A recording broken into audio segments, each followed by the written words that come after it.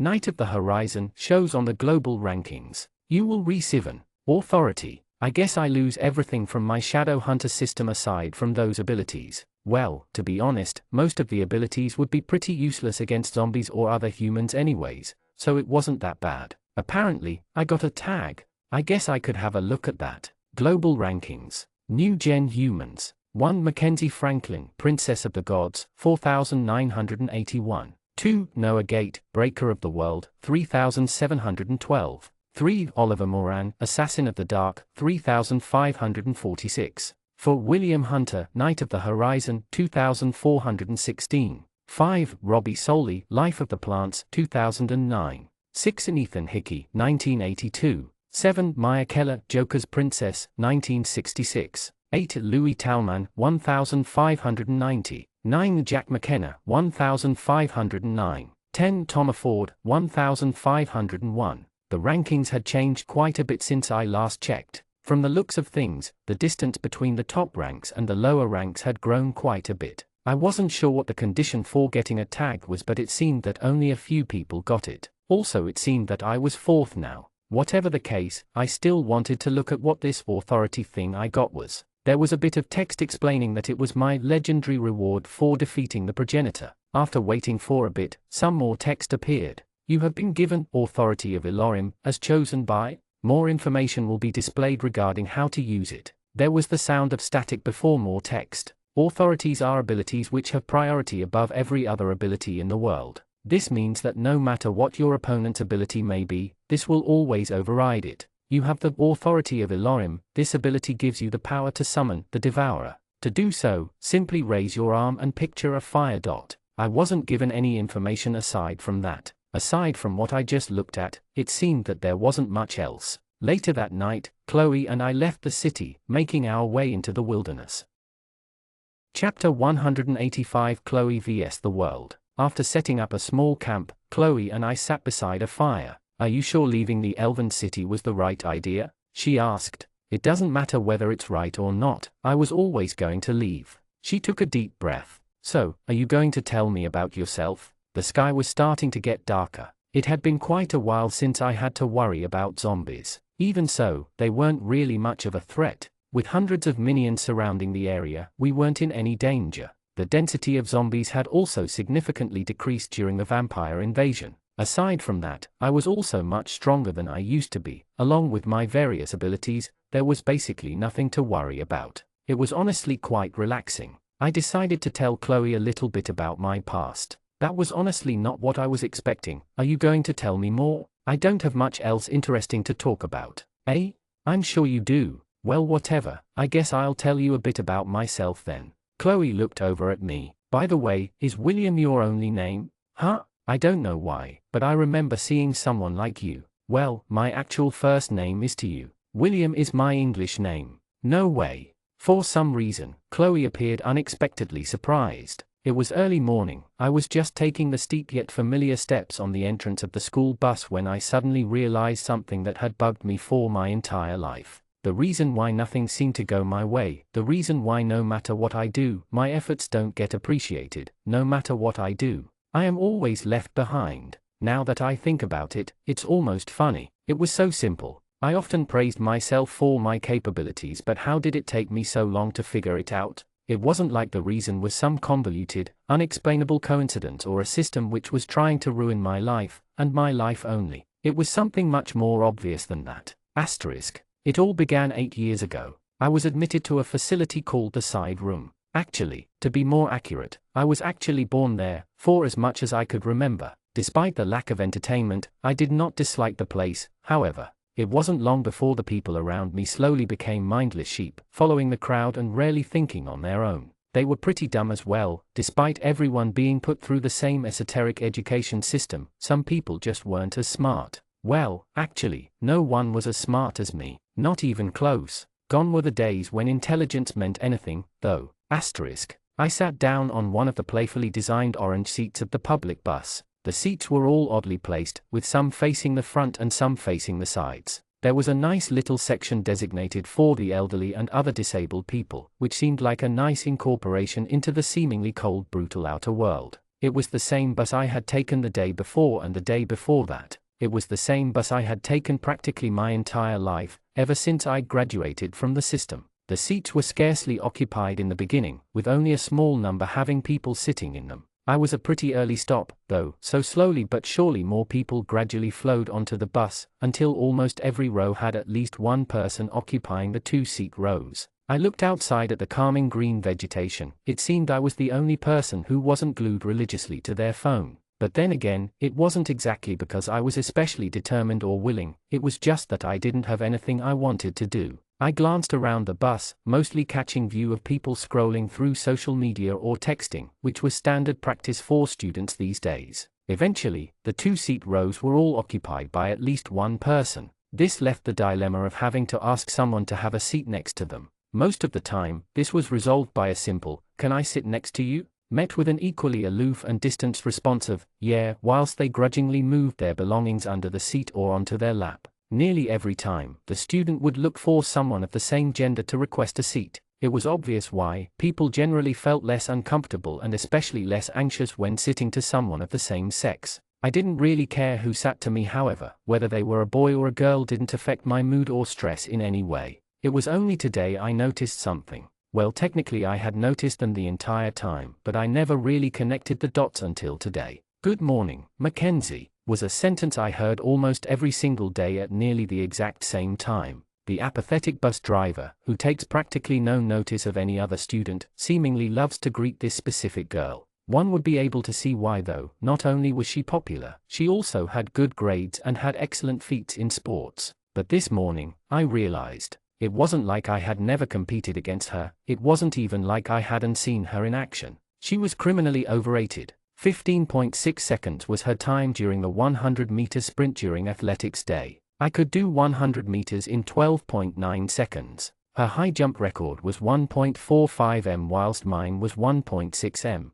Especially when it came to soccer, she always seemed to be chosen for the representative team, whilst I never was. I eventually came to understand why this was. I had always had utter confidence in my abilities. It wasn't even like she was unequivocally smarter than everyone else. Oftentimes she seemed more like an airhead than a critical thinker. But all this justification was all just overkill anyways. I already knew the reason for anything anyways. Mackenzie took the seat just in front of mine. The person in the seat in front of mine was a boy as well. She had surpassed the unspoken rule of girl with girl and boy with boy. This was not an uncommon occurrence either. She often sat next to boys, and every time she did, it seemed like the boys were having the time of their life, bashfully looking away and blushing whenever the momentum of the bus caused them to slightly bump into each other. It was amazing, incredible, extraordinary. She was every positive descriptive term you could ever think of. But greatest of all, she was an extrovert, a trait which was almost like a blessing in this day and age. Everyone wanted to be her friend, everyone wanted to be associated with her. She was praised for everything she did, yet she wasn't amazing, incredible or extraordinary, or at least not when compared to me. It was like there was some supernatural force holding me back. Like there was someone up in the heavens purposely allowing her to surpass me. She wasn't better than me, other people only thought that she was better than me. Whether it was because she was more pretty, more open, more talkative, more popular, or something else. Something that would never allow her to be surpassed, something that would hold her life in the highest regard. I finally knew what that something was. I also finally realized why my own life was so miserable.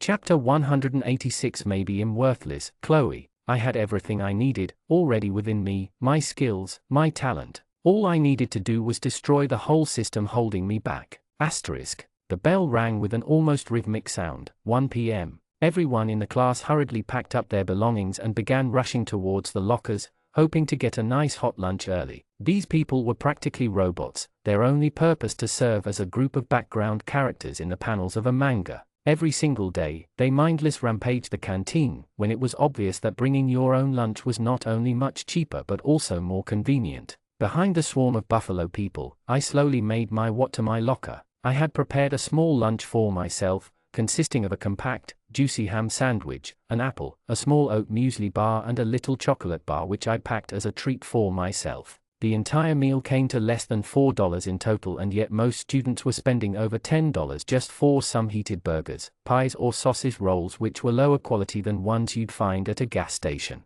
It was a little disheartening, coming to the conclusion that I was in fact the side character in someone else's story, but that may have been something that would change the way I see everything. I have read lots of books before, I've seen about every trope there could possibly be. Now I could easily predict their actions, determining the outcome before it even begins. Today, we find ourselves observing an almost cringe-worthy clicker copyright symbol D romance trope. It seems I was trapped inside of someone else's romance story. A wild Mackenzie stumbled into my view as I saw the beginning of a definitely very promising romantic confession where I definitely don't already know that she will say no. The boy was about as interesting as a physics textbook. His hair was a bland black color and he had no obvious unique aspects of clothing on any part of his body. I'm sorry, but you simply do not stand a chance with the heroine. With an embarrassing tone, the words, "Will you go out with me?" was uttered in complete disarray and without any sense of flow. It was like he was choking as he was speaking, and to top it off, he bowed his head like he was in some Japanese high school anime. The response was already clear before Mackenzie even opened her mouth. "I'm sorry, you can imagine the rest in your head. I'll save some of the humiliation." It was funny, assuming this was the standard high school romance development, I should be waiting for the male lead to pop his head out at any time now. I really wondered what he would look like. According to my predictions, it should be very obvious who they are as soon as I see them firsthand. After that miniature commotion, I decided to find a nice shaded area of the courtyard where I slowly ate my lunch. I looked out towards the hustle and bustle of the school grounds. I guess I was the standard shy girl trope, it seems. Author person decided not to give me any friends, which was not very kind of him, but oh well, at least he programmed me to not feel much loneliness, which was good enough for his incompetence. Almost as soon as it began, lunch was over, everyone huddled up into small posses like scabs on the green grass of the school grounds. I opened my phone, 2:05 was plastered on the front screen. I put in my password and looked at the classes I had for the rest of the day. Well, the one last class I had in the day, biology. I had neither a positive nor a negative feelings as I read it. None of the subjects really stood out to me either in a positive or negative way. They were all just subjects, which I did. None of them were hard, but most importantly, I didn't care about any of them. My brain now pondered. At first, I felt like the fact that I never achieved what I wanted was what gave my life substance. It was like the only reason I kept pushing was because I had some loose flying hope that kept telling me, "Granted, you haven't succeeded the last times you tried, but there's like maybe a possibility you'll get somewhere in life," or something like that. But now that I've figured out the truth, that small possibility was pulled out from underneath me like some funky magical rug. But now I had a different goal, side character or not. If anyone can change the world and become the main character, it was me, and now for the first ever time in my life, I was determined, and I knew exactly what was standing in my way. I heaved my stack of books towards the biology classroom. The school just loves increasing the amount of books we need to buy every year. It was to the point where I couldn't even see in front of me when a slight breeze caused one cover of the books to flip up. This was going to be a problem. Just as I took my last step, my foot seemed to have hit something, causing me to topple to the ground like a house of cards. Whatever, this wasn't a big deal. There wasn't even many people around me to witness the moment. I slowly picked up my books one by one. "Hey, are you okay?" Just another random boy deciding to help. It was pretty nice of them to do so. I still looked down at all of my belongings as the two of yous picked them all up. As all the books were off the ground, the boy said a little, "Here." I gave a generic reply, "Thanks," and I assumed that was the end of it. As I looked up towards the boy, something struck me, not literally but figuratively. This boy, he had a fringe covering some of his face and he was unexpectedly cute. He even gave me a nice smile before walking off. It took less time than I would have expected. Who would have known the coolest boy in school would appear like this, right in front of me, helping me pick up my books? I certainly wouldn't have guessed it, and I'd never forget his face. Chapter 187. Life is tiresome, Chloe. The secondary structure of the protein are either a beta-pleated sheet or an alpha helix. The classes were pretty boring to me. It wasn't like I disliked school or anything, it was mainly that the lessons were way too slow. I could easily learn whatever they taught in this long dragged-out lesson in about 10 minutes at home. I still listened anyways because it wasn't like I had anything better to do. Slowly, the hands of the clock hanging above the whiteboard moved. Eventually it was finally time for the end of school. Not like I had anything particular planned after school anyways, but I guess I did want to talk to the boy again. Almost like a carbon copy of lunch, students poured out of the classrooms like a dam which had just fractured at several points, spewing out water and children alike, not in a crude way. I again waited until the main horde had passed before I began making my way to my locker. I opened the hardwood door of the locker and began putting some books into my bag. I still didn't know where the boy possibly could have been. Then again, it probably wouldn't be long until Mrs. Female Lead and Mr. Male Lead began viciously flirting in the middle of the schoolyard. As I walked towards the bus stop, I noticed Mackenzie walking towards some boy. Hold on, that's the male lead. Are you guys attracted to each other like magnets or something? I decided to follow her, and before long the two lovebirds-to-be accidentally bumped into each other. Oh, hey, Haru, thanks for lending me your textbook today. It seemed that they had been already developing their chemistry with each other without me seeing. Yeah, I heard you got asked out today, is that true? Very bold of you, Haru, aren't you meant to at least be a little more subtle? Yeah, but I turned him down though. This is devolving more and more into a generic romance plot line. The two of them looked awkwardly at each other before moving apart to their respective destinations. Now, in order to block this potential romance from happening, I'm going to have to consult some of the best resources of all time. I needed something written by a genius, something that would teach me everything, making me all but capable of clairvoyance. As I pulled a general harem romance manga out of my bag, I skimmed through the pages, trying to identify each of the story beats. It seemed that the main character met the male lead during a misunderstanding. I see. Hopefully, Mackenzie doesn't greet Haru with a knee to the face, but I guess we'll never know. The slight turbulence from the bus made it a little difficult for me to read the manga. Eventually, the bus reached my stop, the second last stop in the entire journey. I made my way onto the dew-covered grass and crossed the scarce, relatively desolate road just off the driveway of my house. I looked to see that my mother's car was not there. Neither of my parents ever really came home before night, so it was pretty usual for me. As I made my way into my room, I scoured my little manga collection in search of some incredibly generic romance manga to study. It wasn't like I needed to study for school or anything for that matter. After pulling out a few, I read through them, noting down many of the key moments. I questioned my own sanity for owning them in the first place as I slowly and painfully forced my poor brain to consume this horrid media. I hoped that I would be able to get some good knowledge before my brain turned to mush from all the repeated tropes, unfunny jokes and absolutely horrendous plots. I was short of breath as I finished skimming through some of the manga. It seemed my first plan of attack was to stop any possible misunderstandings right as they begin.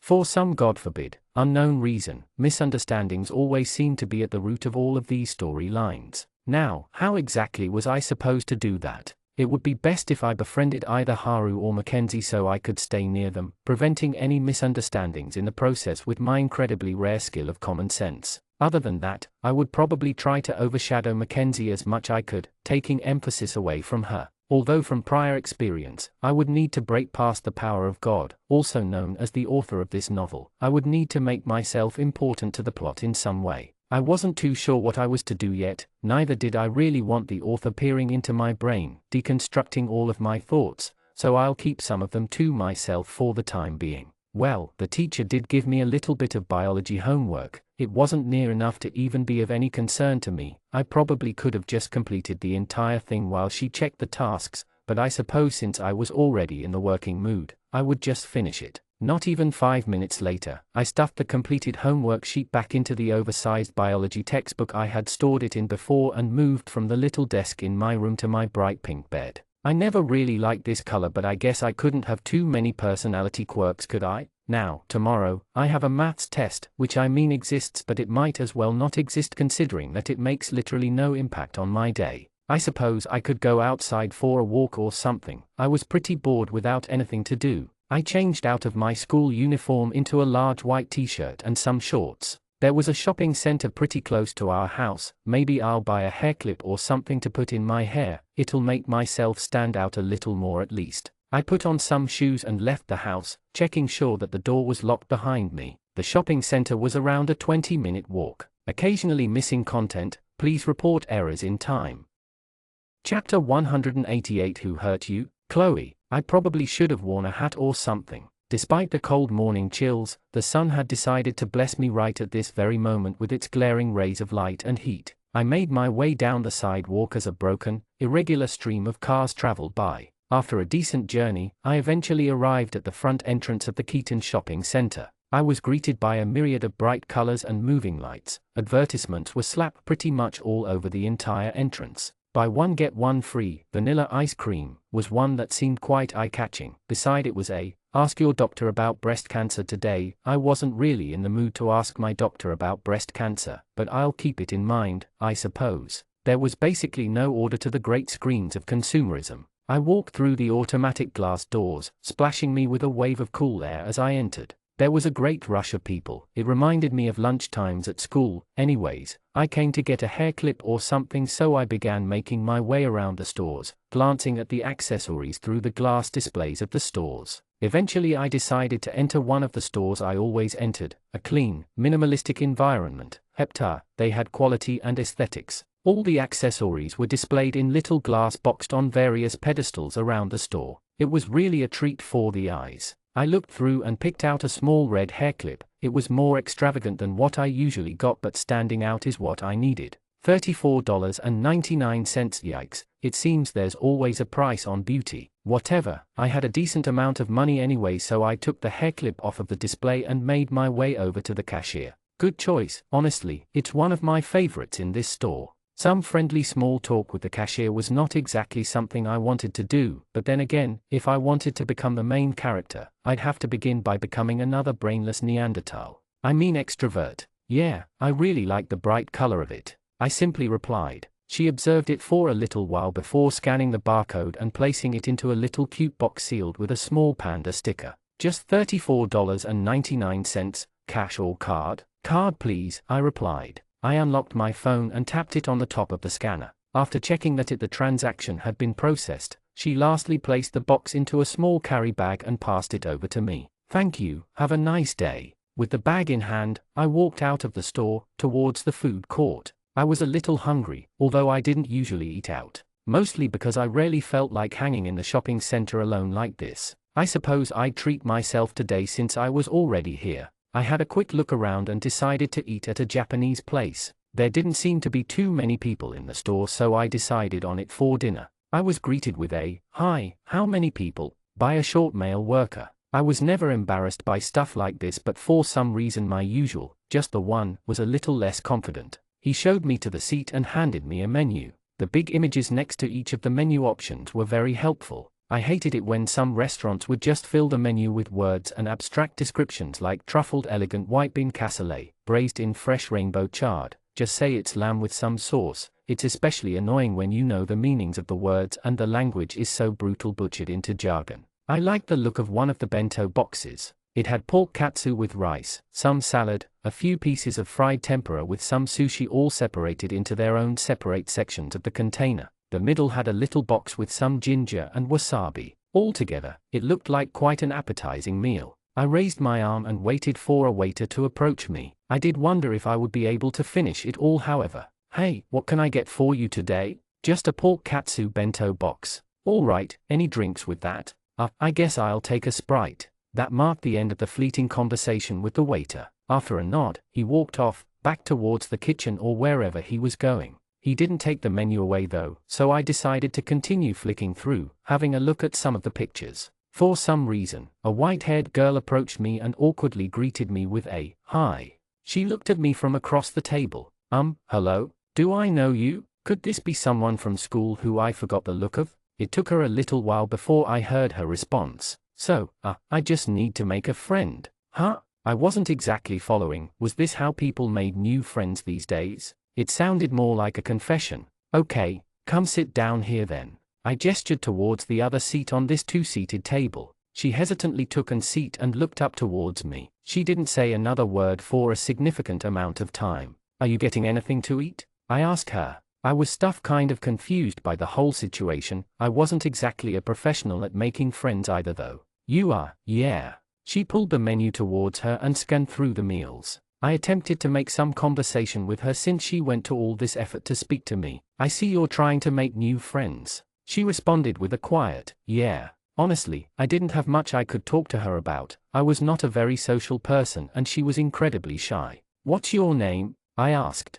"Yue." She responded. Eventually, I signaled over the waiter and he took her order. She got some tonkatsu ramen and a bottle of orange juice. She was fiddling with her clothes as she looked down under the table. "So Yue, what do you like doing?" She appeared a little shocked by the question and thought about it for a little while. I like reading. She gave us her response after significant thought. Not to be stereotypical, but I predicted that her hobbies would be something like that. Well, it was alright since I also liked reading a little bit. So what books do you like? And it's embarrassing, but my favorite romance novels. What a development. Then again, this entire story is a romance story, so I guess this was to be expected. What was I even meant to do with her? I wondered why she just came up to me out of the blue. Did I really look like such good friend material? Is the author trying to give me some character development or something? Don't worry, that's not embarrassing. I like them too, I assured. Really? She seemed intrigued in the conversation now. Yeah, my favorite is Apathy at Gifted Academy by H. said.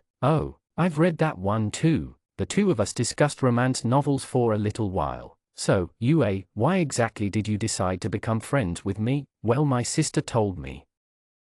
Chapter 189. Tell the world that I'm weak. Chloe, my sister said she won't talk to me until I've made a friend. The waiter came back over, balancing both of our orders on one tray. I could see the steam coming off the bento box and especially the ramen. I couldn't help but feel my mouth water as I looked at the food. He put our meals in front of us and wished us a nice meal. I separated the two disposable chopsticks and began eating the pork katsu. I didn't realize that my order also included a miso soup, which was a nice surprise. I took several bites, one bite of rice, a little bit of meat and a sip of the miso soup. The flavors combining in my mouth was truly quite enjoyable. I mixed some soy sauce with the wasabi and dipped my sushi into it. I wasn't exactly sure on the etiquette of sushi eating, but this seemed about right. Tangy flavor of the wasabi combined with the salty yet rich flavor of the sushi really came together to make a mouth-watering meal. Are you enjoying your meal? I hope to continue some casual conversation with Yue, especially after hearing what she just said.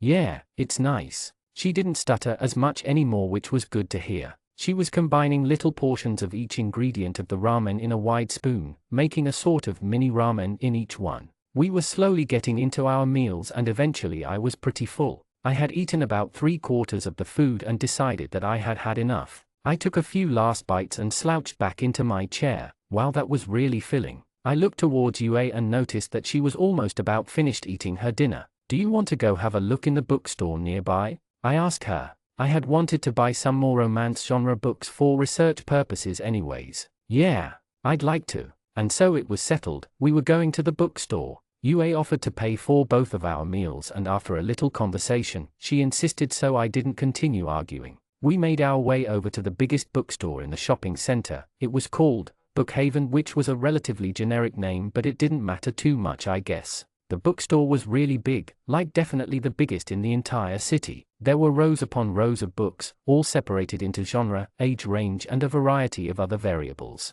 I had a quick glance at the recommended section. There were a few vanilla romance novels which looked like just the thing I wanted. Although I liked reading romances with a bit more substance with them, unlike these novels which were just trope after trope and cliché after cliché, made only unique by one arbitrary uniqueness factor, like falling in love with the cute boy but he's actually a secret pro basketball player or something like that. There were even more shamelessly generic novels with convoluted twists like, I'm trapped in a time loop and I keep having to make girls fall in love with me. Actually, that one didn't seem half bad. I had a look at the blurb and flipped through a few of the pages. Despite being somewhat unique, I suspected there were still many clichés which I could study. $5.99. It was pretty cheap considering the quality of paper it was made from and a pretty appealing cover. I picked it off the shelf and held onto it as I followed Yue. She looked through a few books in the romance section. I was beginning to notice a common denominator in the books she was interested in. They all seemed to include a popular boy falling in love with an unpopular girl. This sure did say a lot about her personality. I noticed her face getting red after reading some of the blurbs and her trying to subtly slide the books into her pile which she was going to purchase.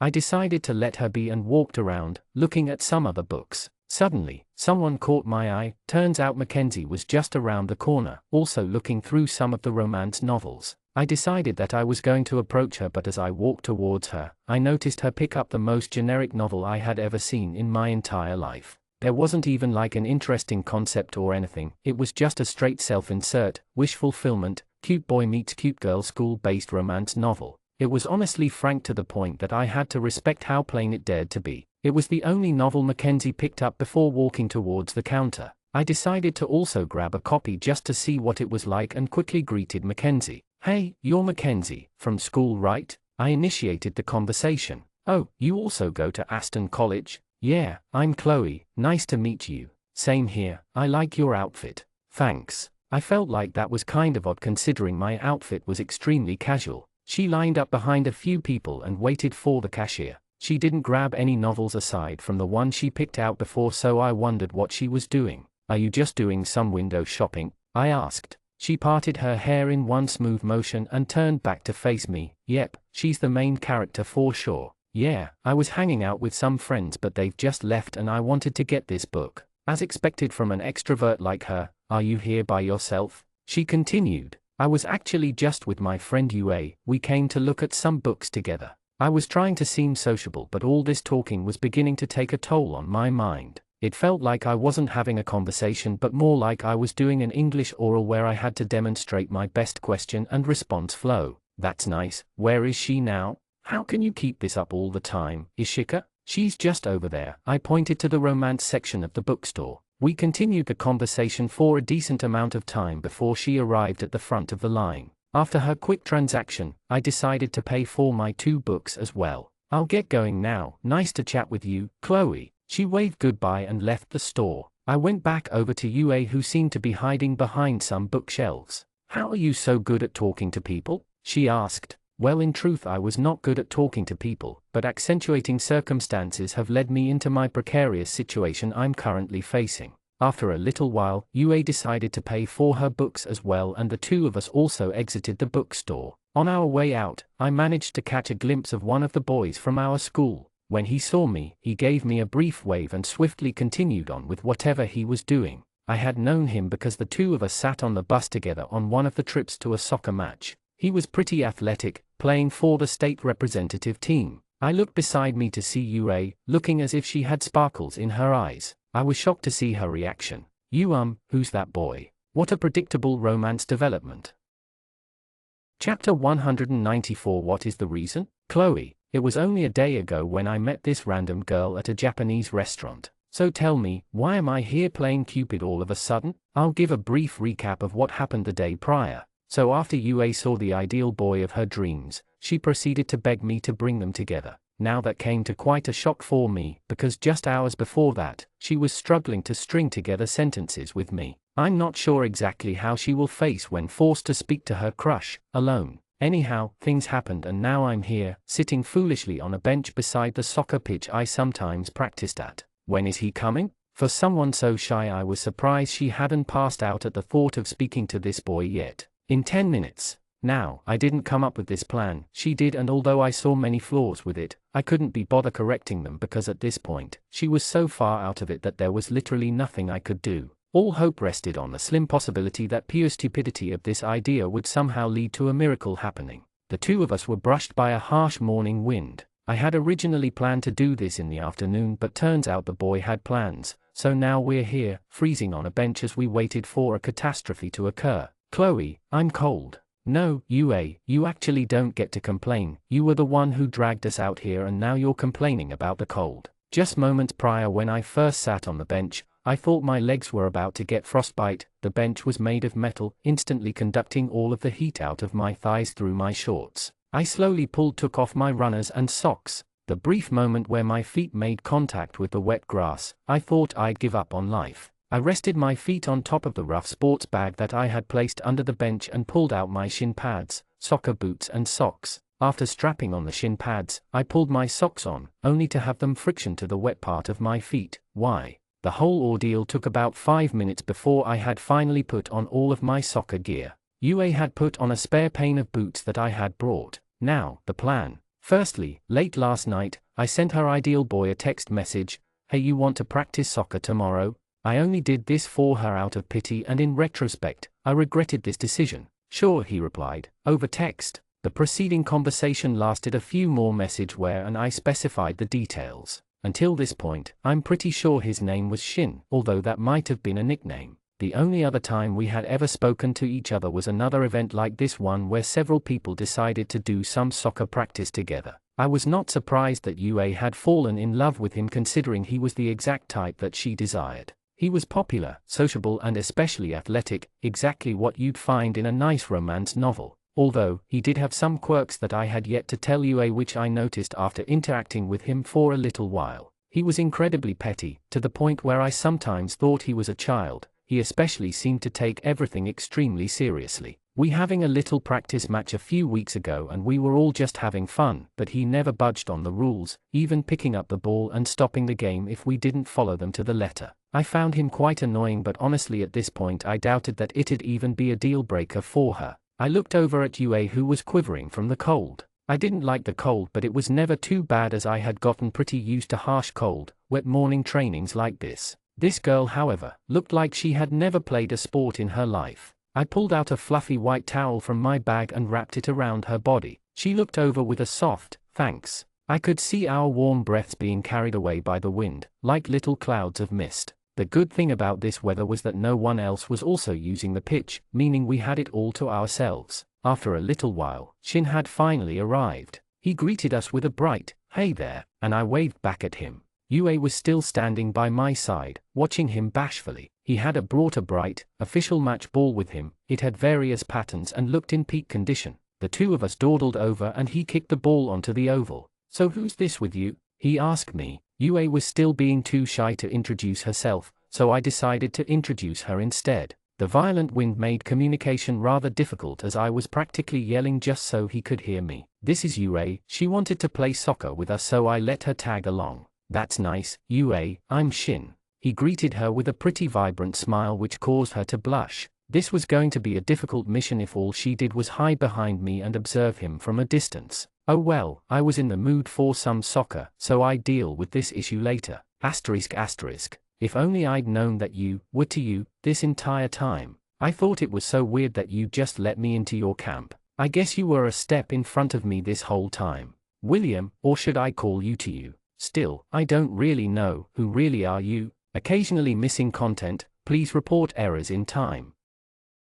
Chapter 191 Restart. For the first time in a long time, I checked my advanced system controls. My code had been automatically running during the entire vampire invasion, so my army should have been growing. I wanted to begin building a kingdom with my minions. Thus, it'd be a good idea to start keeping track of all of my workers. Resource Division, 798 minions. Show more. Combat Division, Standard, 595 minions. Show more. Combat Division, Magic, 310 minions. Show more. Utility Division, 76 minions. 63 X-Builder Minion. 12 X-Scout Minion, Utility. 1 X-Minion Manager. Oh boy, I was expecting to see quite a large mess once I opened the menu and looked at the actual specifications of the minions. It was probably going to take quite a while to fix up everything since they were all running based on a simple code I wrote. My eyes were splashed by the scene of words and numbers everywhere. Resource Division, 798 minions.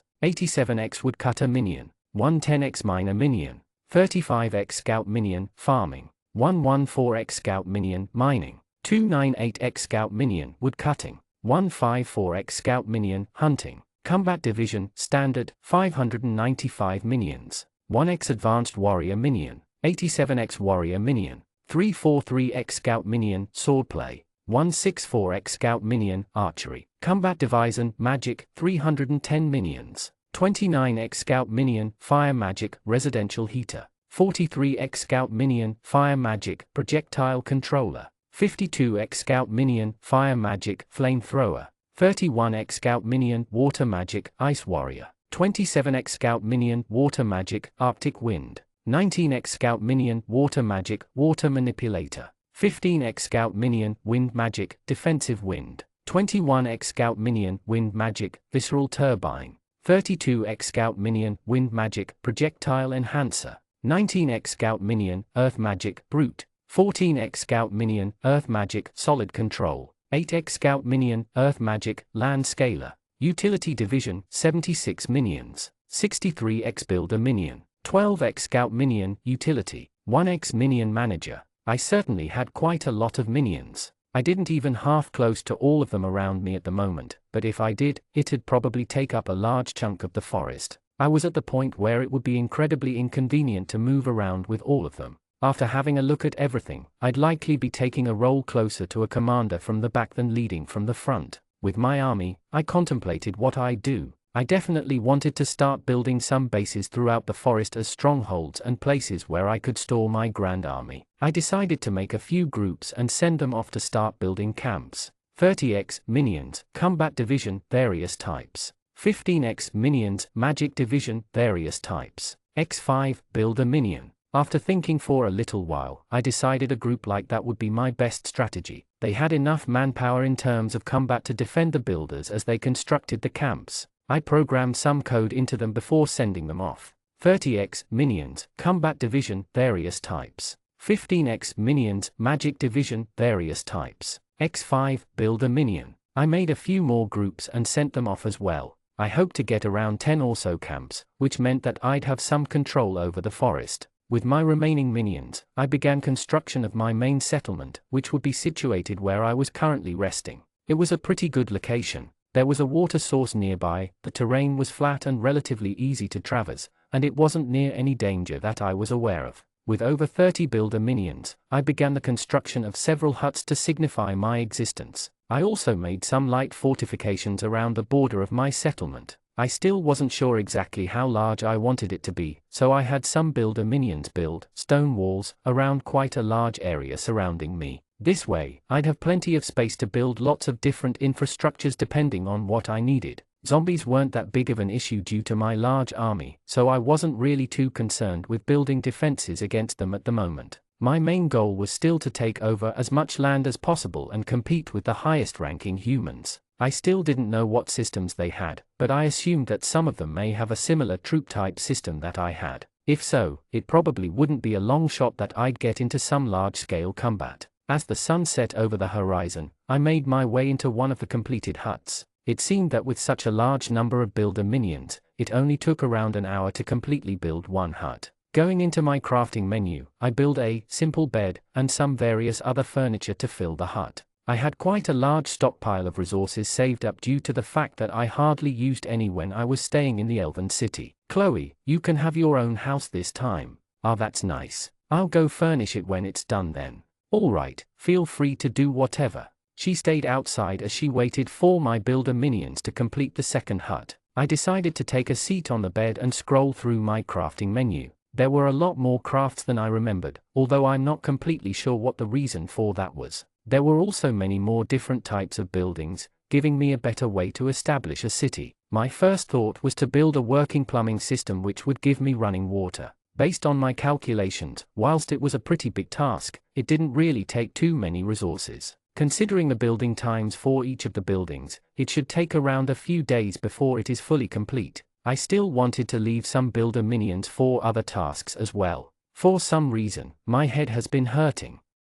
Chapter 192 William to love Chloe. The three of us passed the ball around. It was pretty obvious that Yue was not proficient at this. Both Shin and I could tell that her movements were stiff and her technique was completely off. Suddenly, Shin took it for himself to teach Yue how to play. He talked to her above the movements and showed her how to kick it with the inside of her foot. I noticed that she was actually listening properly to what he was saying, instead of being embarrassed or covering her face bashfully. It was actually really nice to watch the two of them interact together like this. However, this didn't last very long. Shin's real personality began shining through, and he was getting obviously frustrated at her lack of progress. Then again, you couldn't really blame him. He was trying to teach a complete newbie how to play in this forceful wind. It was already difficult to kick the ball around as it was, with the wind pushing it in all directions. After a while, the wind became heavy rain. The entire pitch and the three of us were now all drenched, with water soaking into our clothes and dripping onto the ground like we were fountains.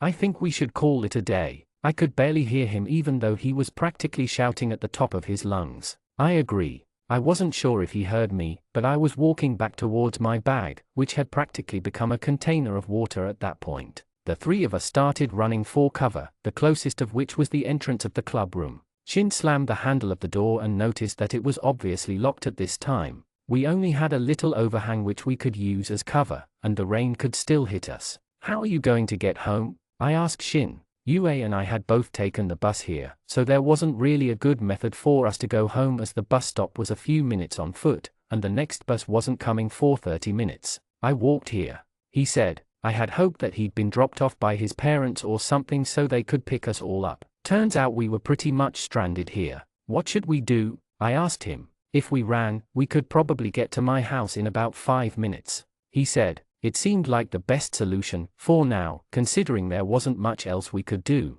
He pointed towards the direction of his house, and the two of us followed him, holding out bags over our heads. I noticed that Yue was having difficulty keeping her balance. The ground was quite wet, and especially for someone who was pretty unathletic, unlike Shin and I, the running pace was pretty quick. The two of us eventually slowed our pace down in order to allow her to keep up with us. I felt as if I was being pushed by the wind from how strong it was. The sprint took 10 minutes longer than predicted because we had to slow our pace for Yue. Eventually, we reached the front doorstep of Shin's house and breathed a sigh of relief. He opened the door and let the two of us inside. We dripped water all over the entire entrance of his home. After practically flooding the entire walkway, Shin's mother handed us some towels to dry off. We wiped ourselves down for a little before sitting down on some couches in his living room. So, who are these girls you've brought home today? I could hear his mother questioning him. He replied with an irritated, "Don't say it like that," before ignoring his mother completely. He sat down with us and told us about his plans. The reason I couldn't come later is that I was planning to do some work with Tiju and Rin later today here. Oh, he was friends with Tiju? What were you guys going to do? I asked him. We were just planning on doing some homework together and hanging out, I guess. I see. Well, now that we were also at his house, I wasn't sure how long I was going to stay there. When are they coming over? He thought about it before checking some texts on his phone. Yue was still silently listening to our conversation. Oh, they are actually coming over in 15 minutes. Hold on, 15 minutes? That was sooner than I expected. Do you want us to go before they come? I queried. No, it's fine. You guys can stay. The rain is pretty heavy at the moment anyways, so it's best you stayed here, for now, I think, unless you really want to go. I pondered the concept and decided to stay after all. Yeah, I think I'll stay. I wanted to talk to you anyways. It seemed after hearing that we would be staying at Shin's house, Yue's face suddenly became red. She had been fiddling with her thumbs this entire time as well, similar to when I first talked to her at the Japanese restaurant. Shin diverted the attention and started to talk to Yue. So why did you decide that you wanted to play soccer today? I didn't expect him to ask such a hard-to-answer question at this time. It seemed to have caught Yue off guard as she frantically thought of a response. She couldn't tell him that she wanted to play just to hang out with him. I just thought it would be fun.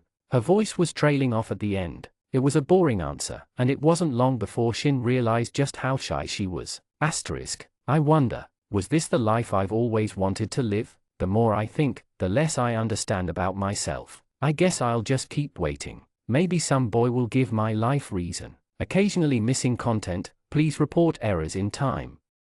Chapter 193 Broken Hearts. Chloe. It wasn't hard to predict the outcome of the confession. Despite the simple, "Sorry, I'm not interested at the moment," hurting my pride a little bit, unintentionally, my goal was not for him to say yes. Making him fall in love with me was going to take a long time, and it needed to begin with me falling in love with him first. I wanted to get a cat. I wanted a cute fluffy cat I could take care of and pet. The experience at Shin's house reinvigorated my desire to get one. I was independent enough to the point where I probably could get one anyways, especially since my parents aren't home that much anyways. I just buy everything I needed myself. As I lay on my bed with my computer in my lap, I browsed through some adoption websites. I probably had the funds to buy one from a breeder, but I didn't really see any reason to do so when there are so many in adoption centers anyways. The side rooms had given me a pretty large sum of money when I left, so finances were never really an issue for me. It was getting pretty hot, so I turned on the fan and pulled it closer to my bed. The gentle breeze it provided refreshed me on my journey to get a cat. The crude, poorly designed website of the local adoption clinic made it rather difficult for me to look at the cats. They didn't even have pictures of most of them, and the website looked like it was designed in 1999. I decided that it would be better if I just went straight to the adoption center and look at them in real life. I checked the bus times and saw that there was a bus leaving in 20 minutes. I quickly put on my usual outfit of shorts and an oversized shirt and made my way towards the bus stop. I took a seat under the shade of the bus stop, but I noticed that there were some people staring at me. It was awkward but nothing I hadn't experienced before in the side rooms, granted it was probably for a different reason. Eventually, the bus arrived, and I tapped on my full-access student bus pass and made my way over to one of the seats. I was instantly brushed by a wave of cool air. It was the same bus that I took to school. I looked out the window observing the street side and gardens, which came by like a blur. My brain slowly faded as my sight was filled with the gentle pastel-like colors of the outside world. I had wanted a cat for quite a while, even back in the days of the side room. I often read books with cats and had dreamed of getting one. I was surprised I hadn't gotten one sooner. It was likely because my ambitions had grown further than the little things in life. However, this time, I would commit and get a cat for sure. I was armed with determination and several $100s. It wasn't long before I reached the stop close to the adoption center. I crossed a highway which was much more dangerous than I expected and walked through a grassy field where my legs were slaughtered by a whole variety of insects. I was finally blessed with the sight of Fernwick Adoption and Rescue Center. It was more of a plotter than a clinic per se. There were a few buildings scattered around, but they were neither big nor were they particularly close together. I entered the reception and spoke to the lady. I was wondering if I could look at some of the cats up for adoption. She pointed behind me and gave me some simple directions. They are just in that building over there. I couldn't exactly see the building she was referring to, but I assumed it wouldn't be that hard to find, so I thanked her and walked in the general direction. After a few moments of looking at poorly placed signs, I eventually reached the cat building. There was a narrow claustrophobia-inducing hallway into the enclosures before I was greeted by almost 100 cats in a few cages. Whilst it sounds bad now that I say it like that, the cats all actually had a decent amount of space. The building itself was pretty large, and there was about a bathroom-sized room for around 10 cats. There were toys and playthings for the cats alongside large castle-like scratching posts. It was honestly a nice environment in direct contrast to the other pieces of management of the organization. Then again, I couldn't blame them. They probably didn't have many funds. There was a pretty large poster which gave all the information necessary. The prices were labeled: kitten between the ages of 2 to 12 months, $200, standard cat between ages of 1 and 6 years old, an elderly cat above the age of 6. I found the wording of standard and elderly to be quite awkward, but it didn't really matter. There was a key to the enclosures just beside the doors. Above it was a sign that read, "Make sure to close the doors after you play with the cats," which I took into mind. I opened one of the enclosures and sneaked in, making sure not to let out any of the cats. There were a variety of toys strewn on the floor, from little plushy rats to feathers on the end of sticks. I picked up a toy and began playing with the cats. Several of them jumped straight for it whilst others watched from a distance. It didn't take long before I spotted an almost pure white Persian. The look on its face was really funny to me for some reason, so I went over and petted it. It rubbed its fluffy face on my leg and laid down beside me. It was really cute. It also reminded me of myself. It was like a side character, just like me, not really being all that sociable and enthusiastic around the toys but also not shy to the point that it was its own personality quirk. It was just normal. After that, I decided that I would take him. I wasn't sure what I was meant to do at this point. I didn't think I was supposed to take the cat all the way to the reception, so I got up and walked out of the building. I made my way back to the reception and spoke to the lady again about the cat I wanted. "All you need to do is fill out this form and pay the $100. It should process within 2 hours." I filled out the paperwork she gave me and paid the amount of money required. "All right, we'll call you when the paperwork goes through." The adoption clinic included vaccinations and registrations in the cost, so I didn't need to worry about that. There was a pretty decently sized shopping center nearby where I was going to go buy some equipment for the cat. I had also texted my parents about this, whereby they responded with a brief, "As long as you take care of it." I walked back onto the uncomfortable, long grass with the noisy sound of cars traveling by on the highway. It was a little distance before I finally made it to the car park of the shopping center. My legs were finally released from the torture. I looked around, and there was a store named Pets and Company Stock. I made my way inside and looked around at the variety of toys and items for the cat. I had read plenty about the needs and wants of a cat, so I walked around the store, putting all the things I thought were necessary into a trolley. I got a brush, some toys, a litter box, a bag of litter, a scratching pole and some canned food. It looked about right, so I finished up at the registers. That'll come to $180. It was about as much as I expected to pay for everything, so I tapped my card, and that was when I realized something. This was going to be a hell of a pain to carry. It wasn't necessarily that I didn't have the strength to carry all of this. It was more of an issue of how exactly I was meant to carry this. I had full bags of items and the scratching pole, which was separate from the bags. I decided to just heave the stuff back to the adoption clinic and figure it out there. I could just barely carry all this stuff by hanging the 2 bags off my arm and carrying the scratching pole, but there was no way I was going to be able to fit an entire cat in a crate along with all this stuff. Your cat is ready to be picked up message appeared on my phone. After a pretty treacherous walk, I made it back to the adoption clinic. I set myself down on a seat in the reception and waited for the fluff ball to be brought to me. Occasionally missing content, please report errors in time. Chapter 194 Path to Friendship. Chloe. Oh, hi Chloe. Hey, Mackenzie. She looked like she was with her parents and her sister. Are you adopting a pet today? She asked. As Mackenzie talked to me, her parents walked towards the receptionist holding a box and talked to her. Mackenzie's little sister was looking at some of the products on display. I didn't buy the products in the adoption center, even though they were cheaper, because I wanted to get everything in one transaction. I was going to have to go to the pet store anyways to get the scratching pole, litter and litter box. Yeah, I'm actually getting a cat. Really? That's so cool. What did you name it? I hadn't actually thought of a name for the cat yet. I took a little while to think through some possible names. It was a boy, so I scoured my brain for all the boy names I knew. Sausage? No, that's a terrible name. Why did I think about that? I guess I'll have some lunch when I get home. How about right Sue? I mean, it's alright, but it didn't seem it fit the dorky looking cat.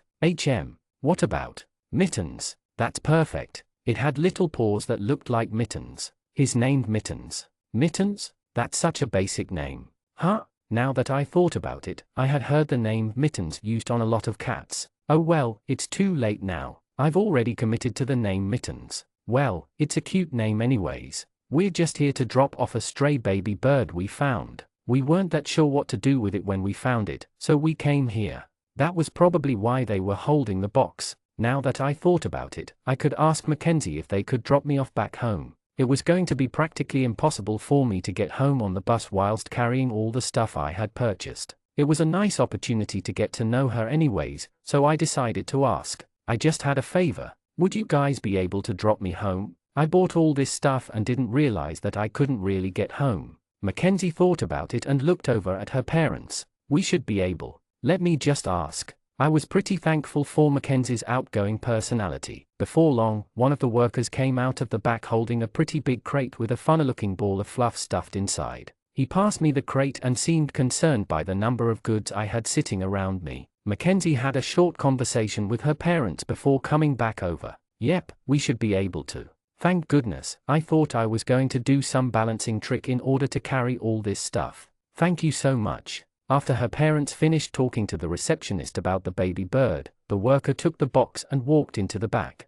Her parents came over and helped me carry some of the bags. Thank you. We made our way over to their car, which was parked just outside on the loose gravel path beside the grassy hill. We loaded everything into the trunk of their expensive-looking car, and I held onto the crate with the cat and sat on the back right seat. Mackenzie sat in the middle with her sister on the other side. Mackenzie peeked into the crate and smiled as she twiddled her finger at the cat. They seemed rather aloof and didn't really react to her teasing. He looked so sad, she said. I also agreed that the cat looked sad, although I'm pretty sure it was just his face structure and not because he was actually sad. Or, he's so fluffy I just want to pet him. Mackenzie's sister also had a similar sociable personality and looked at the cat through the crate. By the way, Chloe, was it? What's your address? Asked her dad. I told them my address, and they typed it into the GPS. It was connected directly to the screen in the car. It was all completely touch screen. Hey, can I play some songs? Asked her sister. Her parents agreed, and she played a few pop songs on her phone, which connected to the car via Bluetooth. A little while later, we arrived at the driveway of my house. I thanked her parents for taking me home, and Mackenzie got out of the car with me and helped me carry some of my things into my house. Have fun with Mittens. She laughed and went back outside. See you. I waved her goodbye. I was now here with a ton of cat items and a dorky cat. I guess I'd let him out and see. I expected him to instantly duck under a couch or something, as adopted cats usually do when they are just adjusting to their new home. Instead, Mittens just came out of the crate and looked around, staying close to me. I kneeled down and scratched his chin. It was like touching a tiny sad-looking cloud. So cute. I took the litter box and found a place in the laundry room to put it. Okay Mittens, hopefully you come pre-programmed knowing how to use these. I looked at the instructions on the bag of kitty litter, pour into litter box until half full, alright, seems easy enough. Mittens followed me around the entire time as I put out the various pieces of equipment I had bought for him. I put the scratching pole and water bowl in the living room and decided to have a seat on my bed to relax after this long day. Mittens jumped up onto the bed and laid down beside my leg. The soft sensation of his fur was even better than a pillow. I hugged him and grabbed one of the little mouse toys I got. His eyes were instantly glued on the toy as I swayed it around, occasionally pouncing on it like he was a tiger. This was a long day. I put out a can of food on the ground beside me and laid back on my bed. I wonder what I was going to have for lunch. I had been obviously hungry just an hour prior, so I got up again and made my way over to the kitchen. I was hungry to the point that even Mittens' food looked appetizing. Maybe not, upon another observation. In the end, I just decided to make myself some spaghetti bolognese. I still had flashbacks to back when I was in the side room. It wasn't necessarily a bad place. I never thought that it was really abusive or anything of the like. I wouldn't be the person I am now if I never went there. The reason why I'm good at sports, the reason why I'm smart, it is all because of the side room. For some reason, aside from a few vivid memories, my life in the side room was a blur. I seemed to briefly remember something important to me. What was it? What was it that I seemed to be missing? Chapter 195 Network to Worth. Chloe. After saying goodbye to Mittens, I left my house, making my way towards the bus stop. Day after day, the bus ride would be the exact same. It always started off with students filling into the rows, one person per 2 seats. This would then devolve into an awkward, "Can I sit next to you?" questioning session, and ultimately, most of the seats would be filled up. Yet, after all this time, no one ever seemed to sit next to someone regularly. No one would purposely sit next to someone if there were empty rows left, despite the fact that it was guaranteed that most of the seats would fill up. It was like there was an unspoken rule: sit in an empty row unless every row was occupied. I could imagine someone being looked down upon for doing so, especially if they weren't already good friends with the person. It was like forcibly pushing into someone else's space. I looked out the window again, as I always did. The passing trees and buildings always seemed to amuse me. It wasn't necessarily that they were interesting or even novel. It was just that they seemed to clear my mind, allowing other, more interesting thoughts to fill my brain. Every once in a while, my eyes would focus on the power line, and my eyes would follow it unconsciously, in a weird yet satisfying manner. It was a cloudy day today. The entire world seemed to be a darker shade of gray than usual. Today, the main character, the female lead, decided to break the never-ending cycle. Hey, Mackenzie, there were fewer people on the bus today. However, even though there were still plenty of empty rows with empty seats, Mackenzie decided to take a seat next to me. "How's it going?" she asked me nonchalantly. It was like the unspoken rule didn't apply to her, which it didn't. To her social status, whatever she did was acceptable. If anything, her action would single-handedly remove the unspoken rule. "I'm alright," I replied to her. "I am able to chat pretty normally when I make myself, but in situations where talking is not necessary, I give nothing more than a bare-bones response." However, the extrovert, social expert, Mackenzie is able to even make the driest of comments into interesting conversation flows. "Is Mittens happy in his new home?" she continued. "It was a skill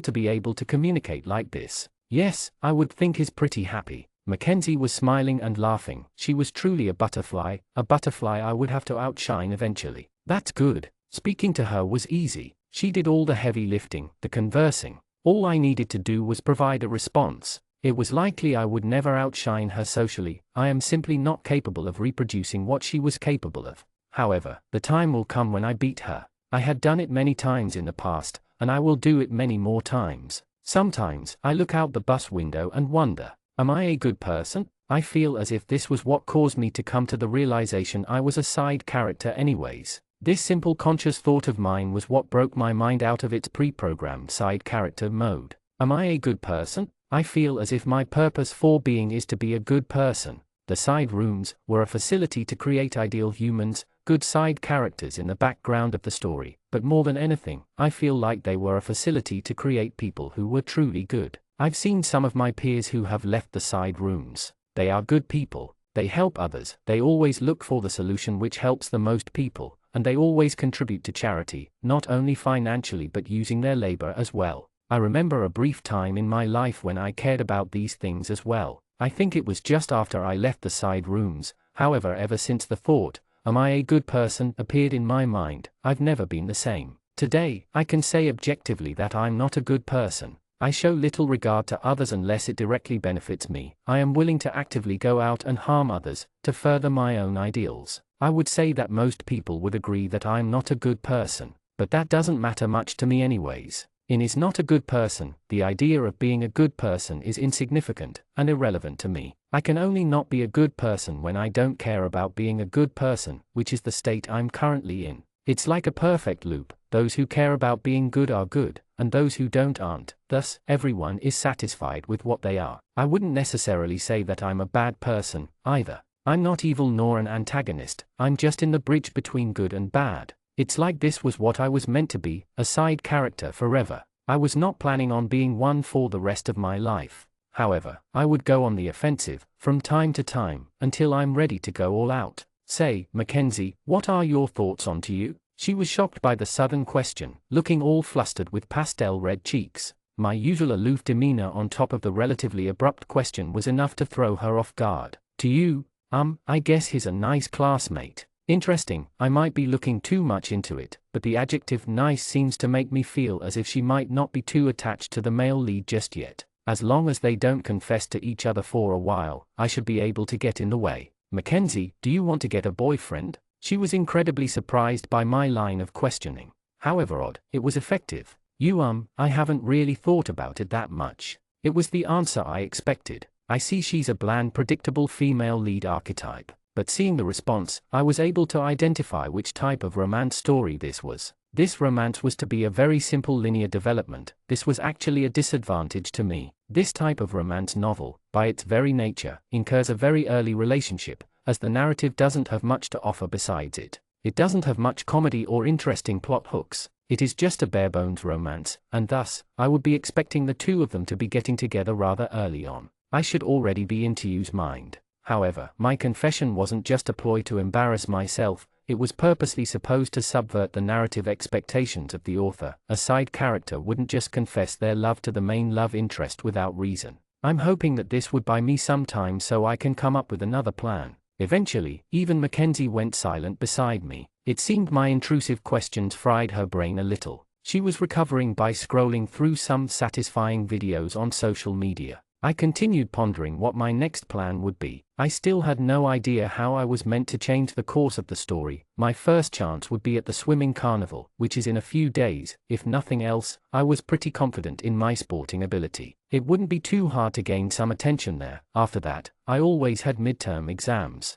After a little while, we arrived at school, and everyone gradually poured out of the bus. It was the beginning of another school day. Another day of being a side character in someone else's novel. But I'll await the day I employ my biggest plan. It was a plan that I'd thought about ever since I was younger, even before I consciously realized I was a side character. The plan would be my biggest show yet. So until then, I'll slowly put the pieces into place, setting myself up for the best chance of success. Then, I'll show the world who I truly am. Chapter 196 Swimming Festival Part 1 Chloe. Alright, students, the swimming festival will be happening tomorrow. Information has been sent out regarding transport and the activities of the day. Those who participate will represent their house groups, and at the end of the day, the ranking of houses will be announced. The swimming festival was a day I quite enjoyed. It was something different to the relatively uninteresting classes that I usually attend. It is something more challenging and thus more exhilarating because whilst I likely get the best grades out of everyone, my athletic ability was not yet at a point great enough to swamp the opposition. My favorite part is the rankings, the fact that you can come first, or second, or third. It is something that allows me to quantify my importance in the world in this narrative of mine. After the announcement early in the morning, most students in my year level have a free period where we are allowed to basically do anything we want, whilst technically they encourage you to study during that time. I didn't need to do anything like that, so I made my way towards the pool at our school. Our school was relatively prestigious in the region.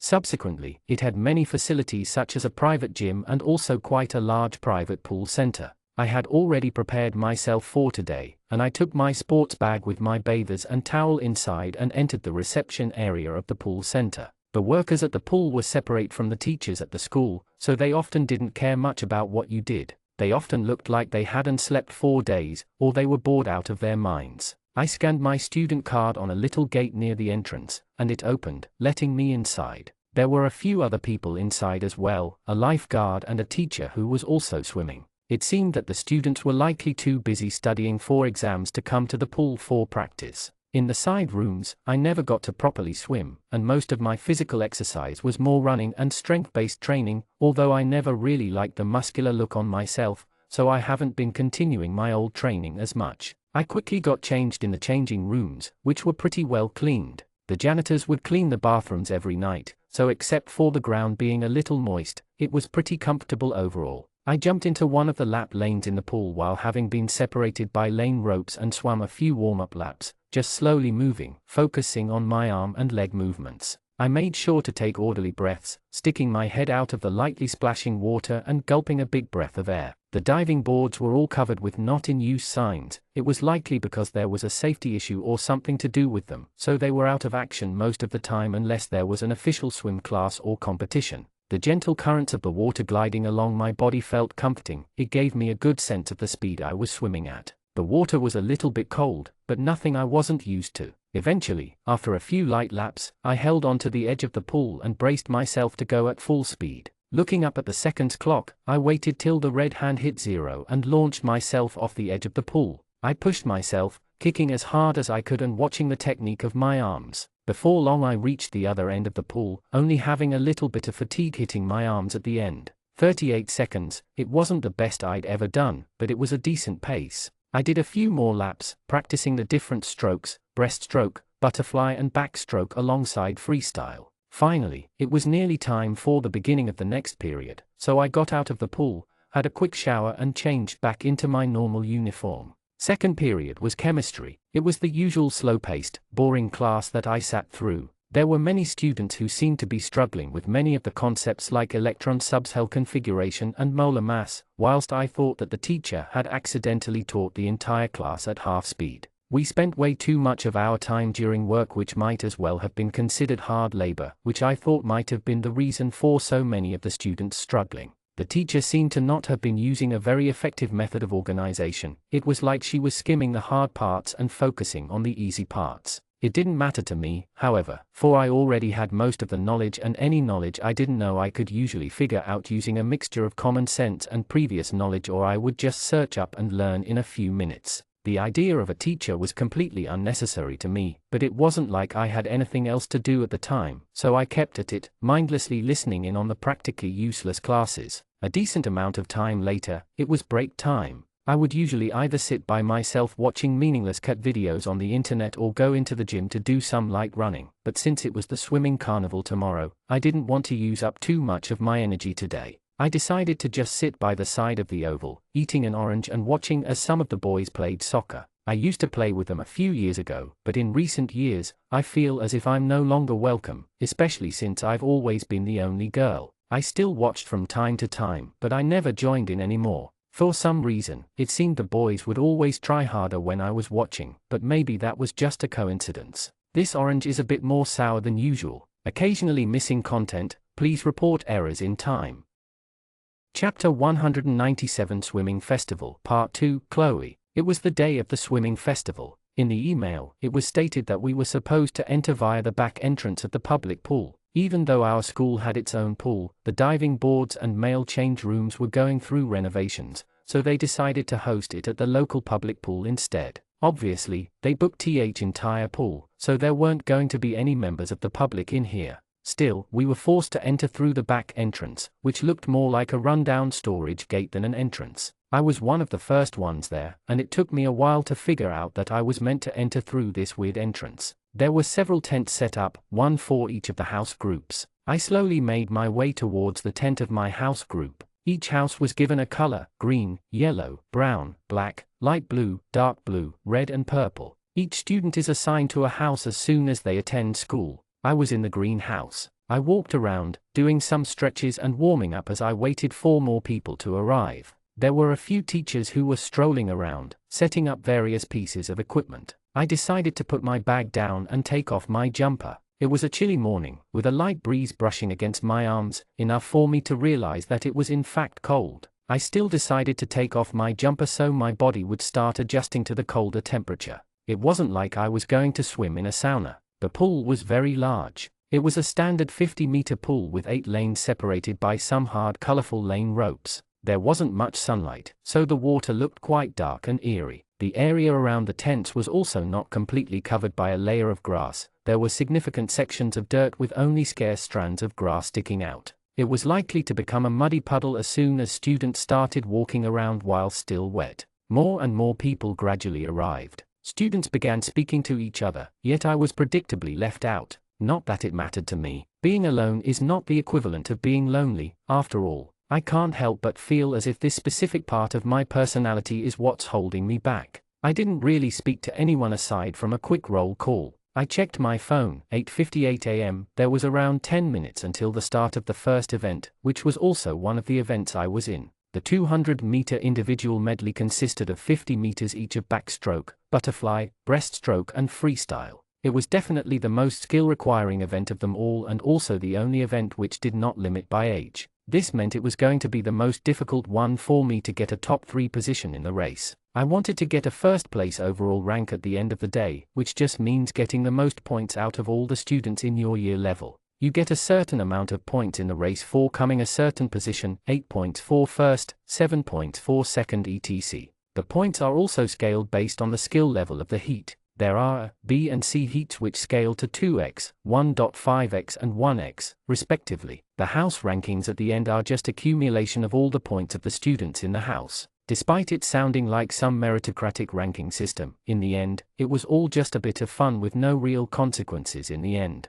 I checked my phone again, 9:04 a.m. There were just over 5 minutes before the race, so I decided to take off the clothes I had over my bathers and began heading towards the benches which lined up by the side of the pool. 1 more minute until the race begins. If a house does not have a member participate, they will receive 0 points. I looked around and saw that each spot was filled, meaning I would have 7 opponents in total. Usually, the medley relays would begin with backstroke, but due to the fact that the school wanted students to dive in, breaststroke and backstroke were swapped. The final order of strokes for the individual medley was breaststroke, freestyle, backstroke and finally butterfly. It resulted in an awkward order of strokes which is almost completely different from the standard. They were all the very best swimmers in the school. I would likely not be able to come first in this race, however that won't stop me from coming first at the year level. Not only that, but this race, in particular, was scaled 3x the normal score. I put myself into all of the highest scaling races as our house didn't really have any incredibly good swimmers, so everyone was fine with me doing the maximum, which was 6 in total, including 4 individual events and 2 relays. We stepped up onto the diving blocks as we waited for the signal. On your marks. I bent down and grabbed the front of the diving board. I could feel my heart rate rising in anticipation of the beep. The moment of silence seemed to last an eternity before the loud beep finally sounded. I threw myself off the board as hard as I could, using my legs to launch myself. I felt like I did decent on the dive, although the entry into the water could have been better. My body was under so much stress that I couldn't even feel the supposedly freezing cold water. All I could think about was moving my arms and legs faster. With each movement, I pulled the water towards me and raised my head just very slightly above the water. I could see a brief view of splashing just a little bit in front of me. It seemed I was not very far away from the first place. However, the 200m race is generally more like a marathon than a sprint, so it all depended on endurance. I was already feeling a little bit of fatigue as I completed my first 50m. I did a split stroke straight into freestyle off the wall. I was still able to concentrate and push off the wall as hard as I could,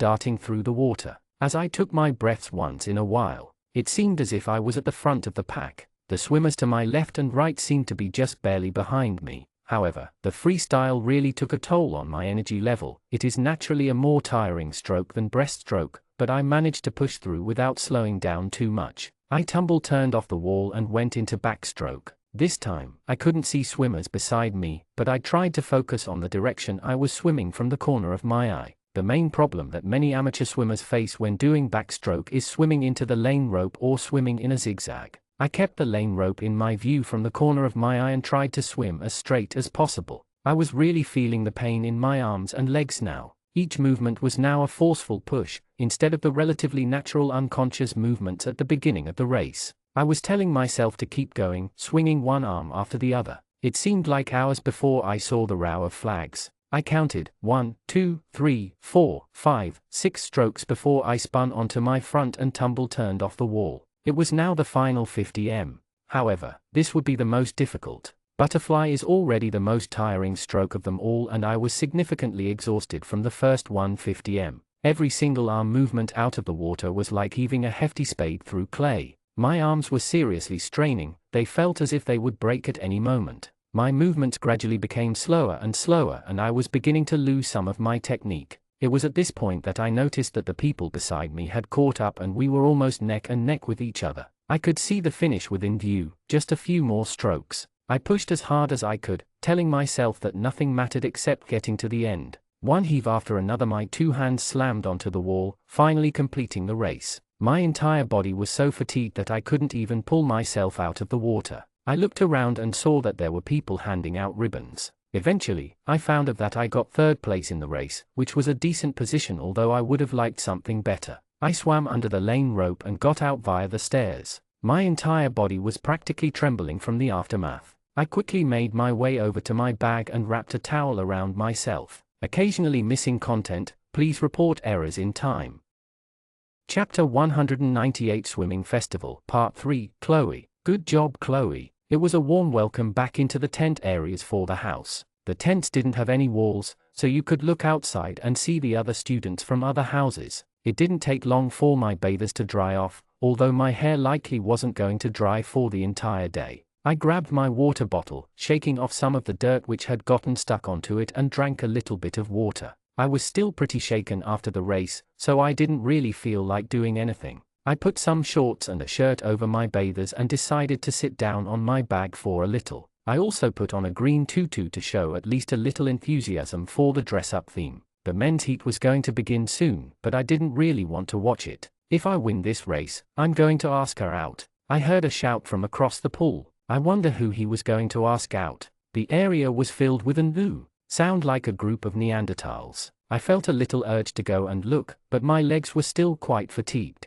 Before long the siren sounded for the beginning of the men's heat. They were also doing the 200m individual medley, so it was likely going to take a little while. After a few minutes, the race came to an end. For some reason, there seemed to be a rambunctious crowd of people cheering. I guess that boy must have won, then. I guess I'd stand and have a look at the confession to be. I made my way out of our house tent area and walked down beside the pool. There was a large group of boys all pushing the confession boy like he was some celebrity. They threw him a towel and his clothes, and he put them on without even returning to his bag. Still wet and dripping with water, armed with his 1st place ribbon, he began marching towards the girl he was going to confess to. Hold on, was he walking straight towards me? Chloe, will you go out with me? Huh? There was a crowd of people surrounding us, all eagerly awaiting the response. Hold on, I don't exactly have a lot of thinking time here. The glaring eyes of over 20 onlookers put on quite the amount of pressure on me. The boy was still dripping with water, creating a mud mixture under him like some swamp monster. No, I'm sorry. To the shock and dismay of everyone, the entire crowd erupted into chaos. The boy looked as if the entire world had come crashing down. A group of his friends surrounded him and pulled him away as some of the girls were interviewing and interrogating me like I was some wanted criminal. The news of this incident spread like wildfire, and suddenly, the entire area was speaking about this. Did you hear? Devan asked out Chloe. Was a common phrase that began by the side of the pool. It was quite saddening. Although Devan was somewhat athletic, I wasn't really interested in the hot-headed, erratic type of boy. Just based on the fact that I had hardly spoken to him before now, I assumed that it was likely he was just interested in my looks. That in itself is not necessarily a bad thing. I for one was not to talk. Maybe in a different timeline I might have even said yes. But right now, I had a goal, and to reach it, I would have to make some sacrifices. A few more races went by before it was about time for my 2nd race of the day. I took off my clothes again, stuffing them quickly into my bag before making my way over.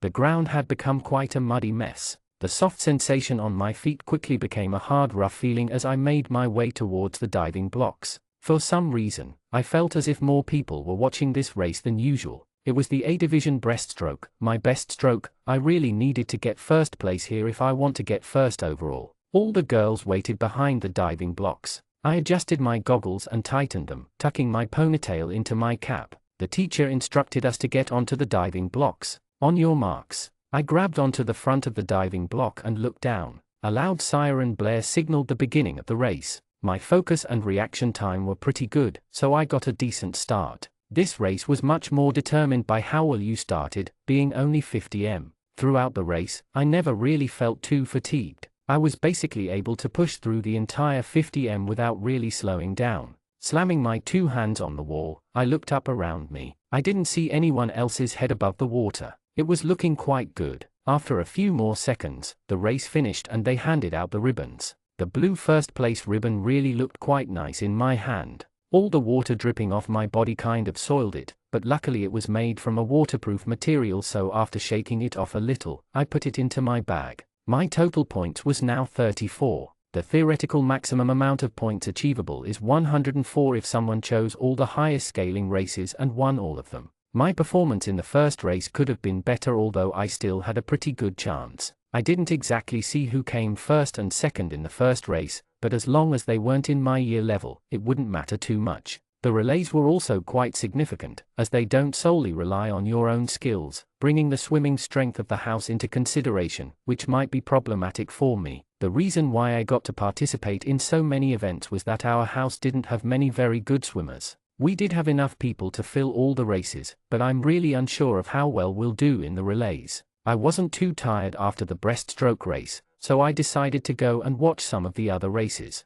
I sat down on a bench by the side of the pool and watched a few of the races. The more I thought about it, the more I thought about how this event is really something truly exciting. Every race, people were cheering and hyped up for their houses. It was a really well-designed event. I wonder if I'd ever really be happy like that, being able to just cheer and participate casually, talking with some friends, enjoying the event. So you're the famous celebrity of the swimming carnival, huh? I looked up to see you holding 2 cans of soft drinks. He passed one over to me and I gave a soft, thanks in reply. I could see that his hair was also quite wet like mine. He sat next to me on the bench without saying much, just commenting on the races every once in a while. You know, Devan talks about you a lot, he said rather abruptly. His eye focus didn't change, however. He was still observing the races whilst talking to me on the side. I wasn't sure how I was meant to respond, so I just let out a no. It seemed that it was a one-off comment and he continued to look forwards, talking about the races which were happening. When's your next race? He asked me. This time, he was looking at me. In about 10 minutes. The two of us continued sitting next to each other on the bench, happily watching the races which were going by. Well, my race is now, so I'll see you around, he said. The boys' 50 m freestyle was just before the girls, so you left before me. With a short bye, he was off and I was once again alone. It was the first time we had really properly talked to each other since my confession of sorts, so it did feel nice to chat again. It was almost time for my race as well, so I took off my clothes once again and made the short yet stressful walk towards the diving boards. I decided to wait and have a look at Tu's race. It seemed he was neck and neck with first place in his heat. I couldn't really tell, but it looked like the other person might have been Shin, but I couldn't really tell under all the splashing and the caps. The race ended a few seconds later, with Tu taking a miraculous first place. Good job, Tu. Now it was time for my race. The freestyle is inherently a more difficult heat than the breaststroke, especially because breaststroke was my best stroke. I still needed to get first if I wanted a good chance at winning first overall, so I was going to need a nice victory here. Once again, all the girls in the race got up onto the diving boards. Chapter 199 Swimming Festival Part 4 Chloe. After reaching the wall with one of my hands, I raised my head above the water. To my dismay, I was shocked to see that someone had already finished. I was forced to be content with my red second place ribbon. It was almost a depressing sight, although there were still more chances to go. My total points was now 48. This was quite shattering for me to realize. The actual consequences of this I was still unsure of, but it seemed that there was someone else who was supposedly better than me at swimming. This was going to be quite the issue. Luckily, they would be announcing the current points for each of the separate categories, so I could see for myself whether I was lagging behind or not. I retreated back to my bag and wiped myself down for the third time. I had brought 2 towels with me, so it wasn't too big of an issue. After drying off and putting on some clothes, I sat down and ate some lunch. My next race wasn't going to be for another 40 minutes, and they would announce the points before then. I decided to get at least some food into my system, although all the races and adrenaline had caused me to slightly lose my appetite. I had predicted this and only packed foods that were quick and easy to eat. I had a banana and a small lettuce wrap. The soft drink that Tiu had given me was enough to quench my thirst. It wasn't long before all the students gathered back at the tents and listened to the announcement. After talking about make sure to pick up your rubbish, and make sure to be within your designated areas, they moved on to the points. First, they began with house points. Our house was coming third, largely thanks to me, but that simple number gave me hope for the relays later on. But the part I was most interested in was the individual points. He called them out, going by year level and gender until he finally reached year 11 girls. 1. Asahi Yuyuna, 50, scaled up. 2. Hiyori-jun, 50, scaled down. 3. Chloe Afford, 48. No way, I was coming in third. This was way below what I thought I'd be coming now. How are they in front of me? There was a chance that they had done more races than me, so it was possible that was the reason. It was definitely a possibility because if they weren't in the 200m individual medley, then the points may have added up like this. I couldn't exactly rule out the fact that they may just be beating me. There was a girl who beat me in freestyle. After all, after a few minutes, the announcement was finished, and everyone returned to what they were doing before. After a while, I went to my last individual event for the day, the 200m freestyle. Once again, I waited behind the diving blocks, awaiting the signal. This time, however, the girl next to me was Asahi Yuyuna. This was going to be tough. However, if I wanted the first place ranking, if I wanted to show this story that I was the main character, I was going to beat her, no matter what, even if it meant taking a gamble. Usually, it's impossible to predict when the siren will go off, so you can't jump before you hear it. The average human reaction time, especially in a high-pressure environment like this, could be close to a second. Meaning if I preemptively jump, I could try to predict the siren, thus cutting seconds off my time. It would also give me greater momentum off the block. I had the risk of getting a false start, but I needed to take the chance here. Our house is likely going to suffer when it comes to the relay, so if I'm behind now, it would be very unlikely I would be able to claw it back. Right after I heard, "On your marks," I began leaning forwards, and almost the millisecond before the siren sounded, I dived off the board. I think that was perfect timing. However, this race was still a marathon, not a sprint. With each breath, I checked the position of the girl next to me. One of them was a good meter or two behind me, but Asahi was neck and neck with me. The wall was beginning to come into view, and the two of us tumble-turned almost at the exact same time, boosting off the wall. We continued almost right next to each other again, tumble-turning at nearly identical times for the second time. Finally, I felt as if I was getting a lead on her, ever so slightly. I saw that her arm movements were just before mine, and I felt my tumble turn just before hers. It was the final 50m now. I had a few centimeters of lead ahead of Asahi. This was my chance. My arms felt as if they would break at any moment. It was like I was trying to claw my way through thick mud. My legs wanted to stop, and my arms wanted to stop, but like an unyielding leader, I pushed on, disregarding the pain and resistance. Reaching in front of me with all I could. My fingertips touched the wall. I suddenly rose above the water, facing the right, and I was instantly met by the tired, panting face of Asahi Yuyuna. "Good race," she said. I was still catching my breath at the time and looked over at some of the other girls who were still swimming. The two of us were several meters in front of each other. Yeah. Eventually, the race concluded, and I eagerly looked over as some teachers came over, holding the ribbons in their hands. For all I knew, Asahi and I finished at the exact same time. Although my prediction were obviously off, I had no idea who had won that race. Do you? I wonder who you're cheering for? Occasionally missing content, please report errors in time.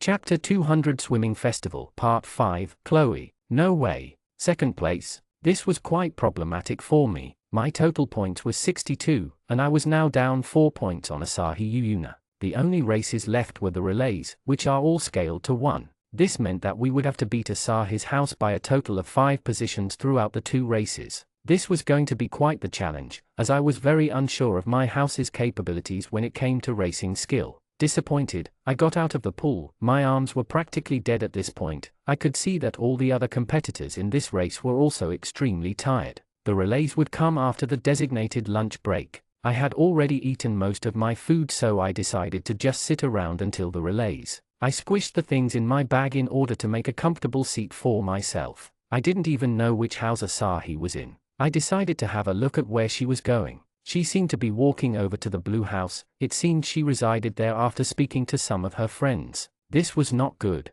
The blue house was at the top of the rankings before. I would have practically no chance. I scrambled to come up with any plan which could possibly allow me to beat her. You look like you're stressed. A somewhat deep soothing voice came from above me. It's nothing big. Tu was hanging around me again. I wasn't sure exactly why, but I did like his presence. It felt warming just being near him, as expected of the main character. You've done well, I didn't realize you were so good at swimming. He was complimenting me, it seemed to be contrived. Thanks, but I've actually been aiming for first, so I'm still not quite there yet. I decided to just tell him my goal. It might have seemed egotistical, but I didn't have the energy to meta-analyze everything I said at the moment. Really? That's really cool. I hope you do well.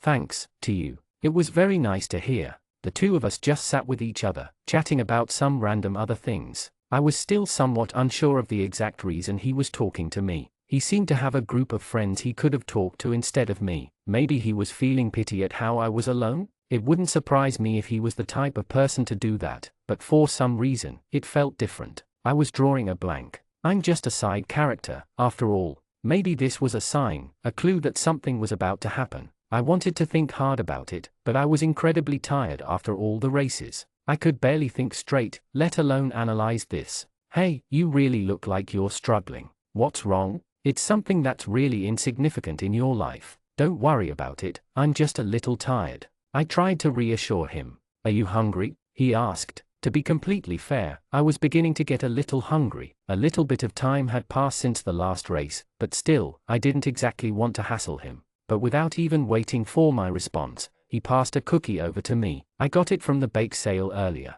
I've got lots more, have it. Thanks. I took the cookie and began eating it. As I took bites out of it, crumbs fell onto my skirt. The cookie was quite crumbly, breaking apart as I ate it. I quickly swiped the crumbs off my skirt and finished eating it. There was still a little bit of time before the relays. You want to watch the races again? I asked this time. It was going to be quite boring just sitting here for the entire day. Sure, the teacher's race is on next, isn't it? He replied. I didn't know that the teacher's race was on or even that it existed. It seemed to excite a lot of the students. The two of us made our way closer to the pool, getting a pretty good view of the entire area. Everyone was cheering like it was the grand final of the World Cup. For me, however, it seemed nothing special. I had no special interest in the teacher's race, no more than any other normal student race. All these people are like sheep, aren't they? I could just barely hear the sound of Tu talking to me. Yeah, they join in shouting aimlessly. It seemed Tu was on the same page as me. He didn't look especially excited about this race either.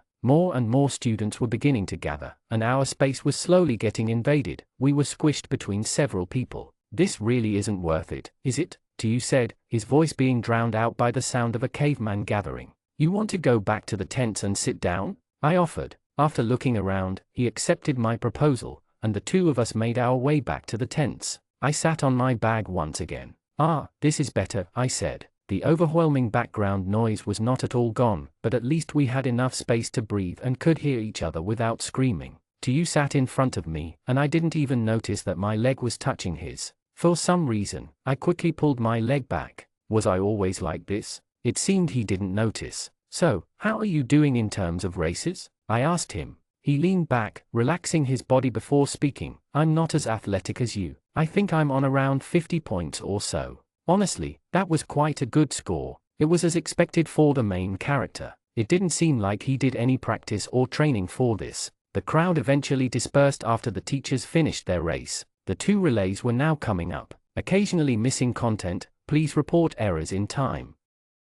Chapter 201 Swimming Festival, Part 6, Chloe. This swimming festival arc sure is taking a long time, author. I know you can hear what I'm thinking. This swimming festival is nowhere near as extravagant as you are making it out to me. This better be the last part. When I become the main character, I'll change this boring story, but for now, I'll run with it. Although, it is a little weird knowing that you know exactly what I'm thinking and what I'm doing at all times. It's going to rain soon. Author, you know about my past, right? Asterisk. The relays were just coming up. Soon enough, I'll be seeing whether my ambitions and desires get realized. There was a large movement of students, like waves, as 4 students from each house got up and made their way over to the swimming area. The relays were basically the culmination of the strongest swimmers of each house. There is no gender or age heats, and everyone is in the same one. meaning Year 9 girls and Year 12 boys could theoretically be competing against each other. I was told that I was in the relay, but they didn't tell me who else in our house was also in it.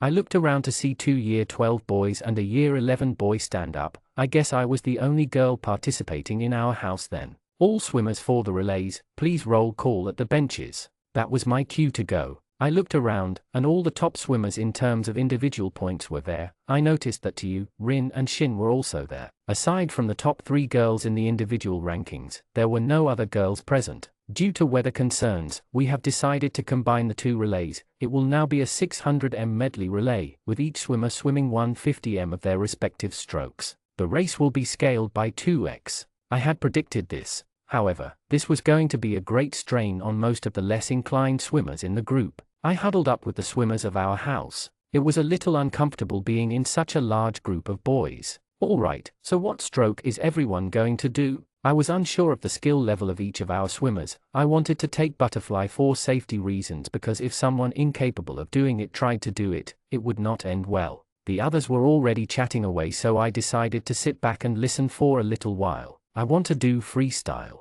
It was one of the Year 12 boys, so I didn't really mind it. I want to do the last leg, to carry everyone, announced the other Year 12 boy. For some reason they seemed to agree on it. I guess they didn't realize that freestyle was the last leg, meaning one of them will have to change. The Year 11 boy demanded to do breaststroke, which was okay. Eventually butterfly was pushed onto me as I hoped. You do realize that freestyle is the final leg, right? They didn't seem to understand what I meant straight away. I assumed that they thought breaststroke was the last leg for some reason. I decided to ask the question to confirm. What order are we going in? They seemed to be mentally calculating it before coming to a conclusion. Eventually, they understood what I meant and swiftly changed the order. Swimmers, to your positions. I walked over with the Year 12 boy who had changed from freestyle to backstroke after consideration. I was the 3rd swimmer in the order and looked beside me to see who my fellow 3rd swimmers were. Turns out that I was in the same position as Rin. All the other people I knew were all swimming the final leg.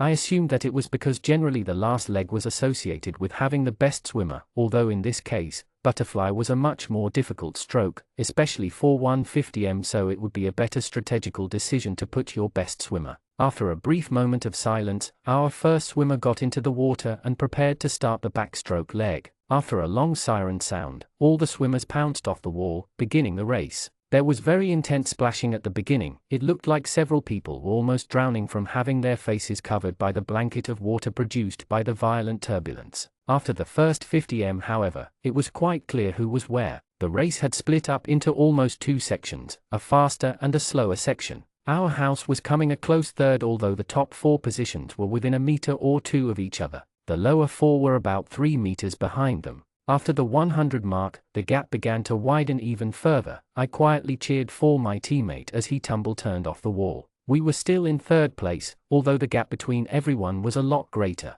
Almost a minute later, we finally finished the first leg, with our second swimmer diving in explosively, closing in on 2nd place. This, however, would be our downfall. Our second swimmer was quite slow, widening the gap between the second swimmer by the 50m mark. At the 100m mark, we had lost our 3rd place position as well, falling to 4th. I watched eagerly as our breaststroke swimmer neared the wall. I leaned down, tucking my head in and preparing to dive. The millisecond his finger grazed the wall, I pushed off. At the point where I began, we were in 4th place, just under a meter behind 3rd. The distance between us and 1st place was quite great, almost 4 or 5 meters. I needed to gain our space back and push us closer to the lead. I had my doubts about our last swimmer though. We were probably goners. The first 50 meters, I had controlled the speed I was going at to retain energy. I felt as if my body was very light, flowing through the water, but I made sure not to push too hard. It was quite hard to tell what position I was in as I couldn't see anyone near me. At the 50m mark, I could feel the strain on my arm now. With each push out of the water I feel like more energy is being drained out of me. It was now a lot more tiring to push my head out of the water to take a breath, yet all my brain was telling me was I need more oxygen in my body. It looked like salvation as I neared the 100m mark. However, as I split-stroked in the final 50m, I felt as if I might die. This was 3 times as long as I was expecting at the beginning of the day, and the pressure of the water was really taking a toll on me. I felt as if I was moving at nearly half the speed that I originally swam in the beginning.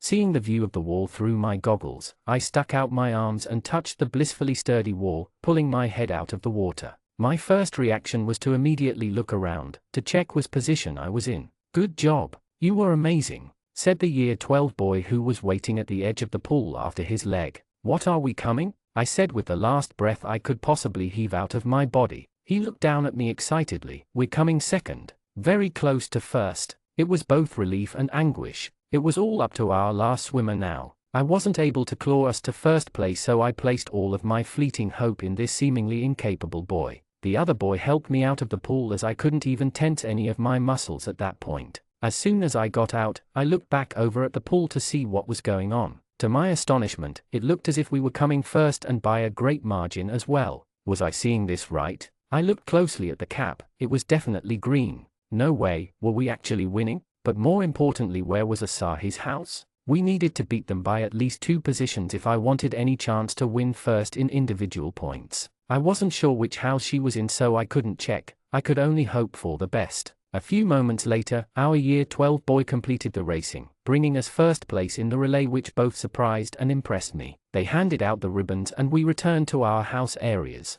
All there was left now was to wait for the overall results. Asterisk. Individual point rankings. 1. Chloe Afford, 78. 2. Asahi Yuyuna, 76. 3. Yokodira, 64. Hold on. I actually did it.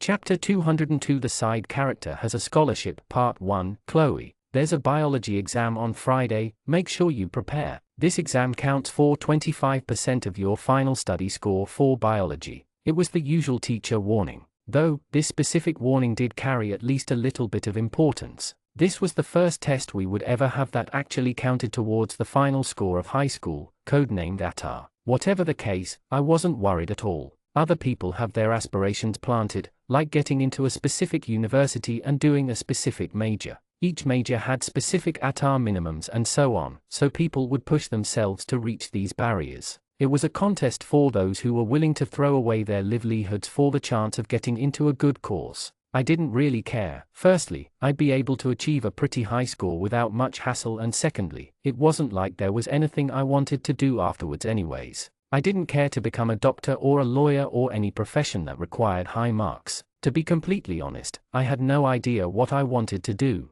Maybe if I never found out that I was a side character, I would have lived my life, doing absolutely nothing, just making my way through each day, monotonously, with no hopes or dreams. This might have been a blessing after all. Eventually, everyone was dismissed and made their way out of the classroom. Still to this day, I didn't have anyone I was really close with. It wasn't necessarily that I was lonely, because I never craved that type of connection. Although, I was going to need to become a lot more social if I wanted a chance at becoming the main character. My next class was chemistry, which was very similar to biology in the way that it was boring and easy. I had finished the about 10 minutes of homework the night before, after the swimming festival. As my shoulder nudged against those of the people all crowded in the tight walkway towards the other side of the science classrooms, I decided to make a note to myself on my phone. I needed to make some friends. I sat in the very back right seat and watched the pointless ramblings of the teacher at the front. "We have a group assignment today," she announced. I wasn't particularly surprised. We did do a lot of practicals in chemistry. The old me would have just asked if I could do the project alone, which the teacher usually agreed to out of pity, but I decided I might try and actually get in a group this time. Sometimes people would ask for me to join their groups, but it was just because I always got the highest score, and I would reject them because of this unnecessarily shallow intention. All the students quickly walked around, getting into groups of 3. I just watched from the sidelines. I noticed that there was a group of 4 boys in a heated conversation. The result was a group of 3 and a single boy isolated. Everyone else had just about formed their group, so I decided to make my way over to the lonesome boy. "Hey, want to be in a group?" He looked at me with glistening eyes like I was some sort of angel. "Why yes," he shouted, awkwardly loudly. The situation gave me second-hand embarrassment, but I didn't mind that much. With that, every group was given a procedure and we were let free to go in the lab section of the classroom. It was quite well equipped with the usual science equipment like beakers, Bunsen burners, piped clay triangles and various other glass containers and tools. However, our relatively prestigious school also included some niche equipment such as a polymerase chain reaction machine, which was justified by a teacher. I requested it from the school after it was added to the study design, was her reasoning. The machine ranged from between $15,000 to $90,000, and I'm pretty sure I've never seen it be used even once. Its only application was showing it to us a few times so we could look at it, although a picture of it would have done about as much. It was somewhat awkward because I did not know the boy's name. Usually, people are supposed to remember the names of everyone in their class, even just coincidentally from hearing their names used over and over in class, but even so, I didn't know his name. He seemed unusually motivated. I assumed this was likely due part by my offer to get in a group with him. Eventually, I just decided to ask him, "Sorry, but what's your name?" His face dropped for a moment before replying, "My name's Derek." We were doing an ionic compound reaction experiment. The experiment was so basic that I felt it was even more of a waste of time than normal class. The practical activity sheet had a list of equipment we needed and the steps for the tests. I slowly made my way to the storage area and picked out the items we needed: a Bunsen burner, a crucible with a lid, a tripod, a pipe clay triangle, a bottle of magnesium, and various other things including some safety equipment. I looked over at Derek, who seemed to be in a universe of his own. "We don't need those," I told him, as he seemed to have some tweezers in his hands instead of tongs, which I had already gotten. He seemed to be shocked by my accusation and proceeded to frantically read the instruction manual. "But here it says to get tongs." I tried to tell him the nicest voice I could muster, "and those are not tongs." Upon hearing what I said, he seemed to be in disbelief, choosing to pull out his phone and search up tongs. Usually, I didn't like to participate in group projects anyways. However, today it is even more annoying than usual. Occasionally missing content. Please report errors in time.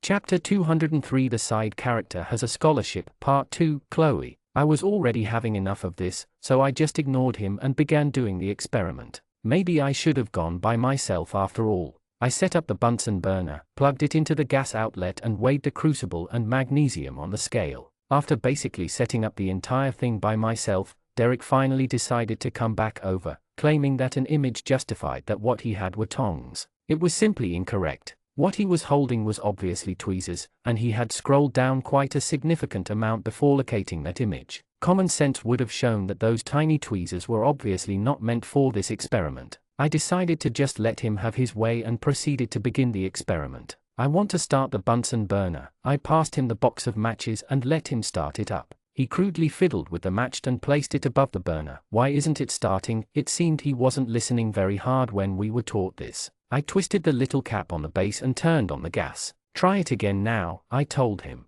This time he was able to light the Bunsen burner, with a pretty clear, blue stream of fire coming out. I had already done most of the other steps, so I put the crucible on top of the pipe clay triangle on the flame and waited for the reaction to occur. It was a very basic magnesium oxide reaction, so there wasn't really anything interesting going on. The discussion question in the workbook was also extremely fundamental, and the experiment wasn't even remotely necessary to answer the questions. I looked over to see Derek with another crucible, weighing it and the strip of magnesium. "It's fine. I've already done that," I told him. After a little while, the reaction slowly occurred. There was nothing really that interesting aside from some gas-like substance leaking out when I opened the lid of the crucible. I jotted down everything I needed for the assignment and decided to call it a day. As I began to pack away the equipment, Derek called out to me, "What answers did you get?" I gave him my workbook and let him copy away on it. I didn't really care what he did, but it didn't seem like he was going to be very useful, so this would be no different from a solo assignment.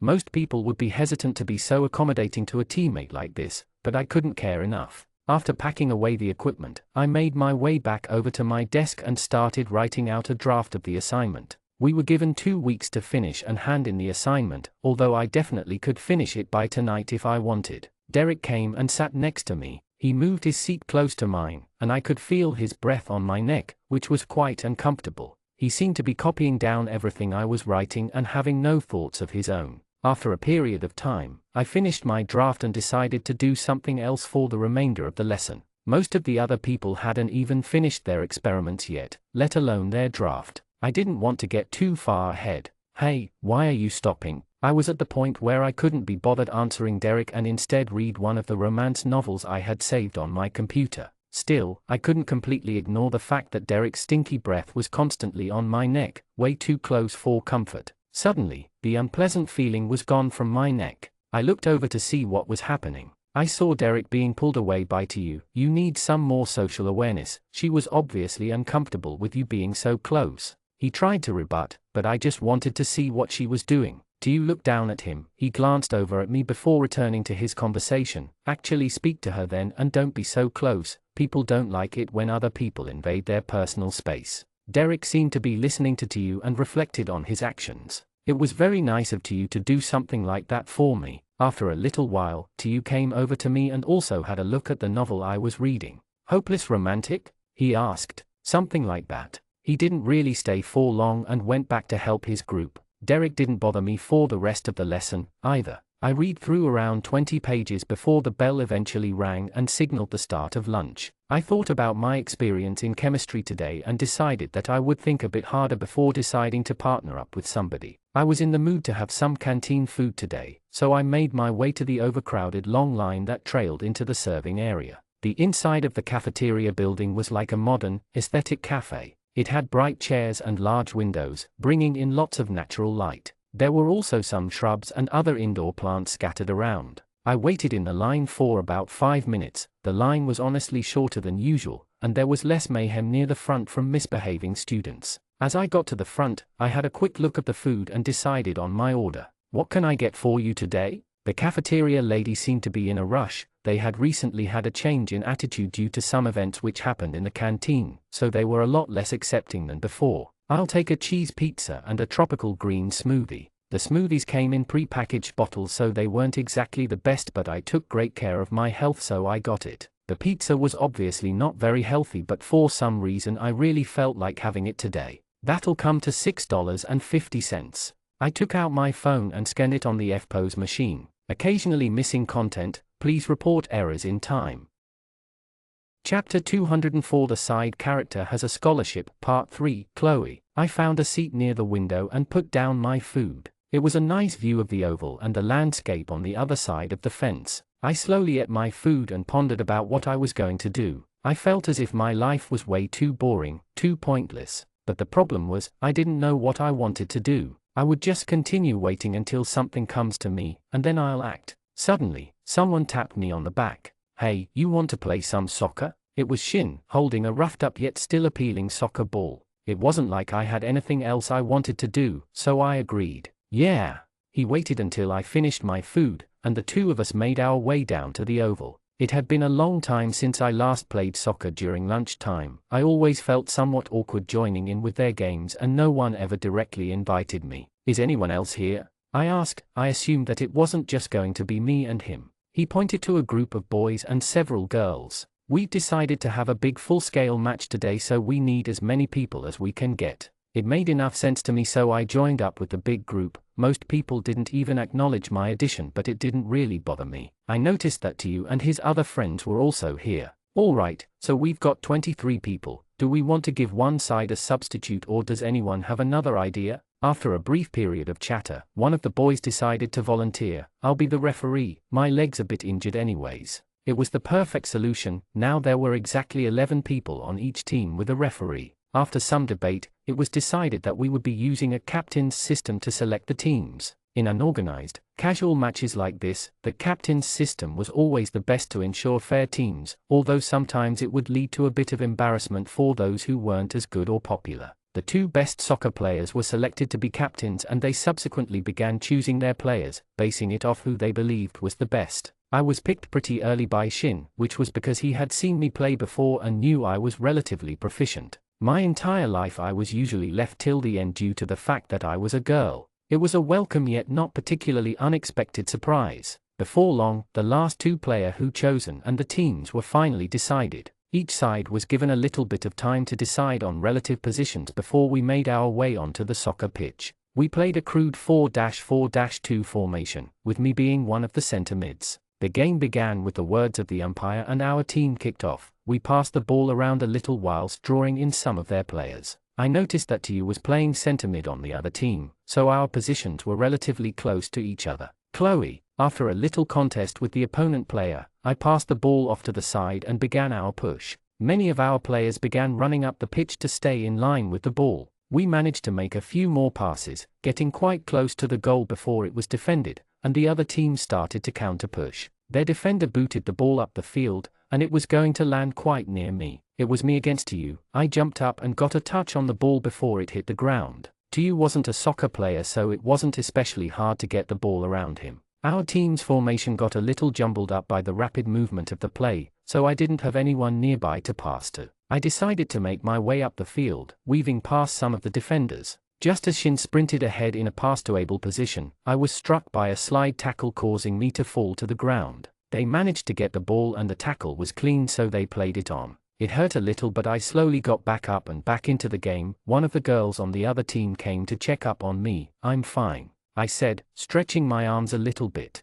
The other team were now playing with the ball near our goal. I was quite a distance away, so I couldn't help them as much as I would have liked. Now all I could do was hope that my defenders would be able to stop them. After a few extremely quick and precise passes, there was a powerful shot at goal, easily passing the keeper and hitting the back of the net. Their striker did a little celebration as we reset the game back into kickoff. We played the ball around off the beginning and passed it around the back. The opponents quickly approached us and began pressuring us immensely. After a few passes, the ball made it to me. I swiftly made a turn around the player marking me and quickly made my way up the field. It was a near identical situation from last time. I made sure to keep strict control of the ball and watch any defenders nearby. Shin was sprinting up the field. I made sure to pass the ball just before he made it past the last defender, and he did a brilliant first touch, controlling the ball under his feet. He was several meters past the defenders who frantically tried to chase him, and before long, he was right in front of the goal. Their keeper ran out, and after a collision, the ball was sent out for a corner.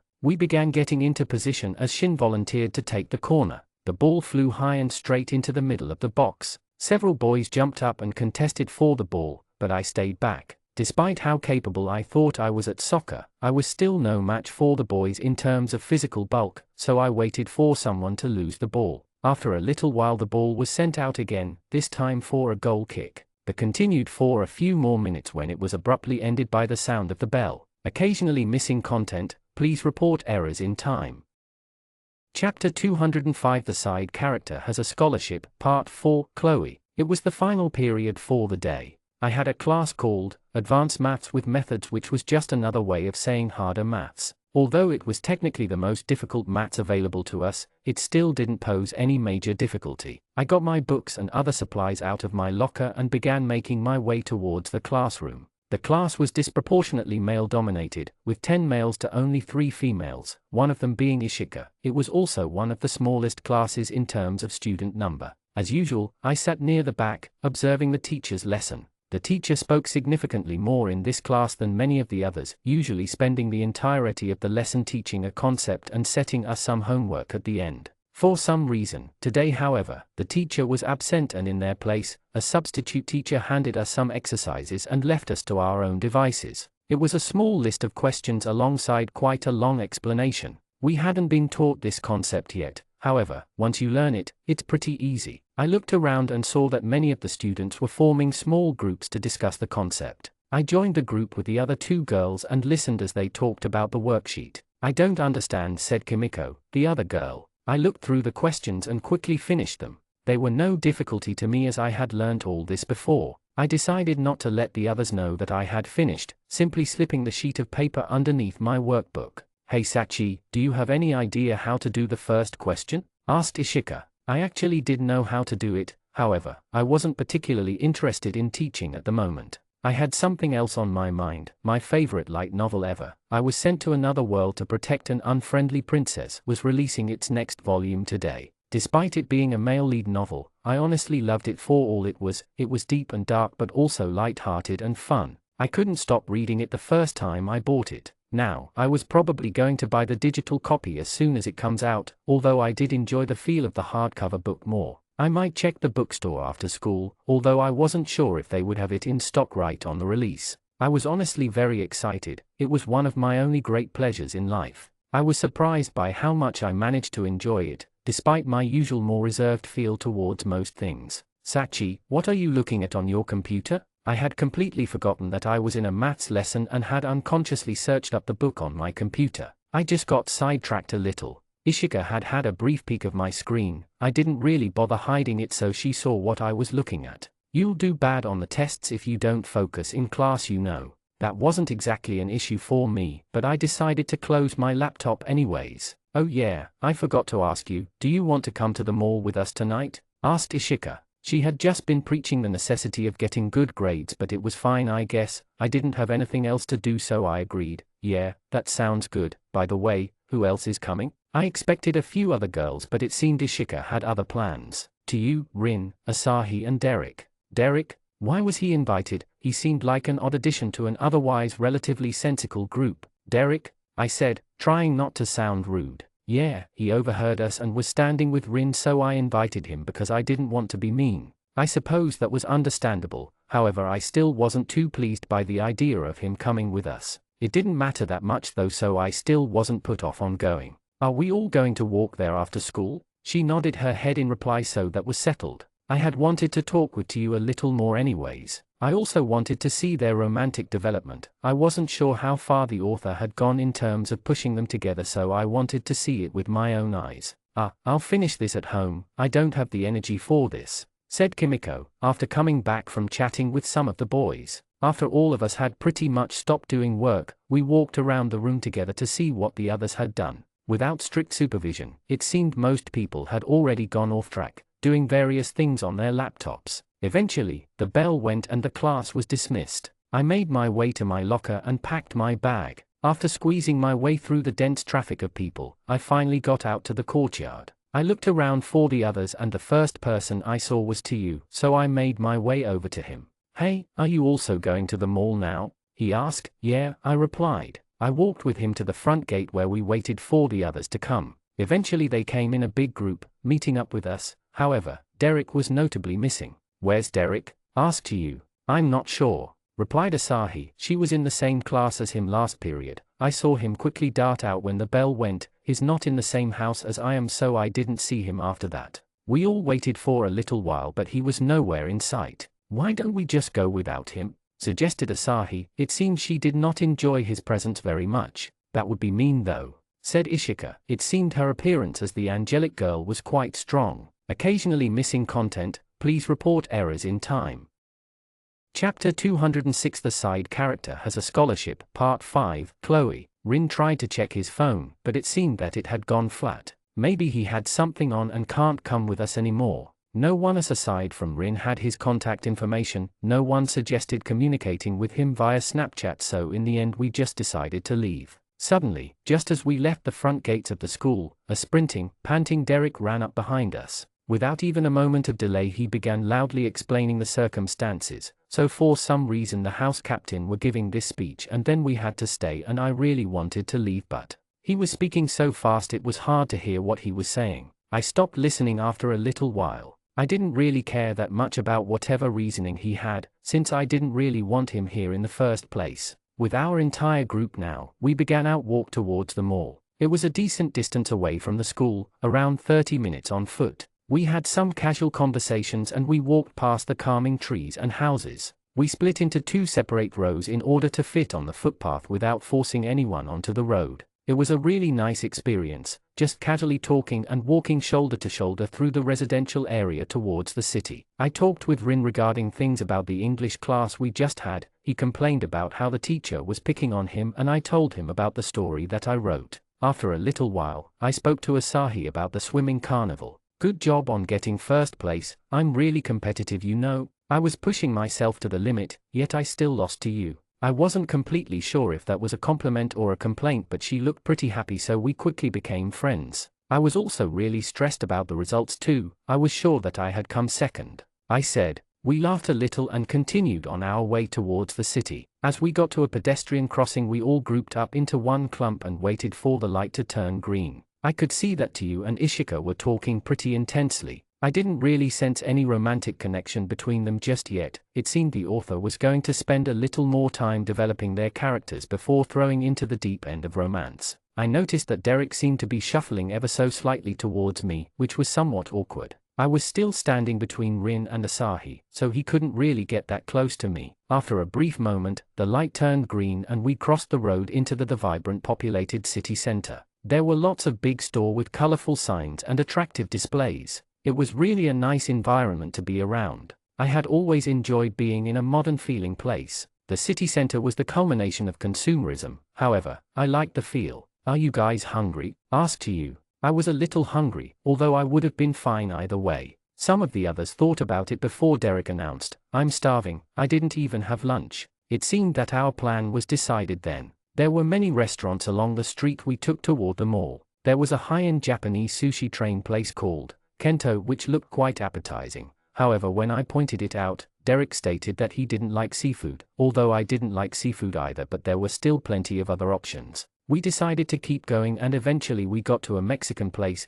It was quite packed and loud, with lots of bright colors from all the various lights near the front. After discussing it for a little while, we decided to eat there. It was just outside the mall, so we would go in after we eat. "Party of 6? Asked the waiter. Ishika had a little conversation with them before we were seated in the corner, with 3 seats on a big side couch and 3 chairs. We all sat down and began looking at the menu. There were a few decent choices, from burritos to quesadillas to nachos. Everyone seemed to be pretty enthusiastic about getting a big pot of nachos. Although I've never liked them, I've always thought they had a weird aftertaste. I decided on just a normal chicken quesadilla and a bottle of water. Everyone else eventually made their decision and we all ordered as a group. The waiter seemed to be a little overwhelmed, but we were all pretty accommodating. "So I heard you got a cat, Chloe." Yu was talking to me from across the table. I guess Ishika or someone must have told him. "Yeah, I did, he's named Mittens." Yu chuckled a little as I said the cat's name. I suppose the name really was a little weird. The others were all having their separate conversations. It really was a nice environment. The waiter first brought out all of our drinks. I took a few sips of the ice-cold water. It was nothing special, but I wanted to continue eating healthy as I had been for most of my life. We continued to talk about random things, laughing and having fun. The waiter brought out our food, and we started to eat. I began thinking about my life back in the side rooms. I was practically completely devoid of this communal interaction. Our lives back there were in practical isolation. The conditions weren't exactly perfect either. Most people stayed in big groups, with no one caring about any problems that sparked from within the groups. Some of their better samples were kept in separate rooms. Our conditions were significantly better, with clean rooms and plenty of things to keep us busy. We were able to request stuff whenever we wanted, although back then, I hardly requested anything. Occasionally missing content, please report errors in time. Chapter 207. The side character has a scholarship. Part 6. Chloe. Back then, I didn't really care about anything. I usually just did what they told me to do, not because I was scared of them, or because I wanted to please them. It was just that there was nothing else that I wanted to do. I just did whatever they told me because I had nothing else to do. I wasn't sure if that was what all the other people did as well. I guess I wouldn't know. There was practically no way of knowing whether someone was from the side rooms or not, especially the more capable ones. They would blend in perfectly into society once they were let out. Despite being isolated, they would be able to instantly assimilate into normal interactions with other people. Well, not exactly. Most of us were taught how to communicate perfectly with others, although we often lacked the feeling which was behind those words. To this day, I can still feel the disconnect from others due to the distance in my words. I often lacked the empathy to properly feel for others. I would always just end up pretending I felt things which I didn't, in order to fit in. It wasn't exactly like I felt a need to fit in, or that I stressed about having friends or whatnot. It was just what I was taught to do. It felt natural to me, in a contrived way. When I eventually graduated from the side rooms, I was taken in by this foster family. I had no idea who my actual parents were. However, these foster parents of mine were very nice to me. They treated me just like they would treat their own child. Although they spent a lot of their days at work, so my interactions with them was still quite limited. I never really felt like I was out of place at home, which was something that lots of other foster children faced. I took the scholarship test for the school I currently attend. It wasn't hard at all. After an interview, I quickly got accepted with a 100% scholarship off all the fees. I didn't really have a plan for the future at this point. It was necessarily that I needed to worry about my financial security or whatever in the future. That wasn't really a concern for me. The main concern was that I would live my entire life haven't never really achieved anything. I distinctly lack a desire that other people seem to have. I didn't care to be famous, I didn't care to help others, I didn't care to become rich. I worried that I would live my entire life just not caring about anything, being nothing but an empty shell that was produced by the side rooms. After a little bit of time, we all finished our meals.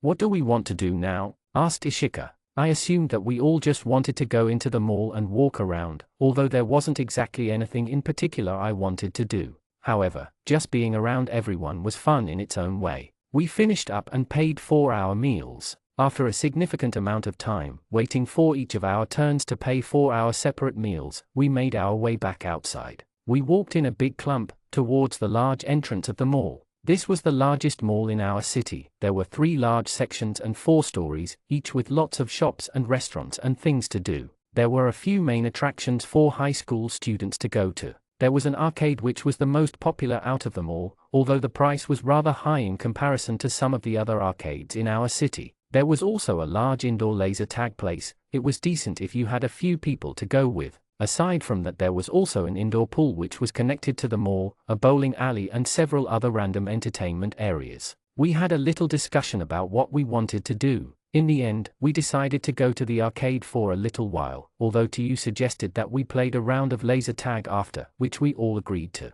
Rin said he needed to leave early because he had something to do after. We walked past a plethora of stores. There was a very large quantity of clothing stores. It seemed there was an endless number of them. I was surprised by how much variety simple clothes could even have. We decided to take a short pit stop to a small bookstore in the mall. It was known for having some relatively underground and non-mainstream titles. We all dispersed and looked around the store for things we likes. Tyu and Ishika both seemed to be looking at quite generic light novels. Rin looked at a book about the biography of a soccer player and Derek seemed to be aimlessly looking around. I made my way straight towards the romance section. It was my go-to after all. I looked around. There were a lot of titles which I had never even heard of before. Despite coming to this bookstore a few times a month, it always managed to get new titles which I had never seen elsewhere before. There was a few interesting ones. Maya Melancholy and How to Raise a Psychopath were both interesting books. H.Z was a pretty famous author around these places, although this store seemed to have even some of his least well-known books that he had written when he was much younger.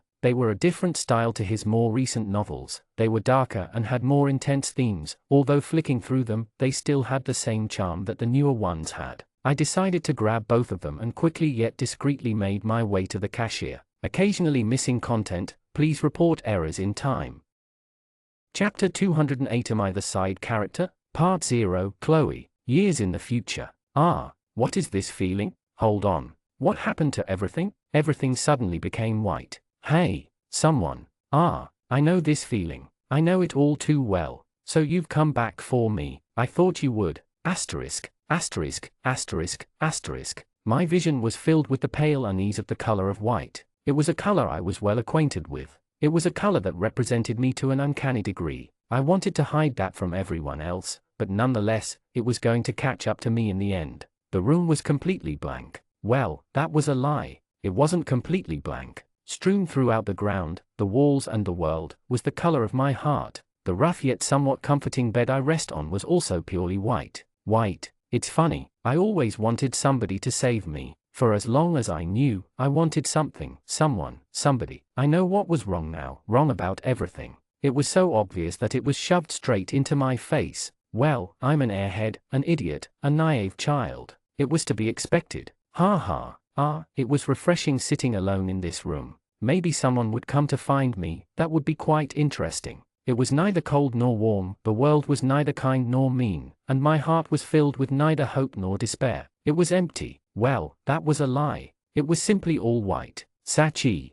Oh, someone's calling my name? I wonder who it could be. I sat up a little on my bed and stared towards the wall. The room had no entry. By the same nature, it had no exit. No one could come in, and no one could get out. Well, I mean, I couldn't get out. That was fine, however. It wasn't like I wanted to leave anyways. My heart was empty. No, my heart was white. I really wondered sometimes, my existence, my everything, why was I brought into this world? How am I supposed to know? It was all pointless, after all. It was all just white. White. Suddenly, standing in front of me was a boy.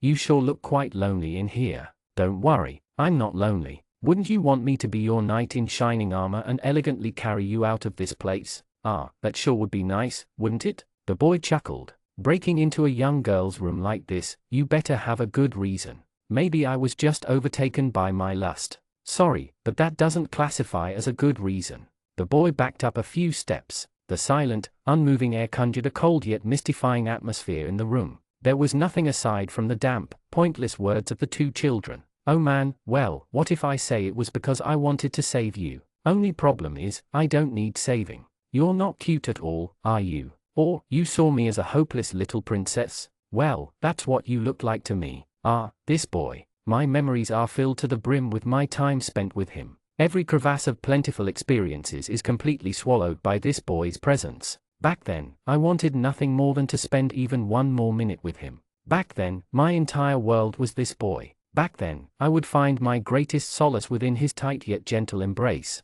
Back then, I loved him. So, are you going to come to sweep me off my feet? I'm not sure if I can. I haven't exercised in a while. Don't worry, I'm very light. I haven't eaten in a while either. Despite his words, his posture showed no sign of warmth. Despite his words, he showed no sign of kindness, no sign of benevolence. Well, it was understandable that his words were all covered by the pungent scent of sarcasm. The boy was a dark, empty shell, just like me. Ah, why is it that even when I lose everything, you still stand by my side, boy? Slowly, I pulled myself up from the bed. Ah, scary monster, are you going to attack me now? That's no way to refer to a pretty girl like me. Oh, sorry, I meant monster dressed up as a pretty girl. Well, that's fine, I suppose. Step by step, I softly walked towards the boy. He simply stood there, apathetic, unmoving, and uncaring. Your words don't fit your actions, you know. I guess I was always an unreliable person. Well, as long as you know.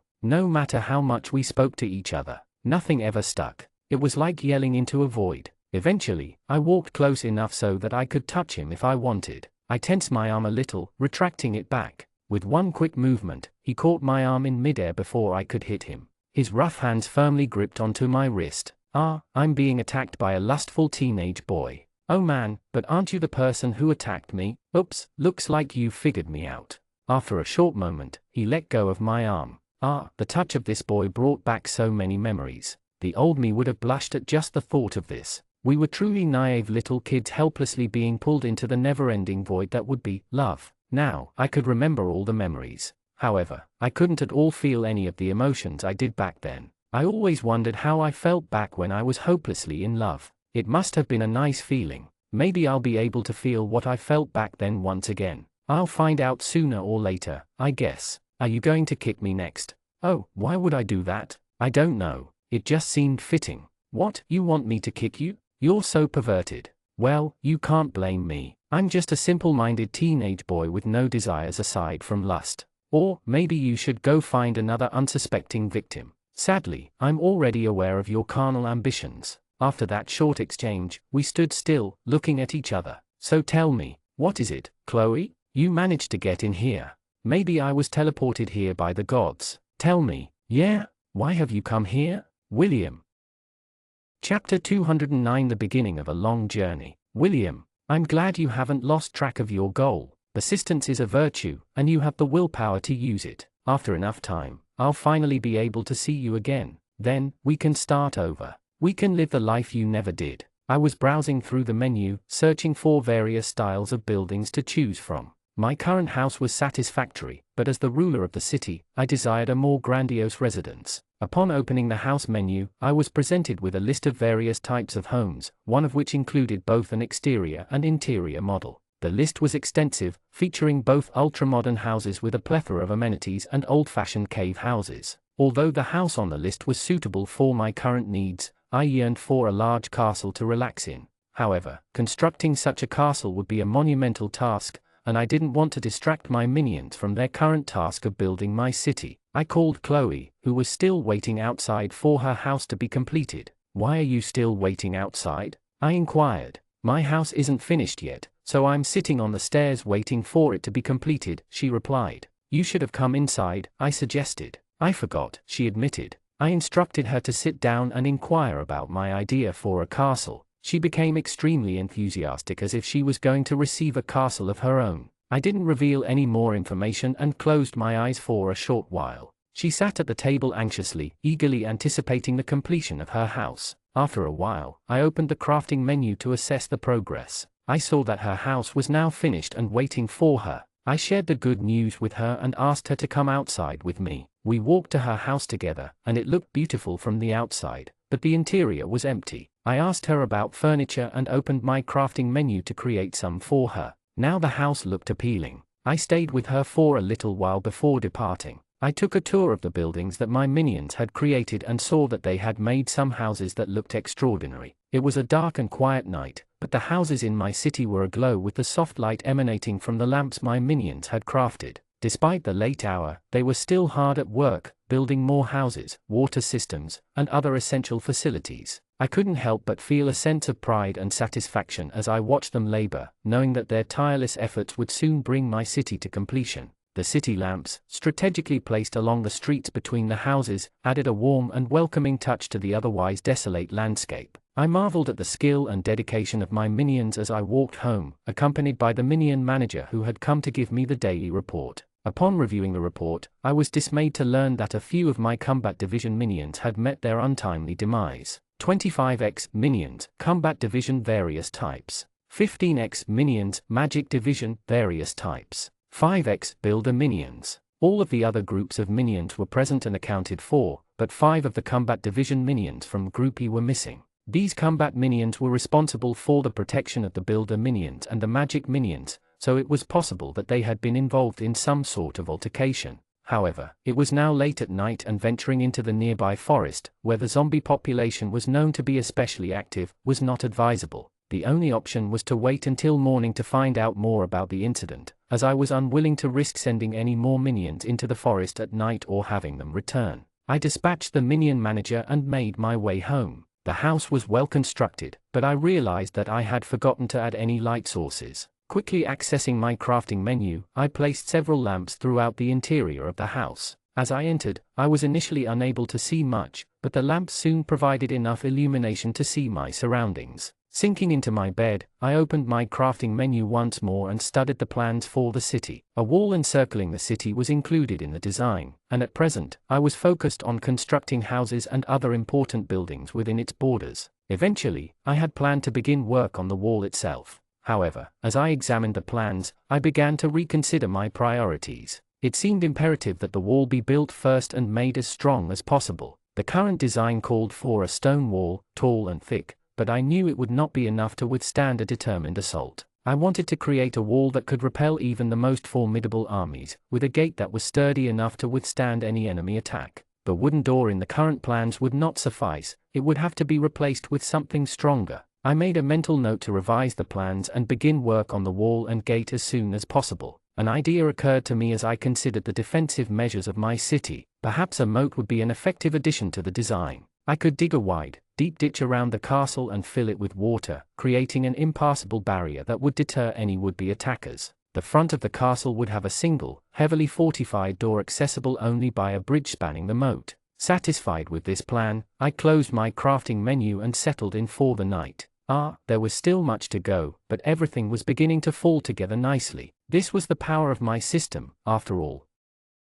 Chapter 210 World of the Minions. I was lost in thought, trying to design a bridge that could be easily collapsed from the inside of the castle while remaining impervious to tampering from the outside. Despite my best efforts, I couldn't come up with a satisfactory solution. Disappointed, I turned to the crafting menu for inspiration, but there were no options that met my needs. As I scrolled through the choices, I spotted a design for a moat that caught my attention. The moat would be a deep ditch filled with sharp spikes submerged in a shallow pool of water. The water would be deep enough to cover the spikes but shallow enough to prevent anyone from swimming over them. I was confident that this design would be effective in protecting our city, so I quickly added it to my plan. Using the AI, I carefully placed the moat around the perimeter of the castle and included it in the city plan. However, as I worked on the design, I realized that the moat would leave us with only one way in and out of the city, which could be problematic in the event of an invasion. We would be isolated and potentially cut off from resources. Determined to find a solution, I went back to the crafting menu and searched for ideas related to mobility. That's when I found the tunnels section.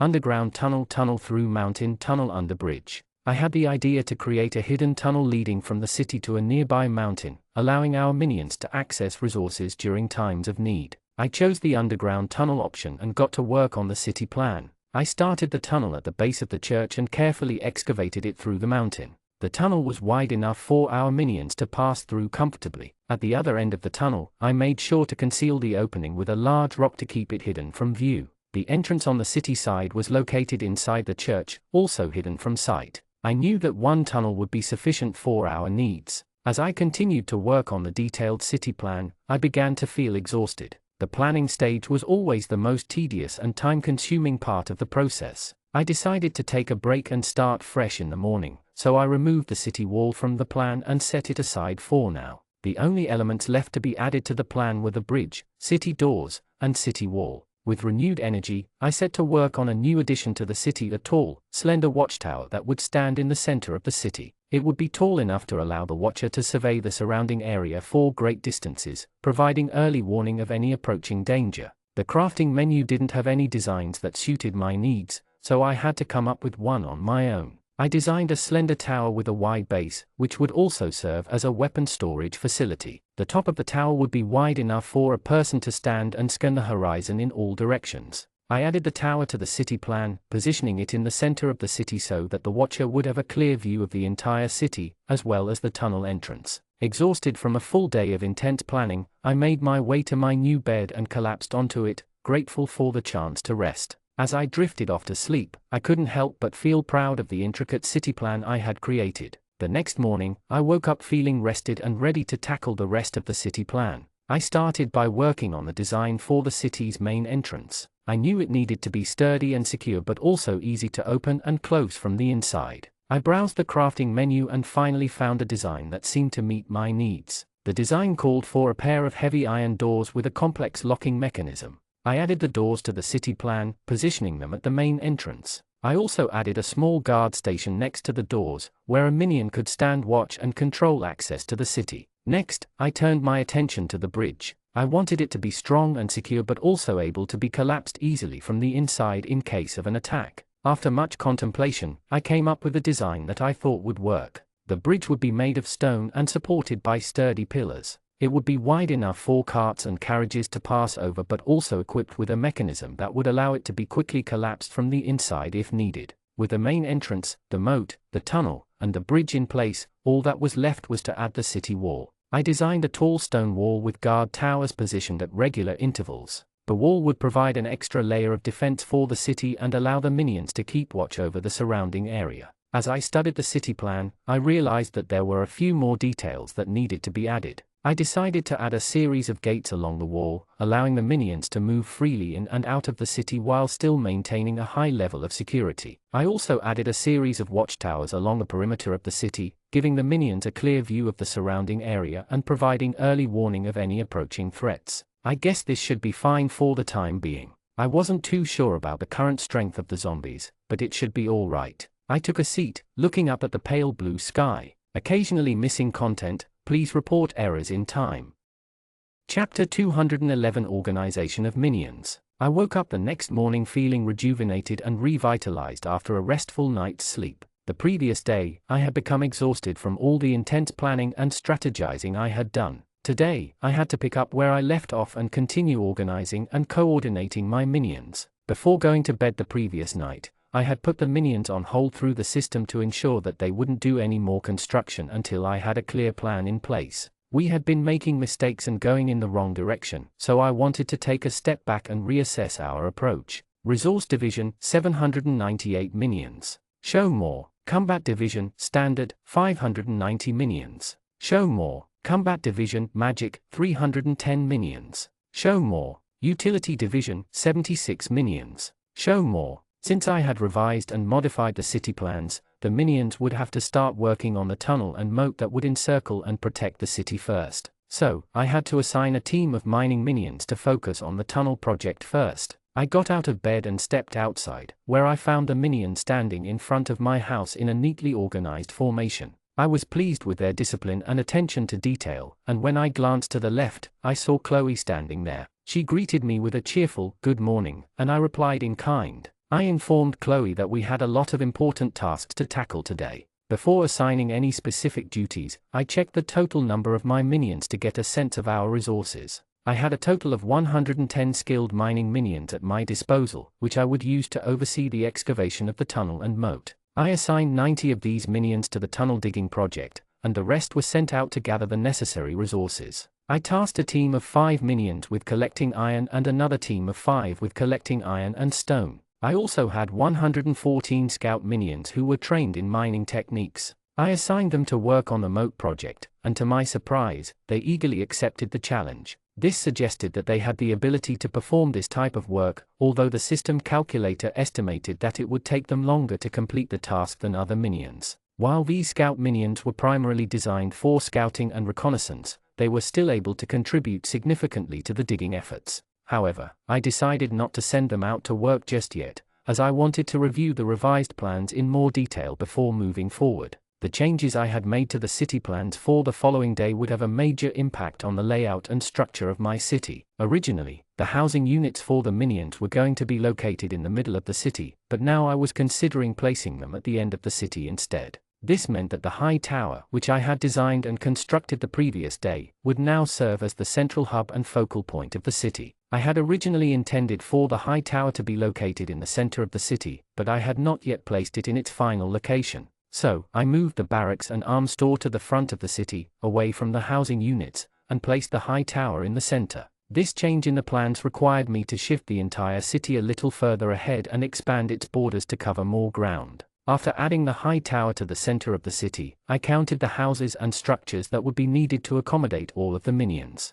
The combat division minions would live and train in the barracks, but the minions from the other divisions would each have their own houses. I located the barracks and arms store at the front of the city, near the gate, and left a small empty space between them. I decided to fill this space with flowers and plants to add a touch of beauty and flavor. The next area of the city was designated for the magic minions. I divided this section into 4 sectors, each dedicated to a different element: fire, water, wind, and earth. As I was assigning houses to the magic minions, I realized that I had a team of 14 scout minions who were skilled in earth magic and had the ability to control solid objects. I thought that they could be of great help to the scout minions working on the moat project, so I decided to assign them to work alongside the scout minions. With their magic abilities, they were able to boost the efficiency and productivity of the scout minions. Behind the magic sector, I left a spacious area for the Magikians to practice and hone their skills. The practice space for the combat division was located at the front of the city, while the space for the magic minions was situated behind the houses.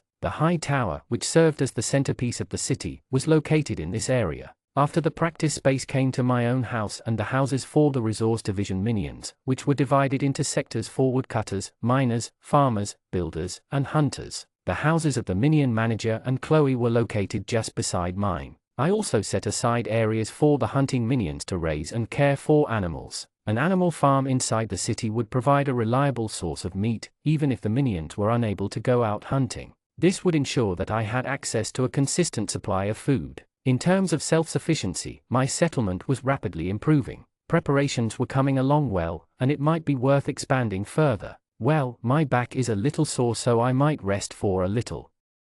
Chapter 212 World Discovery. After spending hours poring over the blueprints and meticulously planning every detail, I finally dispatched my minions to begin digging the tunnel that would stretch beneath the church, which was already standing tall in the settlement. The church had been the first structure to be built, so it made sense to start the tunnel's excavation at its center. At the same time, my minions also set to work digging the moat that would surround the city and serve as a defense against potential invaders. I assigned the woodcutting minions the task of gathering resources, knowing that we would need a vast amount of wood to create the spikes that would line the moat. I also made sure to have all of my woodcutting minions focus solely on this task, as the demand for wood would be high. Meanwhile, the hunting minions were responsible for collecting meat, and the farming minions were given a small patch of land within the city walls and a few plots just outside of them. Before they could begin plowing and planting, they had to survey the land and gather seeds. Before I could start construction on the main project, I needed to finalize the design of the towering fortress that would be the centerpiece of the city. The basic structure was complete, but I still needed to add the stairs and rooms. As I examined the design in the crafting menu, I knew that the tower needed to be both lightweight and sturdy, as it would be a prime target for enemy attacks. To achieve this balance, I decided to make the tower thin and elongated, with a wide base for stability. I also included 8 storage floors inside the structure. I planned for half of the tower to be made of stone and brick, with the upper half being constructed of wood. The wood would be lighter and less prone to collapse if attacked, while a single missing stone could bring the entire tower crashing down. I designed a spiral staircase that would wind its way from the bottom to a certain height, where it would then turn into a ladder. The ladder would eventually give way to the wall of the tower itself, allowing a single guard to stand at the top and keep watch over the surrounding area while also protecting the tower from attack. With the design complete, I added it to the system and set my construction minions to work. I instructed them to build only half of the tower for now, as I wanted to wait until the rest of the city was finished before completing the upper half. If the tower was completed too early, it could be visible from other cities and attract unwanted attention. However, I knew that I needed to get the tower underway before tackling any other projects, as the city's design was centered around it, and the final result would look incomplete without it. As I stood by and watched the construction progress, I couldn't help but feel a sense of pride and excitement. But my thoughts were soon interrupted by Chloe, who had been waiting for me inside my house. Yesterday, 5 of our minions were killed in founding Group E, she told me gravely. What happened? Which minions died? I asked, my concern mounting. The minions were from the combat division, and I don't know how it happened. I'm thinking about sending some combat minions to that location to gather more information. Yes, you should definitely send some minions to founding Group E to assess the situation and provide any necessary aid, I agreed, standing up from my chair. Come, let's discuss this further outside. She came inside when I went to the construction site of the tower. She was waiting for me inside my house because she knew I would be returning here, so she waited for me on the chairs. I wanted to sit for a bit, but she wanted to talk outside, so I followed her out of my house. So, will you only be sending combat division minions to founding Group E? Chloe asked. Yes, I am only sending combat division minions because they are currently short on manpower, and if any of them are in bad condition, they can return to the city and be replaced by others. I am going to send around 30 minions right now to see what has happened there. I think you should also send some builder minions, but it's fine if you think you only need to send combat division minions, Chloe suggested. I thought about it for a moment and then opened my controls. I summoned 30 combat division minions and 3 builder minions to me and sent them to founding Group E. I programmed the necessary details into their systems and watched as they left the site, marching towards the main entrance of the city. I'll send a team of combat division minions to founding Group E immediately. Tell them to be cautious and gather as much information as they can. Also, make sure they have enough supplies and backup in case they run into any trouble. We don't want to lose any more minions. I'll make sure they are well prepared. We continued to discuss the situation and came up with a plan for the combat division minions. As we walked, I couldn't help but feel a sense of unease. Something about the sudden deaths of the minions in founding Group E didn't sit well with me. I made a mental note to keep an eye on the situation and make sure that my minions were safe. It would be especially annoying if there were some outsiders killing minions in my new settlements. I needed to end this soon before it could escalate to something larger. In terms of numbers, I still had reserves ready to send over, so it wasn't too much of an issue. Still, I guess expanding wasn't going to be as easy as walking around claiming patches of land and building settlements.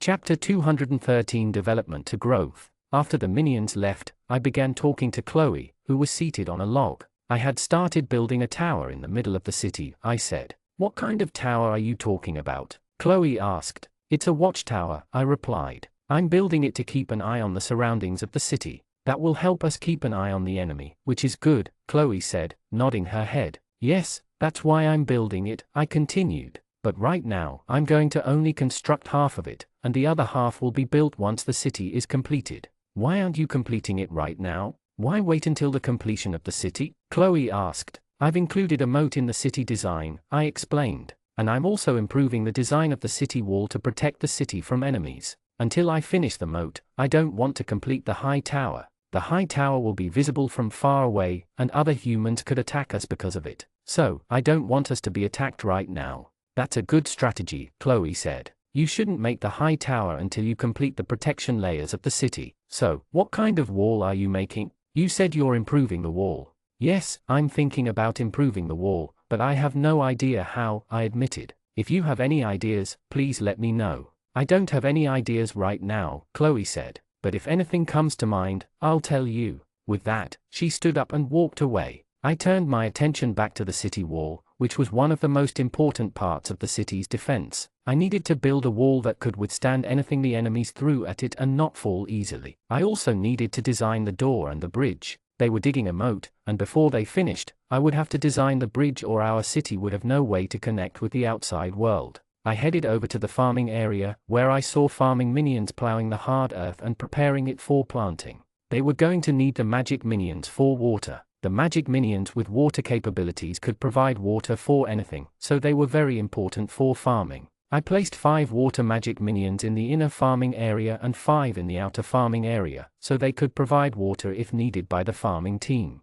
After checking the farming area, I left and went to the tower construction site. The tower was large, with a very large base, and the builder minions were still working on the foundation to ensure it was stable for the long term. They were digging holes in the ground to provide support for the tower. It would be heavy, so it needed support from deep in the ground, and the builder minions were busy providing it. Now I was thinking about the city wall, which was one of the most important parts of the city defense. I had to create a wall which could withstand anything the enemies throw at it and doesn't fall quickly. The other thing I had to design was the door and the bridge. They were digging moat, and before they complete it, I will have to design the bridge or our city won't have any method to connect with the people outside the world. I went to the place of farming where I saw the farming minions plowing. They were plowing the hard earth and making it ready for farming. They were going to need the magic minions for the water. The magic minions with the water capabilities were able to provide water for anything, so they were very important for the farming applications. I placed 5 water magic minions at the inside farming area and 5 at the outside farming area, so they can provide water if needed by the farming team. After checking the farming area, I left the place and moved towards the tower construction site.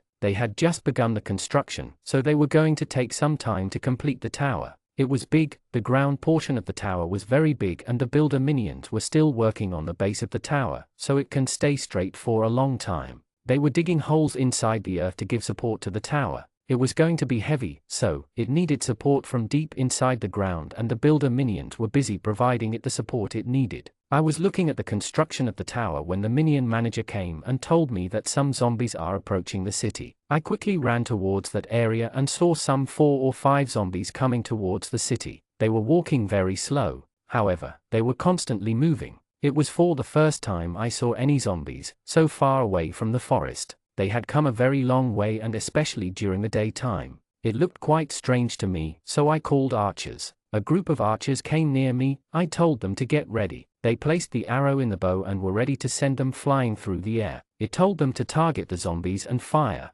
The arrows went through the air and some hit the zombies while others fell to the ground. I told them to attack them again, and said lose. Some arrows got stuck into the zombies, but they were still approaching the cities. It was certainly quite worrying. The zombies were significantly stronger since the end of the vampire's reign. I could only assume that they were going to get stronger from here. How annoying. But once I can stabilize everything, I'll be able to start expanding again.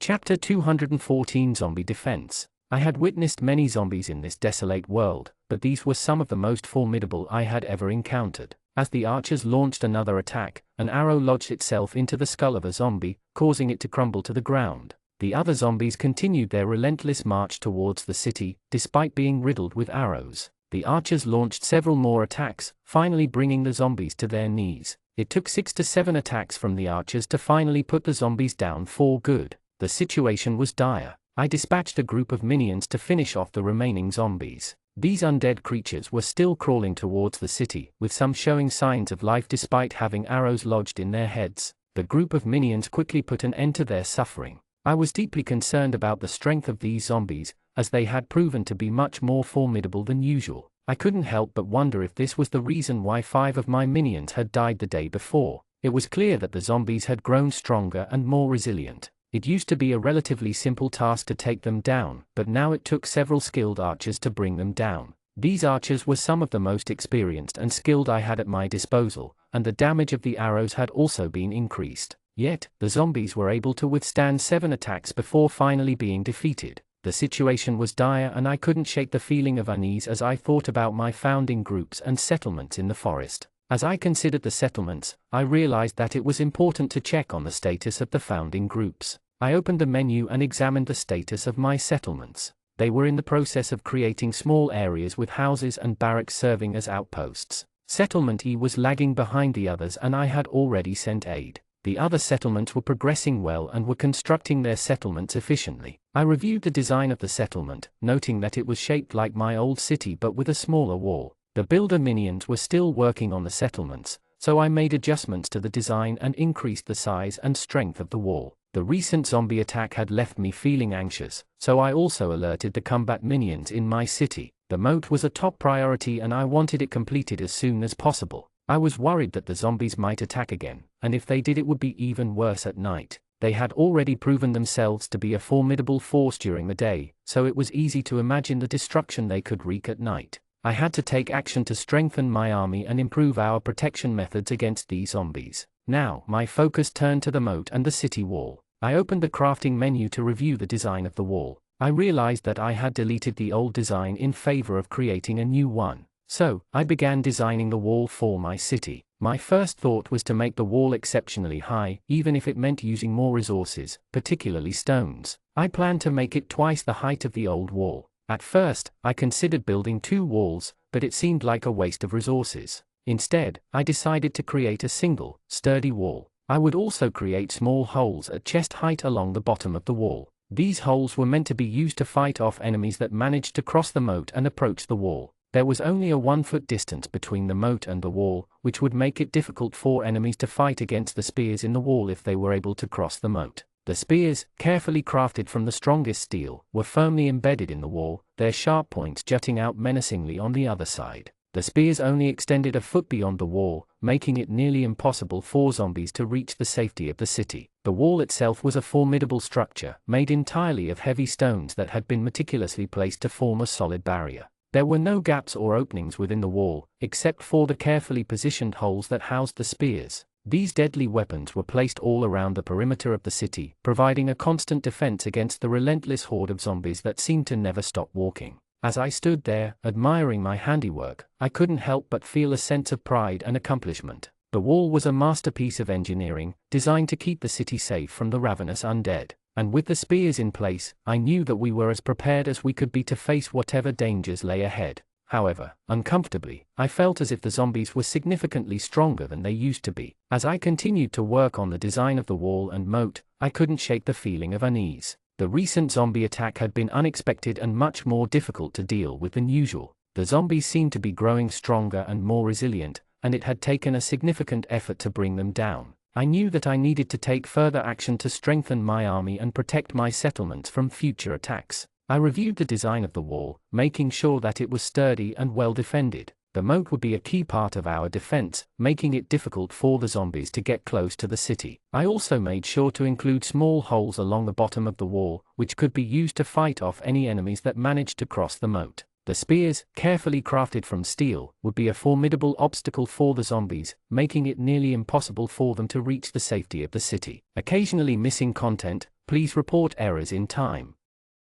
Chapter 215 City Design. The design for the city wall was finally complete, and I couldn't help but feel a sense of relief wash over me. The attack from the zombies earlier that day had been a serious situation, one that had left me feeling anxious and on edge. As soon as the attack had happened, I had immediately begun working on the design for the city wall, hoping to bring some much-needed security to our community. The builder minions were hard at work constructing a high tower, their small bodies moving quickly and efficiently as they lifted and placed the heavy blocks of stone. It was a time-consuming process, and they wouldn't be able to work on anything else until the tower was finished. Meanwhile, the miners were busy digging deep into the earth, their pickaxes ringing out as they searched for valuable resources. I had to admit, it was nice to see them collecting resources as they worked. It made the whole process feel a bit more efficient. We needed a lot of resources if we were going to build everything we needed, so I also assigned some mining scout minions to collect stones for us. These, along with wood, were the 2 most important resources we had at the moment. Once I had finished the design for the city wall, I made my way back to my house, eager to get some rest.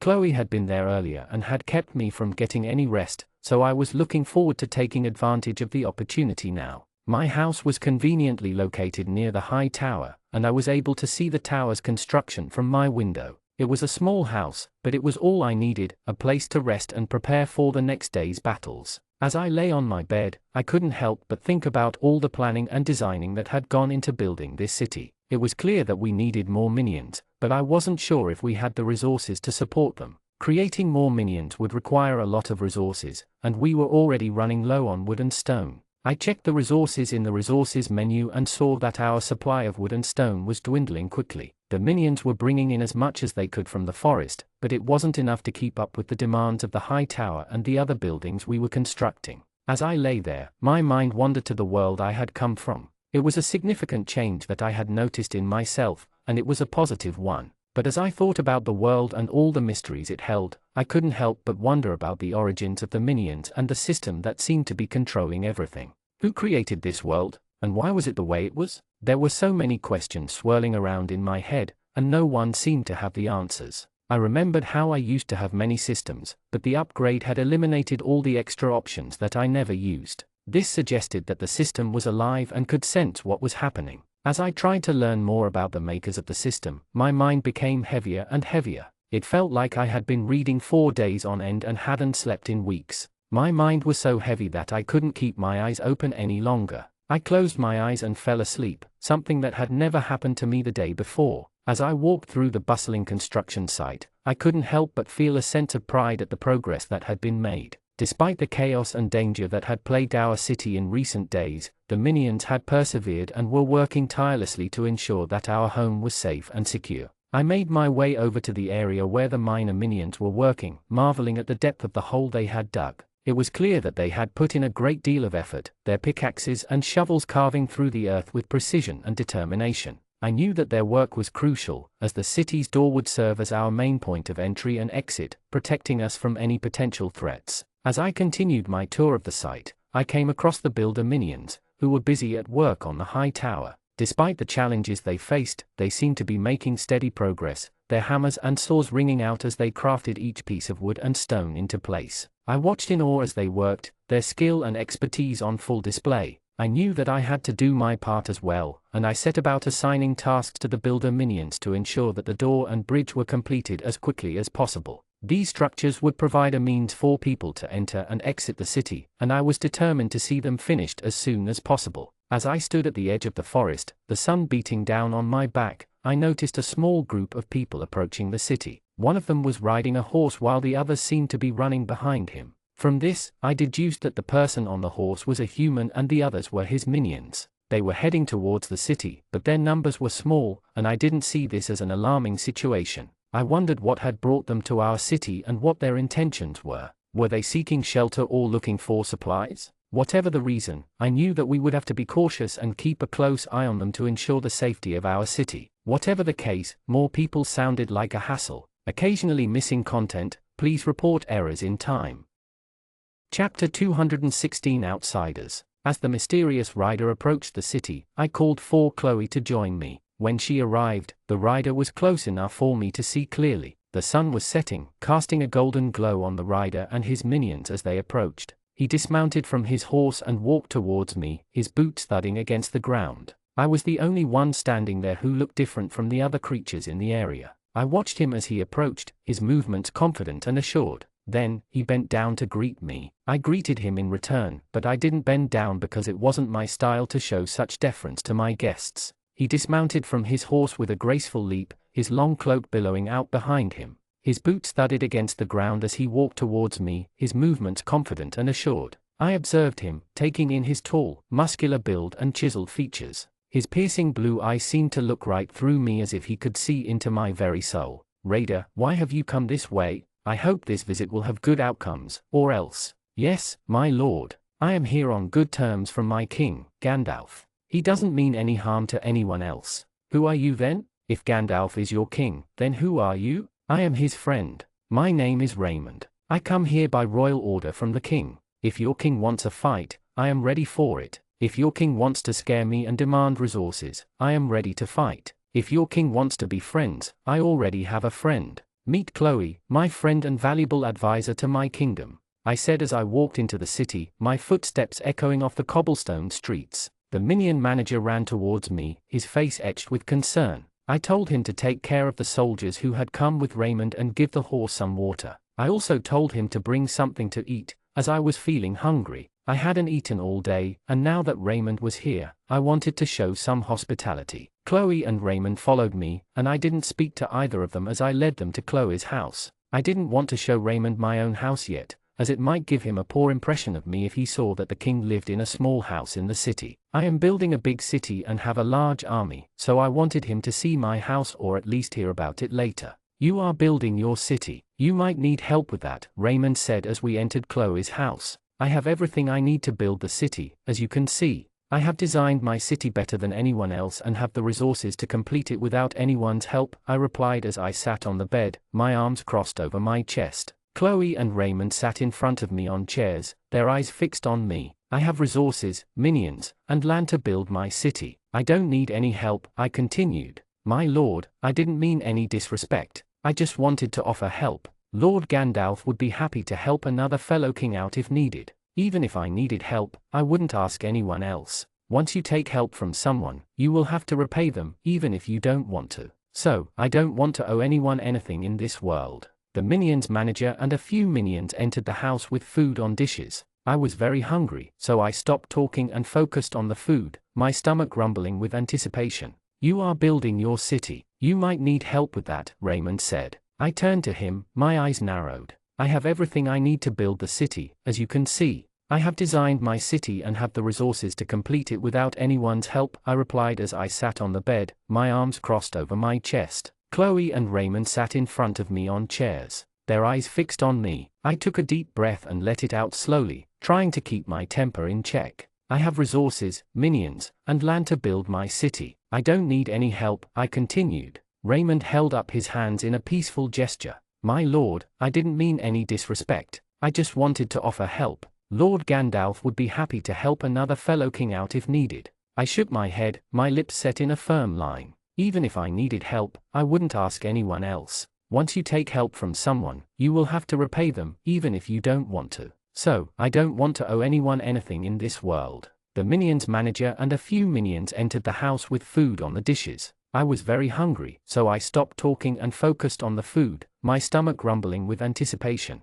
As I ate, I couldn't help but think about Raymond's offer. It was true that building a city was no small feat, and sometimes it was necessary to seek help from others. But I was determined to do everything on my own and not have to rely on anyone else. I had my own resources and my own minions, and I was confident that I could complete the task without any outside assistance. As I ate, I thought about what Raymond had said. It was true that building a city was no small feat, and sometimes it was necessary to seek help from others. But I was determined to do everything on my own and not have to rely on anyone else. I had my own resources and my own minions, and I was confident that I could complete the task without any outside assistance. After we finished eating, I excused myself and left Chloe's house, leaving Raymond and Chloe to talk on their own. I needed to return to my own house and plan out the next steps for building the city. As I walked through the streets, I couldn't help but feel a sense of determination. I was going to build the greatest city in the land, and no one was going to stand in my way.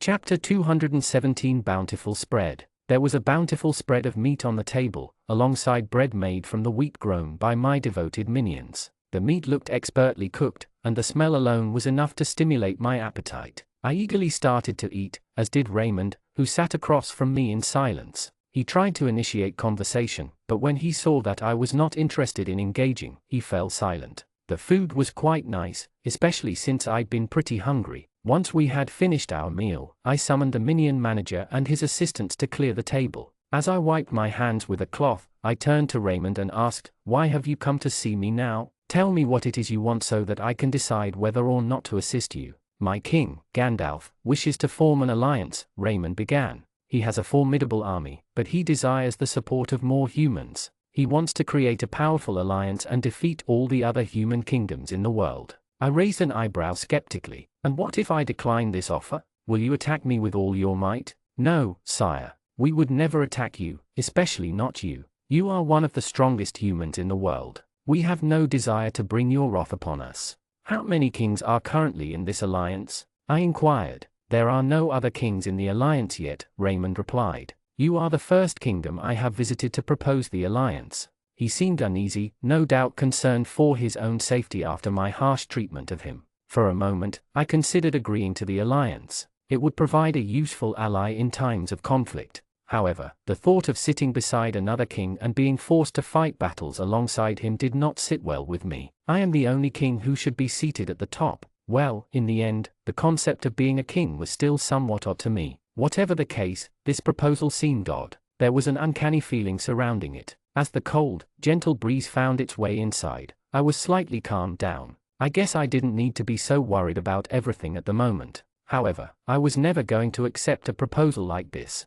I scrutinized Raymond from head to toe. He was impeccably dressed, with his sword prominently displayed in its scabbard. I was curious to know more about his kingdom and its strength. I needed a better understanding of some of the other human civilizations in this place in order to gauge the general strength of them. What kind of power does your king possess? I asked. I want to know about the number of soldiers he has at his disposal. I am sorry, sire, but I am not permitted to disclose the exact number of His Highness's resources, Raymond responded. However, I can assure you that he has sufficient power to match your own. Does he have any other humans serving him, aside from yourself? Yes, there is a lady in his court who is set to become his wife. Like the lady who is with you. Raymond gestured towards Chloe. The thought of marrying Chloe was strange to me, and I responded with a touch of anger. She is not my wife. She is a companion, and we are together on this mission. I apologize, my lord. I did not mean to offend you, Raymond quickly apologized. The fear on his face was palpable. It seemed that his own king was a cruel and harsh ruler, prone to punishing even the slightest infractions. Chloe, on the other hand, had always spoken to me with a friendly demeanor, unafraid of me. Raymond, on the other hand, treated me with the utmost deference, as if I were a tyrannical king myself. No doubt, he was accustomed to being punished for even the most minor offenses. I wanted to learn more about the terms of this alliance, so I asked, what would be my benefit from joining this alliance? You will be provided with assistance whenever you need it, the representative, Raymond, replied. However, in exchange, you will have to provide 100 of your strongest minions to the main army of the alliance. I was not pleased with this offer. So, you expect me to provide my soldiers to Gandalf, your king, in order to receive help whenever I want? I said, my voice dripping with disdain. I don't like this offer. You can consider whatever you want, but my soldiers are not joining your army, and I am not joining any alliance. Go tell your king that he is not getting anything from me, I declared, standing up from my bed with determination. My voice was louder than ever before, and my actions were quite threatening. Raymond, the representative, was clearly intimidated by my reaction. He stood up from his chair, his eyes wide with fear, and quickly left the room. Chloe, on the other hand, remained seated on her chair, her expression calm and unruffled. Raymond gave her a strange look as he left, his brow furrowed in confusion. Eventually, he got out of his seat, timidly making his way out of the room. With not much left to say, he walked to the door. As Raymond left, I couldn't help but feel a sense of satisfaction at standing up for myself. I knew that joining this alliance would not be in my best interests, and I was not willing to compromise my own values and beliefs for the sake of convenience. I would rather stand alone than be a pawn in someone else's game. So, I made the decision to turn down this offer and chart my own path, no matter how difficult it may be. However, I knew that this choice would have consequences, and I'd need to deal with them. Chapter 218 Ulterior Motive. I sat back on the bed, and Chloe was looking at me with concern. She had never seen me this angry before. She had an apple in her hand, which she had been eating the whole time. After Raymond left and it was just Chloe and me in the room, she asked me, why didn't you agree to his offer? They could have helped us become stronger. Why didn't you join the alliance? It wasn't an alliance. Gandalf was trying to create his own supreme government. He wanted to be an emperor, and if I had joined that alliance, I would have come under his influence. I don't understand how this was a scheme. Can you explain? Well, he asked me to provide him with soldiers. A king would only provide soldiers to another king if he was under his influence or if he was afraid of him. I'm not afraid of anyone. He also sent his servant instead of coming himself. Raymond called himself a friend of the king, but he was just a servant. Gandalf is a very cruel king, and Raymond's actions showed me that. You were able to figure out so much from such a short conversation. I smiled and stood up, pacing around the room as I thought about all the things swirling in my mind. Eventually, I stepped outside, and Chloe followed me. The sun was setting, and the air was getting cooler. In the distance, I saw Raymond on his horse, riding away with his soldiers. For a second, I considered letting him stay, but it would have been too dangerous for me and my soldiers to have a stranger in our camp when we weren't prepared. See, Chloe, I told him to go and gave him a message as well. But do you know that I also gave him a hidden message? Only his king will understand it. What message was that? She asked. I didn't allow him to stay in this city, even though I know how hard it is to travel at night. This will tell his king that I don't trust him or his men, and he shouldn't send any more soldiers to my camp. After the daily report from the Minion manager, including the number of minions, which was the same as yesterday, and the work report, including the progress on the moat, tunnel, and half-eye tower construction, as well as the status of the outposts in the forest, Chloe and I headed back to my house. On the way, Chloe stumbled on a rock, which reminded me of the lack of proper paths and lighting in the city. I made a mental note to address these issues. When we got home, I sat down at my desk to review the reports and plan for the future. I saw far in the distance, Raymond was on his horse, and he was going back with his soldier. For a second, I thought that I should let him stay, but this was very dangerous for me and my soldier. I wasn't going to allow a stranger to stay at my camp when my soldiers weren't ready. See, Chloe, I told him to go and gave him a message as well, but do you know I have also given him a hidden message? Only his king will understand that message. What message is that? She asked me. I didn't allow him to stay in this city, even though I know how difficult it is to travel during the night. This will tell his king that I don't trust him and his men, and he shouldn't send any more men to my camp. I was standing with Chloe when the Minion manager came with the daily report. I was able to see the number of minions, and they were the same as yesterday. This means that nothing has happened to the group of minions I sent yesterday.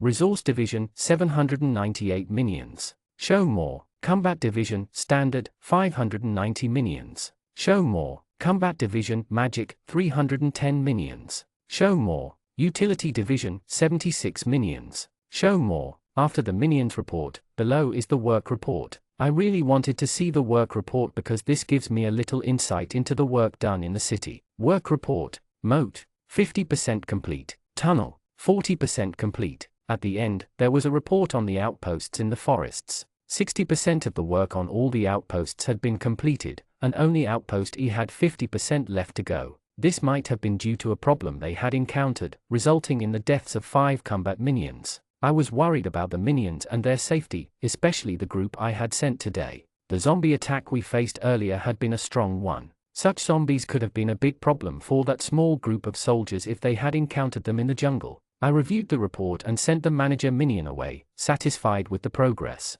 The resources had also increased, though the number of stones had decreased. All the other sources had increased, especially wood, which we would need a lot of. The bridge would be a problem, as the design I had in mind would be difficult to construct. I told Chloe to get ready, and she looked at me with wide eyes, trying to silently ask what for. I understood the question in her eyes and said, Raymond was a warning for us. Now we need to be prepared to fight against these armies. The enemy is coming for us, but before they reach our door, we will go to their homes and take the battle to them. It's time for us to take action against the world. How long has it been since I've been excited like this? Back in the old world, I would have never had thoughts like this. I'll commit myself to this effort. Let's see how it goes. Isn't that right?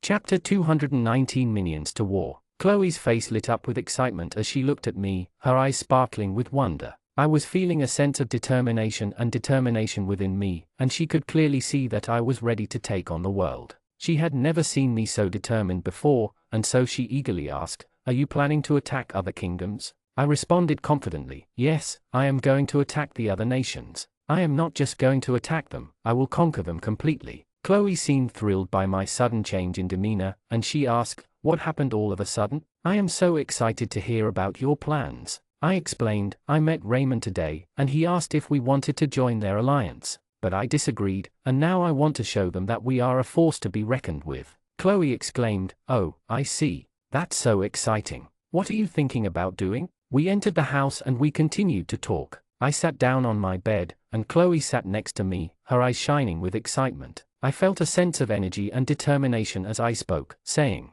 I am thinking about sending scouts out there to learn more about the kingdoms in this world. Once I know about them and their strength, only then will I be able to conquer them. Now King Gandalf knows about my strength, but we know only the things Raymond has told us. We need to find out more about him before we can act upon it. Chloe asked eagerly. If he attacks before we can find anything more about him, what will we do then? I smirked and said, he isn't going to attack alone. He will be looking for help, and until he is able to find help, he won't attack. He might have a big army, but he is no match for us. We will have a strategy by then, and our city's construction will also be completed. Chloe nodded, seeming to understand my words. She stood up from the bed and told me that she was going to take a rest now, but she couldn't contain her excitement. It was quite dark at that moment, but she didn't seem to notice. She went to her house, practically bouncing with enthusiasm, while I lay down on my bed, strategizing about the victories that lay ahead. I didn't say anything to Chloe about my worries.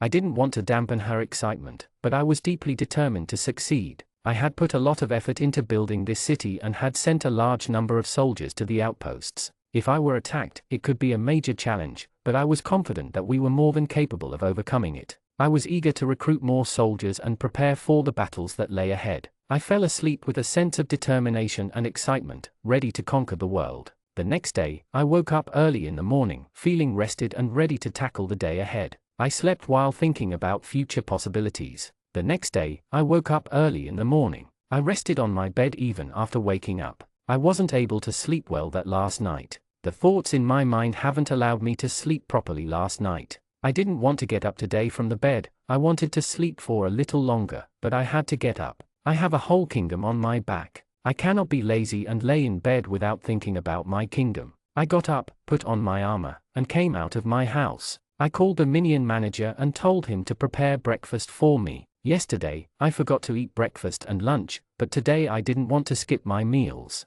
The manager went to get food for me and I headed towards Chloe's house. I knocked on the door and told her to wake up. I returned and she came after some time. She was also looking tired, and when I asked her, she told me the same thing. She told me that she was thinking about the problems that were coming our way and she wasn't able to sleep properly because of her thoughts. After some time, minions came with our breakfast. I had my breakfast with Chloe and went to the barracks site to check on the minions. I wanted to send some spies out on the field, so I was thinking about selecting some minions. After discussing my plans with Chloe, I knew that I needed to gather more information about the other kingdoms in order to successfully conquer them. I needed to send scouts out to gather intel and learn more about the strengths and weaknesses of these nations. I knew that this would be a crucial step in my plan, as it would give me the knowledge and understanding I needed to make informed decisions and come up with a solid strategy. I also knew that I needed to strengthen my own kingdom in order to be prepared for any potential attacks.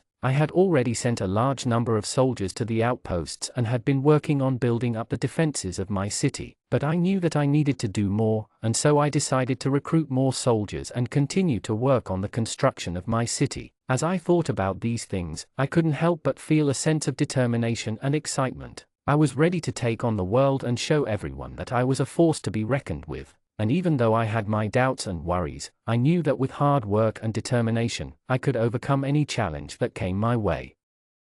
Chapter 220 Preparation for War. I also checked my system to see if there was special spy training for my minion, but there wasn't any special spy training for the minion. I will have to send scouts to find out more about the enemies. I also have the option to train warrior minions to stage 1 of the intelligence variant. This will make them more suitable for spying on enemies. I thought about it for a while, and this was the best idea I was able to come up with. So, I opened my control system. Resource Division, 798 minions, show more. Combat Division, Standard, 590 minions, show more. Combat Division, Magic, 310 minions, -1x Advanced Warrior Minion, -87x Warrior Minions, -338x Scout Minions, Swordplay, -164x Scout Minions, Archery. Utility Division, 76 minions, show more. So, I have 87 warrior minions. I placed 7 minions in Stage 1 training. The training would cost me resources, but it was better to spend some resources on training than to send them untrained and get them killed.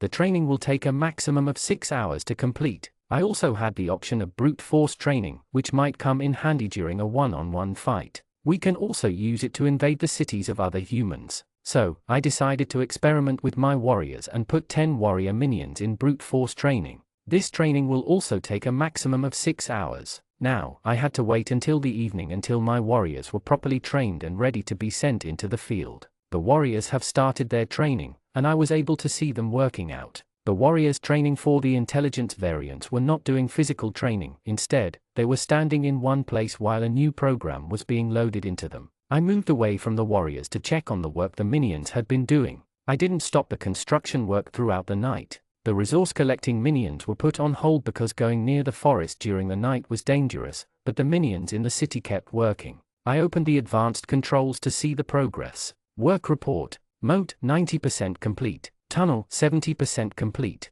Half-eye tower construction, 80% complete. The work was nearly complete, and I was happy that now we would be able to start construction of the wall and the bridge. I remembered that I hadn't designed the bridge yet. I opened the city design and was relieved to see the whole design. I went to the entrance section of the city and decided on the length and width of the bridge. It was enough that my soldiers could easily cross the bridge and go to the other side quickly. Now I had to design the entrance. I decided to make 2 doors, one on each side of the moat. I added some stone walls to the side of the door on the other side of the moat to give it strength. The door was made of iron and wood, with big wooden logs strengthened with strong iron bars and nails. The door was going to be heavy and strong enough to keep enemies from reaching the bridge. The door in the city wall was going to be an iron door, constructed entirely out of iron and with 2 sides that open inward. I also thought about adding another door made of iron rods that could be pulled up, but that door would reduce the strength of the wall. So, I removed that door from the design and kept these 2 doors. I also thought about adding another door made of iron rods, the one which could be pulled up, but that door was going to reduce the strength of the wall. So, I removed that door from the design and kept these 2 doors in the city design.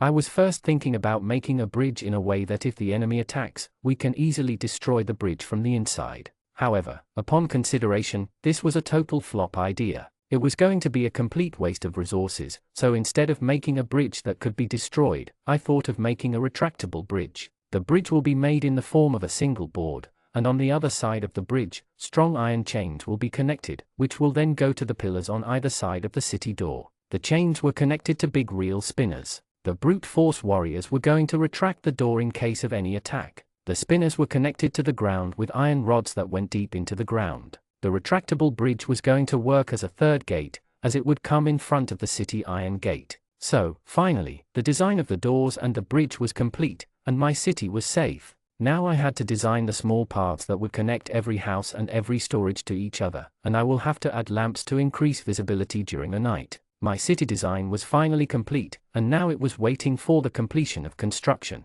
I took a seat and stared up at the open sky. With all this work being undergone, my settlement was quickly becoming a thriving city. I still had much to go. I definitely needed to increase the efficiency of my resource collecting and build up my strength if I wanted to go against some of the highest ranked humans. As I thought about it, for some reason, the idea that the zombies could be someone's system came into my mind. What if the zombies weren't naturally part of the world? What if someone was controlling the zombies, like my system? It was a scary thing to think about, but it would definitely explain the sudden difficulty spikes. I took a deep breath.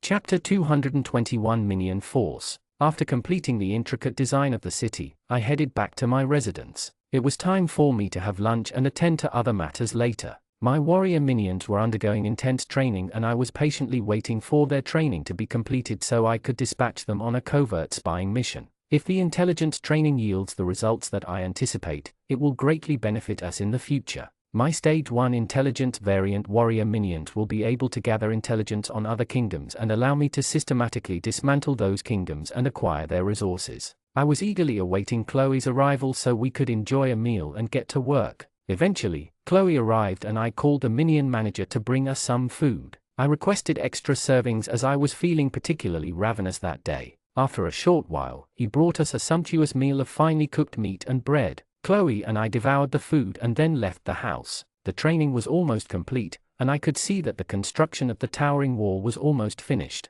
The moat and other digging tasks were also nearing completion. I wasn't particularly concerned about the construction as the city plan was complete and it was up to the minions to construct everything according to the plan. The instructions had been transferred to their systems, and now all we had to do was wait. The minions responsible for gathering resources were diligently performing their duties. Wood was being supplied in abundance and stones were also on their way. I checked the resources in my system and noticed that the stones were slowly diminishing, but there was still enough for my work to continue smoothly. Therefore, I had nothing to worry about. I had a sufficient amount of stones in my arsenal to continue working. After a while, the warrior minion training was finally complete and I began inspecting the changes that had occurred during the training. The minions looked sharp and even more formidable than before, even though they had undergone intelligence variant processing. The minions had also bulked up slightly. The intelligence variant warrior minions now resembled humans more closely. As I looked at the minions, I was momentarily unsure if they were AI robots or actual human beings.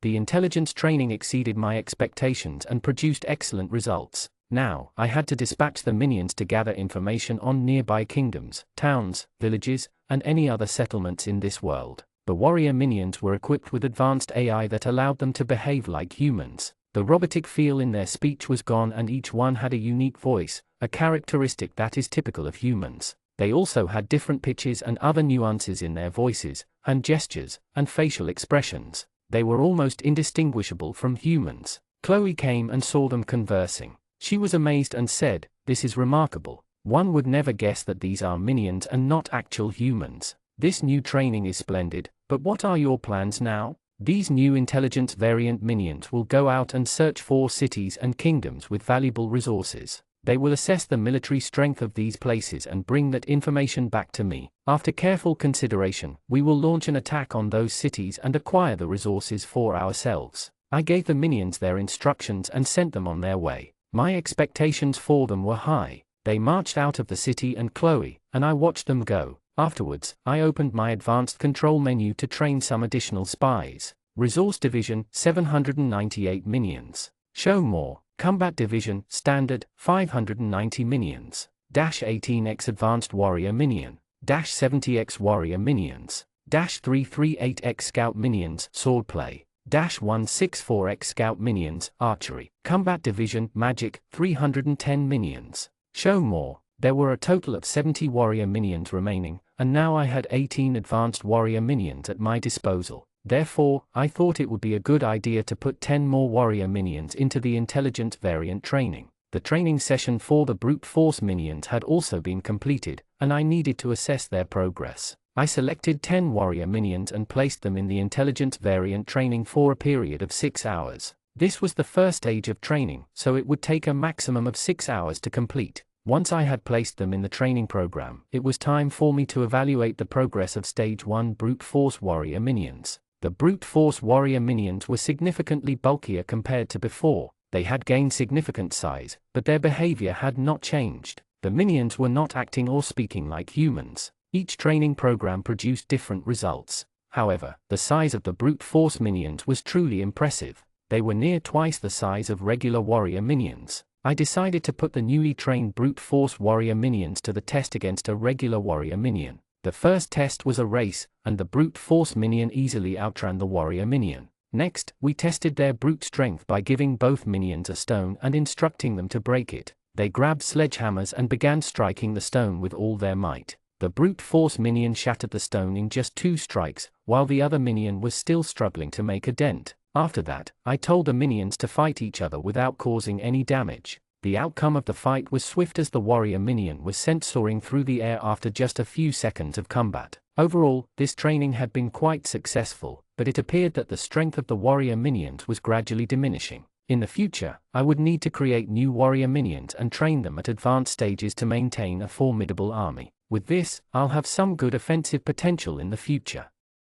Chapter 222 Raid. Darkness was rising as the sun went down. Chloe and I were on our way home, discussing the new minions. Chloe said, "This training was very fruitful. Both the intelligent variants and brute force minions turned out to be great successes." "Yes, but now we will need more warrior minions to train them to these advanced stages. There are 6 stages in total. Imagine what these minions will be capable of when they reach the 6th stage. A brute minion alone would be enough to take down a whole city." "Yes, you're right. And with the way the intelligence variants have upgraded, they will be able to provide the best battle strategies in the future." "You're right, but for that we will need a lot of resources and time. Training at advanced levels takes a lot of time." We reached my house while talking about this stuff and sat down on the chairs. We talked about the future and other things, and then I asked Chloe to join me for dinner. We talked for a long time, so before she left, I wanted to have dinner with her. After dinner, she left and I lay on the bed waiting for sleep to come. The next morning was quite blessed. I slept peacefully because after seeing the power of my brute force minions, I was relaxed. The threat of zombies and Gandalf now seemed minor to me. When I stepped out of the house, I saw one of the intelligence variant minions standing in front of the house. He was standing in front of the door and had returned after I sent them away the day before. When he saw me step out, he came forward and said he had information about a village. My eyes sparkled because this was information about a village we could attack and take under control. I had programmed the minions to bring information about places with abundant resources and little army presence. Now it was time for me to prepare the army. But before that, I wanted to know more about the village. I told the minion to provide me with thorough information about the place. He gave me a paper with a map of the village. The intelligence variant came closer and began explaining. The village had a boundary wall encircling the whole area. The minion told me it was a stone wall, 2 hands wide. However, the gate to the village was made of wood and could easily be broken. If not, it could be set on fire to break it easily. I asked if he had gone inside the city and he nodded before continuing his explanation. He pointed to 6 large buildings, which were bigger than any other buildings in the village. The minion told me these were 6 storage areas and contained a lot of resources. One storage was filled with food, and another had stones and wood. Do you know the exact number of their resources? No, my lord. However, I know about the strength of the humans in that village. Great. So how many humans are there, and can they all fight? He pointed to some houses in the village, which looked like huts to me. He said these were the houses of humans who couldn't fight. They prepared food, collected resources, and built things, but they couldn't fight. There were about 60 houses, but they were very small and didn't take up much space in the village. He told me that 100 people lived in these houses and weren't soldiers. He then pointed to some buildings that looked like barracks to me, with an empty ground in front of them. The minion told me these were barracks and all the soldiers from the village lived in them. There were young men and women, fierce warriors who were well. How many soldiers are we looking at here? My lord, there are 70 warriors who live in those barracks and would fight for their village. Total of 170 humans, and among them, only 70 people can fight. This was going to be a great battle, and I was going to win it with my great minion army. I made one final careful observation. The village was surrounded by rolling hills and fields of crops. The main street was lined with small houses and shops, and at the center of the village was a large town square with a well in the middle. The storage buildings were located on the outskirts of the village, near the boundary wall. The barracks were located on the opposite side of the village, near a training ground where the soldiers could be seen practicing their combat skills. The air was filled with the sounds of clashing swords and the shouts of the soldiers as they trained. It was clear that this was a well-defended village, but I was confident that my minions would be able to overcome their defenses. As I listened to the intelligence variant minions report, I couldn't help but feel a sense of excitement building inside me. I had always enjoyed a good battle, and the thought of taking on a well-defended village with my powerful minions was thrilling. I turned to the minion and said, "Excellent work. This village sounds like a worthy opponent. I'll need to gather our forces and come up with a strategy for the attack." The minion nodded and replied, "Yes, my lord. I recommend we use a combination of brute force minions to take down the boundary wall and warrior minions to engage the enemy soldiers. The intelligence variants can provide support by gathering information and coming up with battle strategies on the fly." I nodded thoughtfully, considering the minion's suggestion. Yes, that sounds like a good plan. But we'll need to be careful. Even with our advanced minions, we can't underestimate the strength of the human warriors. We'll need to make sure our attack is swift and precise. The minion nodded again and said, "Understood, my lord. I will begin preparing the minions for the attack immediately." I smiled, a sense of determination filling me. Good. We'll strike at dawn. With our minions at our side, victory is certain. Chapter 223 Reorganize. The village was located in a lush green valley, surrounded by rolling hills and dense forests. The sun was high in the sky, casting a warm glow over the landscape. The air was fresh and clean, with the scent of pine and wildflowers on the breeze. I stood at the edge of the village, gazing down at the collection of thatched huts and stone buildings below. Smoke rose from the chimneys, and I could see the villagers going about their daily tasks. It was a peaceful scene, but I knew that I had to attack. I turned to the barracks, where my minions were gathered, ready to follow my orders. Chloe stood at the front of the group, a fierce look in her eyes. She was my most trusted lieutenant, and I knew that she would follow me into battle without hesitation. Together, we marched down into the village, our footsteps echoing on the cobblestone streets. The villagers stopped and stared as we passed, their faces filled with fear and confusion. I raised my hand, signaling for my minions to stop, and stepped forward to face the village leader. "Surrender now," I demanded, "or face the consequences." Resource Division, 798 minions. Show more. Combat Division, Standard, 590 minions. 28x Advanced Warrior Minion. 60x Warrior Minions. 338x Scout Minions, Swordplay. 164x Scout Minions, Archery. Combat Division, Magic, 310 minions. 29x Scout Minion, Fire Magic, Residential Heater. 43x Scout Minion, Fire Magic, Projectile Controller. 52x Scout Minion, Fire Magic, Flamethrower. 31x Scout Minion, Water Magic, Ice Warrior. 27x Scout Minion, Water Magic, Arctic Wind. 19x Scout Minion, Water Magic, Water Manipulator. 15x Scout Minion, Wind Magic, Defensive Wind. 21x Scout Minion, Wind Magic, Visceral Turbine.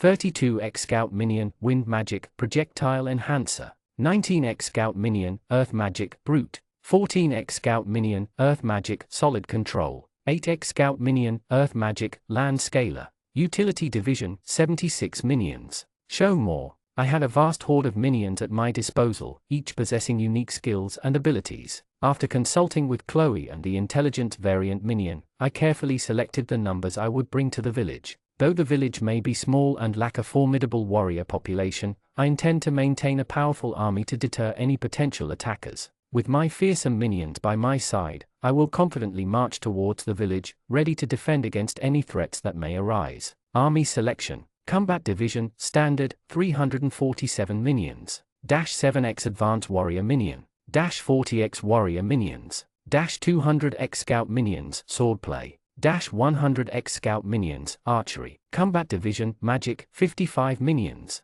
0x Scout Minion, Fire Magic, Residential Heater. 5x Scout Minion, Fire Magic, Projectile Controller. 10x Scout Minion, Fire Magic, Flamethrower. 5x Scout Minion, Water Magic, Ice Warrior. 5x Scout Minion, Water Magic, Arctic Wind. 0x Scout Minion, Water Magic, Water Manipulator. 5x Scout Minion, Wind Magic, Defensive Wind. 0x Scout Minion, Wind Magic, Visceral Turbine. 5x Scout Minion, Wind Magic, Projectile Enhancer. 10x Scout Minion, Earth Magic, Brute. 10x Scout Minion, Earth Magic, Solid Control. The city was surrounded by a moat, which had recently been completed by the woodcutting minions. The moat was filled with spikes to deter any potential invaders. A retractable bridge allowed access to the city. The city walls were being constructed by the builder minions and were almost half complete. There was a tunnel leading from the city to the nearby forest, which I planned to check after the expedition. The total number of soldiers in my army was going to be 402.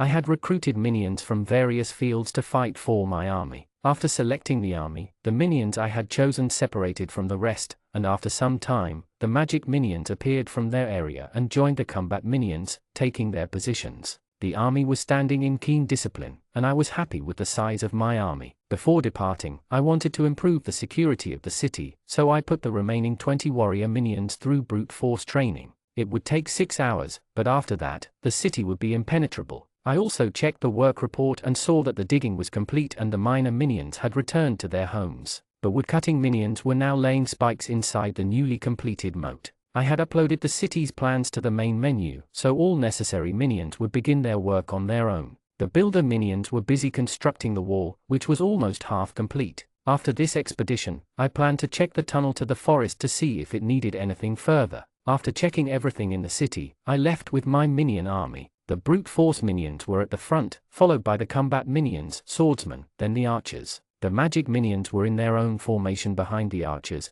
and at the end were me and Chloe, riding our horses and surrounded by the warrior minions. The army passed through the city doors and emerged. The doors had been built by the builder minions and looked very strong. The bridge also looked strong, and as we left, I saw it retracting. It was exactly what I had wanted. Beyond the city, the landscape was dotted with farms, where food was grown to feed the minions. There were also mines and forests, where different types of minions worked to gather resources. As the army prepared to depart, the sun was rising over the horizon, casting a golden glow over the scene. The air was crisp and cool, with the promise of a bright and clear day ahead. The soldiers were eager and ready for battle, their weapons and armor gleaming in the morning light. After leaving the city, I focused on the task ahead. Chloe told me that we should be at the front of the army, but I disagreed. There were decisions that needed to be made at this time, and I took a few moments to consider. Chapter 224 For you. I must be at the front of the army to inspire and rally my troops, I said, but these mindless minions don't require my presence to fight. They will follow orders and do as they are told, whether I am at the front or at the rear. I still think it's important for you to lead from the front, she replied. No, I disagree. These minions are easily replaced, but I am not. If anything were to happen to me, there is no way to replicate my skills and abilities. It is safer for me to stay at the back and let my minions handle the battle. People don't ask a victorious leader how they won, they simply remember the victory. That's all that matters, my lady, I explained. She nodded in understanding, and we continued on our journey. The village we were headed towards was located a few hours away from my city. When we arrived, we found a large wall enclosing the town. However, as the intelligence variant minion had informed me, the wall was not particularly tall. As the army approached, the villagers spotted us from a distance and ran inside, shutting the door behind them. A group of archers positioned themselves on the wall, ready to defend the town. I had something different in mind, however. We stopped a short distance from the village and waited. Throughout the journey, the intelligence variant minion stayed by my side. I considered sending him to negotiate with the villagers. I did not want to kill for sport, but I needed the resources the village had to offer. If the villagers accepted me as their king and swore loyalty, I would bring them to the city and they could live happily under my protection and that of my minions. I explained these terms to the intelligence variant and instructed him on how to convey the message to the villagers. He went to the village and the archers allowed him to approach. He had a brief conversation with one of the archers and was granted entry into the town. I was not planning an attack at the moment but rather hoped for a peaceful resolution through negotiation. I did not want to resort to violence if it could be avoided. After a while, the intelligence variant returned from the village. He walked over to me and reported on the conversation he had with the villagers. Well, I did consider enslaving them. Some proper humans in my city would be beneficial. The people of the village were not willing to surrender. They told him that they would fight to the death if necessary, rather than give up their freedom. They refused to pay taxes or bow to any king and were determined to protect their independence with their lives. It sounds like the leader of the army is considering negotiating with the villagers rather than attacking them. They hope to reach an agreement that would allow the villagers to live happily under the protection of the leader's city, but the villagers are determined to maintain their independence and are prepared to fight to protect it. The intelligence minion was sent to negotiate, but the villagers are not willing to surrender or submit to the leader's rule. Asterisk. As we approached the village, I couldn't help but feel a sense of dread wash over me. The sun was high in the sky, beating down on us with merciless intensity. Sweat poured down my face, stinging my eyes as it mixed with the salty tears of anger and frustration. The air was thick with the smell of smoke and the sound of clashing metal. Chloe looked at me with a mixture of concern and determination. "Are you sure you want to do this?" she shouted above the din. I nodded grimly. They've left us with no other choice. If death is what they want, then death is what they'll get. We rode to the front of our ranks, where the archers were readying their bows. Behind them stood the magic minions, their eyes glowing with otherworldly power. I called on the intelligence warrior to gauge the range of the enemy archers, and he pointed to a spot on the battlefield. The brute force warrior minions took their positions behind the magic minions, while the warrior and swordsmanship minions brought up the rear. I gave my troops a rousing speech, promising victory and glory, and then returned to Chloe's side. 10 warrior minions stayed with us as we waited for the signal to attack. The brute force warrior minions fell in behind the magic minions, with the warrior and swordsmanship minions bringing up the rear. Once my forces were assembled, I laid out my plan of attack and returned to where Chloe waited on her horse, flanked by 10 warrior minions. "Are you ready for this?" I asked her. She nodded, her eyes determined. "I am. Let's do this."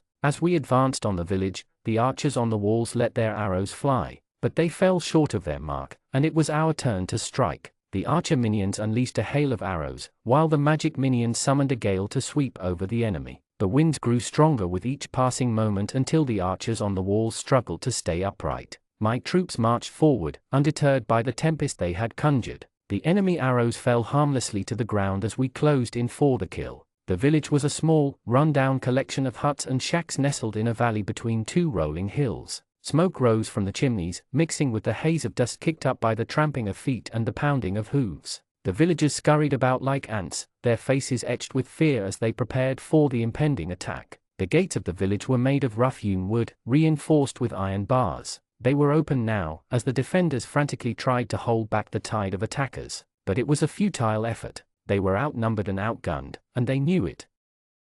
Chapter 225 Attack. As the battle began, my magic minions harnessed their formidable powers to keep the enemy archers at bay. The village was surrounded by high stone walls, which were quickly cleared by the relentless barrage of air attacks from my minions. The wind picked up speed, whipping through the battlefield, kicking up dust and debris as it went. I watched from a safe distance, perched atop a hill overlooking the battlefield. The clashing of swords and the sound of arrows slicing through the air filled the air. The smell of sweat and blood hung heavy in the air, as warriors clashed and fought for survival. The village itself was nestled in a valley, surrounded by rolling hills and dense forests. The sun was high in the sky, beating down on the combatants below with its merciless heat. The ground was dry and rocky, with patches of dead grass struggling to survive. A small stream flowed through the center of the village, providing a source of fresh water for the residents. The homes were simple, made of clay and stone, with thatched roofs and small gardens. Smoke rose from the chimneys, adding to the hazy atmosphere. The village was eerily quiet, as the residents had fled at the first sign of danger. Only the sound of the ongoing battle could be heard. Chloe was eager to join the fight, but she was unsure of what was happening. She believed that one could only prove their worth through combat and killing, treating war as nothing more than a game. However, winning was the only thing that mattered to her. I decided to stay out of harm's way and let my minions do the fighting for me, as I had the ability to create as many of them as I desired. My army marched towards the door, their determination unwavering. From afar, I saw the brute force warrior minions moving to the front of the ranks, their sights set on the door. It wouldn't be long before my army breached the village. I controlled my minions with precision, using them like chess pieces on a board. Suddenly, small patches of the door opened and the enemy began firing arrows at my army. The intelligence variant minion had not warned me of this, leaving me caught off guard. The brute force minions quickly raised their shields, but 3 of the air magic minions were struck. They fell to the ground, unable to continue fighting. One had an arrow lodged in their arm, while the others had multiple arrows piercing their bodies. The brute force minions retreated, followed by the magic minions. The force of the wind began to dissipate, a concerning sign for my army. I ordered the shields to be raised, as the enemy's arrows were coming too close for comfort. The remaining 2 magic minions took cover behind the shields and used all their strength to maintain the gusts of wind. Some of the village warriors attempted to climb the walls and attack us, with a few succeeding in their endeavors. We were pinned down, with arrows flying in from all directions. I struggled to come up with a new strategy, but the surprise attack had thrown me off balance. The magic minions did their best to increase the wind's intensity, but the loss of the other 3 minions was keenly felt. As Chloe approached me, I could see the determination in her eyes. She dismounted from her horse and placed a comforting hand on my shoulder, a gesture that instantly brought me a sense of calm. I looked into her eyes and saw that she understood the gravity of the situation. "Do you have any fire minions?" she asked, her voice steady and confident. I had to think quickly, my mind racing as I tried to come up with a plan. Suddenly, an idea struck me and I felt a surge of energy course through my body. I had completely forgotten about my other magic minions, but now was the time to put them to use against the enemy archers who were raining down a constant barrage of arrows on my army. "Yes, we have them," I replied, my voice filled with determination. "I know exactly what you're thinking. I was just about to do the same." I had a group of 10 flamethrower minions at my disposal, more than enough to burn down the entire village in a matter of seconds. But that wasn't my goal. I wanted to capture the enemy's resources and use them for my own purposes. I shouted out orders to my army, directing them to spread out in a crescent shape and surround the archers on the walls. I then ordered the flamethrower minions to move forward, using the shield of my other minions as protection. They crept steadily towards the wall, the heat of their flames already beginning to scorch the air. When they were in position, I gave the command to attack.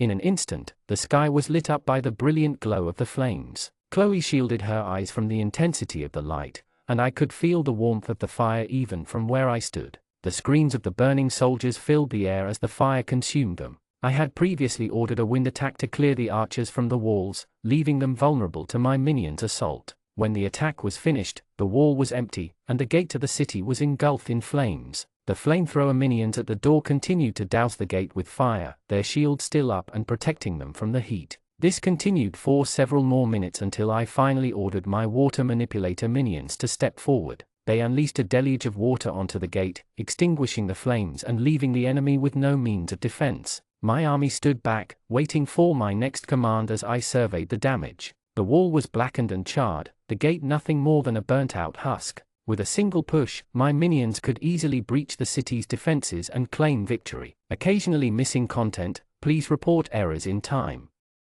Chapter 226 Overwhelm. The sun was beginning to set on the small village nestled in the countryside, casting a golden glow over the battlefield as I waited for any sign of movement from the enemy. I was now on high alert, waiting for any sign of movement from the enemy. However, the other side remained still and silent. Chloe grew increasingly agitated, her desire to attack the village growing stronger with each passing moment. But I was determined to see if these villagers had any more surprises up their sleeves before launching an assault. As I waited, I began to reorganize my army. The magic minions were summoned back to my side, and I ordered the brute force minions to take the lead in the upcoming attack. A line of archers, 20 strong, followed closely behind them, with the warrior minions and swordsmanship minions bringing up the rear. The army was now ready to strike. Once we had entered the city, we formed a dome-shaped formation and advanced, each member taking their position within the formation. The brute force minions would serve as the vanguard, charging into the village and clearing a path for the rest of the army. The warrior and swordsmanship minions would follow closely behind, ready to engage and defeat any enemy soldiers that remained.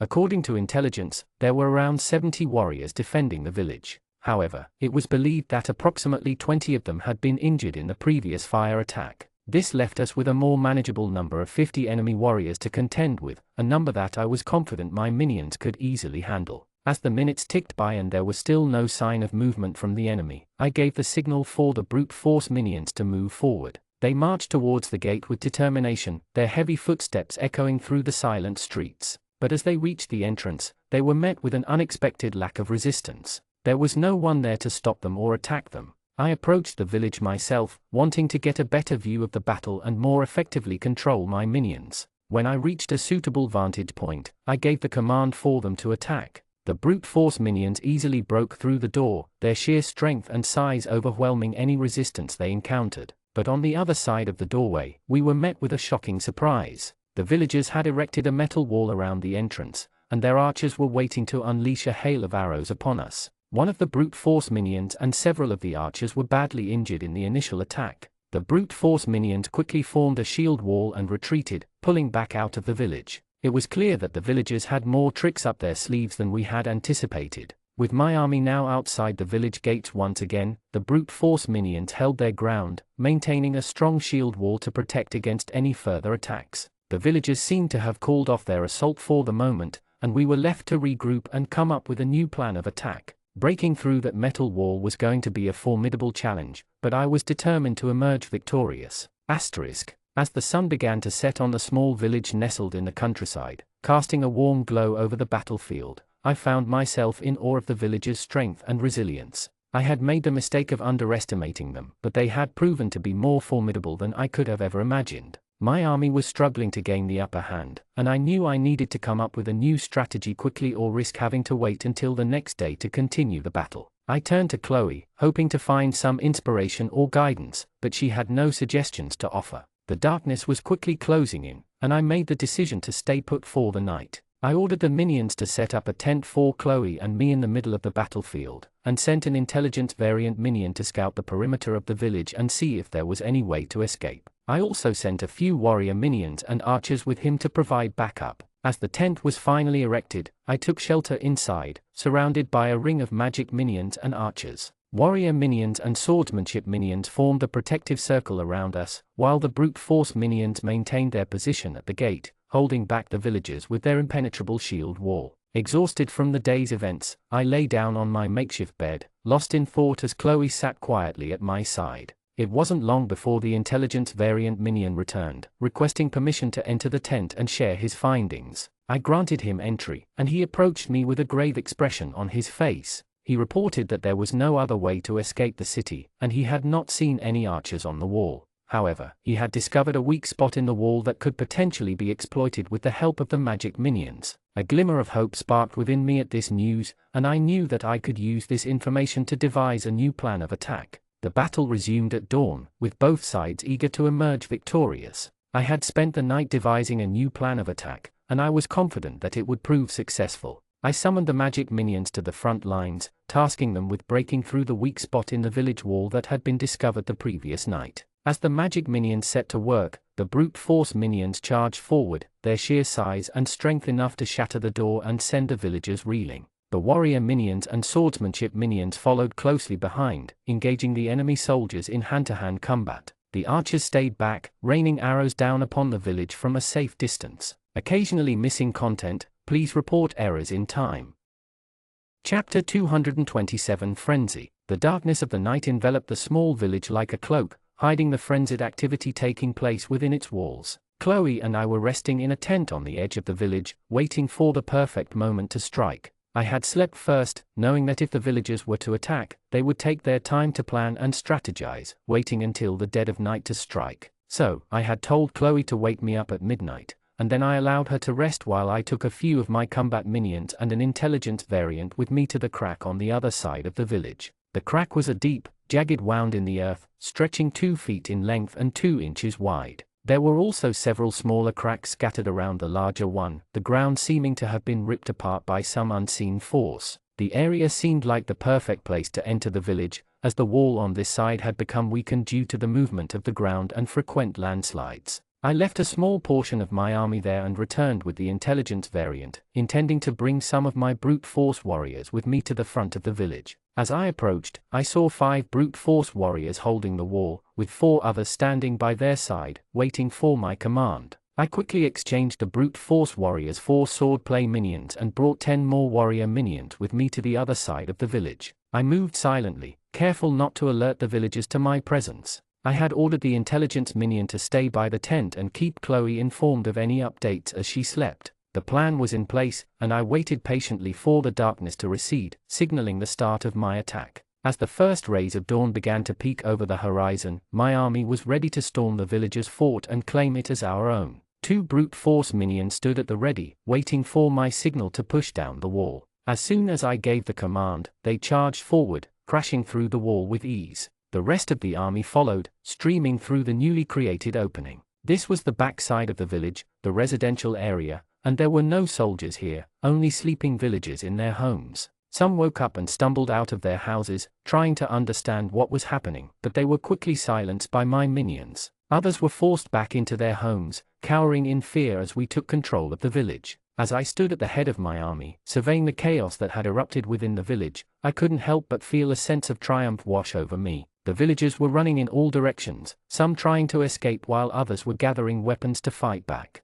But it was no use, my minions were too strong and too well trained. They moved through the village with precision, taking control of every building and corner. I watched as the brute force minions overpowered the villagers, their strength and size making them nearly unbeatable in combat. The swordplay minions were equally as deadly, their swords flashing in the early morning light as they cut down any who dared to stand in their way. And the intelligence variant was working tirelessly, gathering information and providing updates to Chloe and me on the progress of the takeover. The soldiers were unaware of the small crack in the wall on the residential side of the village. It was a tight squeeze, but I selected a few of the strongest warriors from my army to attack through this opening. My forces included 9 brute force warriors, 20 warrior minions, and 5 swordplay minions. As we made our way through the village, we tried to keep the civilians inside their homes and avoid causing any unnecessary disturbance. I left the swordplay minions behind to keep watch over the residential area. We eventually reached the storage area and, after passing through it, entered the barracks where the wounded soldiers were being treated. I knew that a warrior could never forget their defeat, so I had no intention of leaving any of them alive. I gave the order for the warrior minions to eliminate any wounded or guards. The battle began, and it was over in an instant as all of the warriors in the barracks were killed. From the barracks, we reached the training grounds, where we were confronted with another group of enemies. There were about 60 warriors on the other side of the training grounds, with some standing guard in front of the metal wall and others waiting behind them to attack. I used my advanced control menu to command the minions on the opposite side to push forward. The warriors at the gate were focused on defending the metal wall, so we took them by surprise by approaching from behind. Many of them were killed before they even knew what was happening. The brute force minions tore through them with ease, swinging their heavy swords and causing the enemies to writhe in agony as the blades penetrated their bodies. On the other side of the metal wall, my army continued to advance. I ordered one of the brute force minions to bring the wall down, and soon our entire army was inside. 10 enemy warriors were captured, while the rest were killed in the battle. Our victory was complete, and we set about collecting the resources in the village. There was a large number of stones, which we needed for building projects. It seemed that the villagers had been planning to rebuild their village using these stones, as their current houses were made of wood. They had apparently intended to construct a city, but now they would be living in my city, the largest in the world. I instructed my minions to gather the resources and bring them back to my city, and I put the brute force minions in charge of transporting the metal wall back to our city as well. I had a feeling that we might need it in the future. Returning to the training grounds, I had to make some decisions about the captured warriors. They were kneeling, with the swords of the swordplay minions at their throats. Chloe was standing in front of them, offering them the opportunity to join our army, but they all refused. Occasionally missing content, please report errors in time. Chapter 228 Develop. Now I return to the training grounds to make some decisions about the captured warriors. The warriors were on their knees, with swordplay minions holding their swords to their necks. Chloe was standing in front of them, trying to persuade them to join our army, but none of them were willing. One of them said they would rather die than become part of our army. I came up from behind and said, well, I will give you that you are a brave warrior, but there is a problem that my friend and warrior doesn't understand. She was asking you to join our army, but I am not going to ask anything. What does that mean? Don't we need more warriors? Chloe asked. Yes, we do need more warriors, but we will create more warriors. The enemy cannot become our warriors. Don't you know that? May I ask, what is the name of this village? I said. The warriors didn't say anything. Chloe stepped forward and punched one in the face and kicked him in the gut, but still not a word was spoken. Good. I have become a fan of your spirit, but this doesn't mean you will live. You are all going to die because we don't want traitors in our warrior camps, I said to them.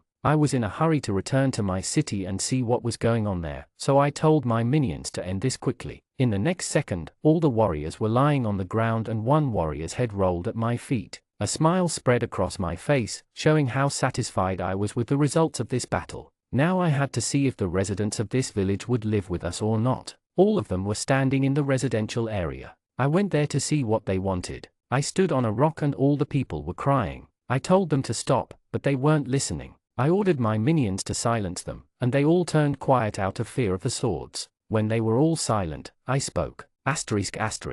Residents, I understand that you are all terrified of me and my army, but please do not fear us. We have no intention of causing you harm as long as you follow my instructions. You are all incredibly valuable to me, and I will not treat you as slaves. Instead, you will be given the status of citizens in my city, just as if you have always lived here. I will provide you with protection, housing that is made of stone and furnished with high-quality items, and a constant supply of food. Your children will have a bright future in my city, rather than remaining stuck in this dilapidated village. There is no need to join my army, simply live freely and comfortably under my care. Despite my assurances, the villagers found it difficult to trust me. They believed that my offer was merely a ploy to lure them into my city. However, Chloe stepped forward to reassure them. He took me in and, unlike other leaders, did not make me his slave. Instead, he treated me with kindness and respect, becoming my friend. I can assure you that you will not be treated as slaves either. You will be granted the same privileges as me, with your own homes and the title of citizens in our city.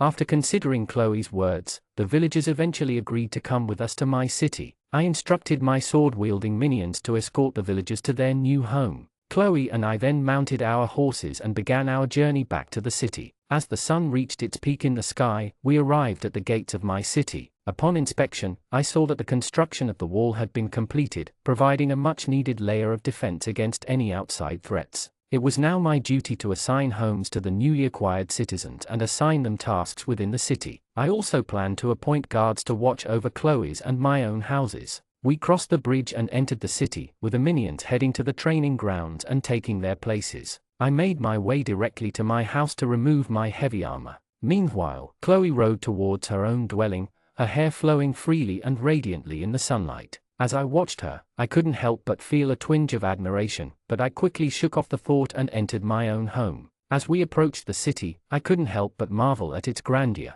The walls were constructed of sturdy stone, standing tall and proud against the backdrop of the lush green forests and rolling hills that surrounded it. The city sprawled out before us, with streets bustling with activity and the sounds of industry filling the air. The scent of baking bread and roasting meat wafted towards us, making my stomach growl with hunger. Chloe and I dismounted from our horses, handing the reins over to the stable hands who rushed forward to take them. We made our way towards the castle, its towering spires reaching towards the sky. The castle was a marvel of architecture, with delicate carvings adorning the exterior and sparkling jewels embedded in the walls. As we passed through the gates, I couldn't help but feel a sense of pride at the sight of my home. Inside the castle, the interior was just as impressive as the exterior. Rich tapestries adorned the walls, depicting scenes of battles and triumphs. The floors were made of gleaming marble, cool to the touch and impeccable clean. Servants bustled about, carrying out their duties with efficiency and grace. Chloe and I made our way towards my chambers, passing through grand hallways and opulent rooms. As we entered my chambers, I couldn't help but feel a sense of relief at the prospect of finally being able to rest. I guess I could deal with this issue later. Occasionally missing content, please report errors in time. Chapter 229 Avenge. It was a warm afternoon when we returned to the bustling city. Exhausted from the long expedition, I stumbled into my house and collapsed onto my bed. I longed for a moment of solitude, so I closed my eyes and let out a deep sigh. But as soon as I did, Chloe's face appeared in my mind's eye, her beauty causing my heart to skip a beat. I couldn't shake the feeling that I was constantly thinking about her, even when I was alone. I had been lonely here for a long time, and Chloe was the only one who had connected with me and been with me from the start. I suppose I had grown attached to her because I found myself constantly thinking about her. I was lying on my bed, lost in thought when someone knocked on the door. I called out for them to enter, and my Minion manager appeared. He handed me a progress report from the previous day and informed me that an intelligence variant Minion was waiting outside with information about a village that we might attack. I glanced over the report and saw that everything was going smoothly. I told the manager that I would be out soon. Just as I was lost in thought, a knock at the door pulled me back to reality. My Minion manager entered, a stack of papers in hand. He gave me a progress report from the previous day and informed me that an intelligence variant Minion was waiting outside with information about a potential new target, a village in the northeast. Despite my weariness, I knew I had to attend to this matter. I dragged myself out of bed and made my way outside to meet the Minion. He stood at a respectful distance, and as I approached, he began conveying his message. He told me about a village known for its skilled weapon makers, who crafted and sold their wares to anyone who desired them. The iron gate at the barracks, I learned, had even been made in this village. "What news do you bring?" I asked. "My lord," the Minion began, "I bring word of a village in the northeast, known for its skilled weapon makers. They craft and sell their wares to anyone who desires them, and the iron gate at the barracks was even made in this village." I nodded, intrigued. "And what else?" "The village has a talent for weapon innovation, my lord," the Minion continued. "They have created such designs as chained axes and arrow shooters."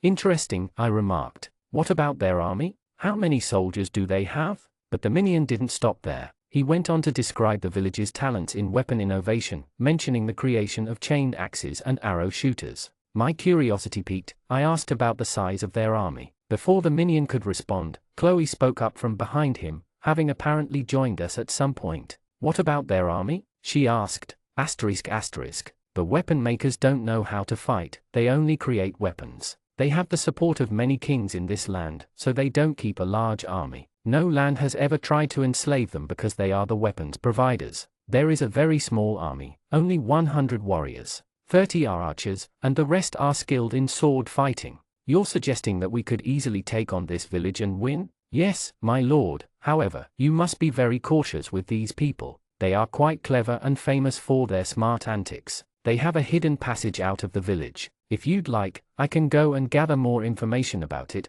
as it could be problematic if any of them escape and call for help during the attack on the village." "We will attack, and once we are there, you can find out about the hidden passage," Chloe said. But I wasn't sure about this. If some of their people saw my army approaching, they might escape as soon as possible. Sending the Minion earlier was a better plan. "No, we cannot do this. It would be very risky. We will not attack at once, we will attack the village tomorrow, and until then you will have to find out about the secret passage out of the village," I said, wanting to be cautious with every attack. "So, should I go, my lord?" "Yes, you may. But first, provide me with a map of the village." "You haven't provided me with a map yet." "I was waiting for your order, my lord." "Here is the map of the village," he said, handing it to me. He showed me all the houses, weapon shops, and other places in the village. He pointed out the storage areas, which were double the size of the last village. He told me there were a lot of resources in this village, enough weapons to last forever. My eyes widened at the thought of all these resources. I told him to provide me with a map of the village,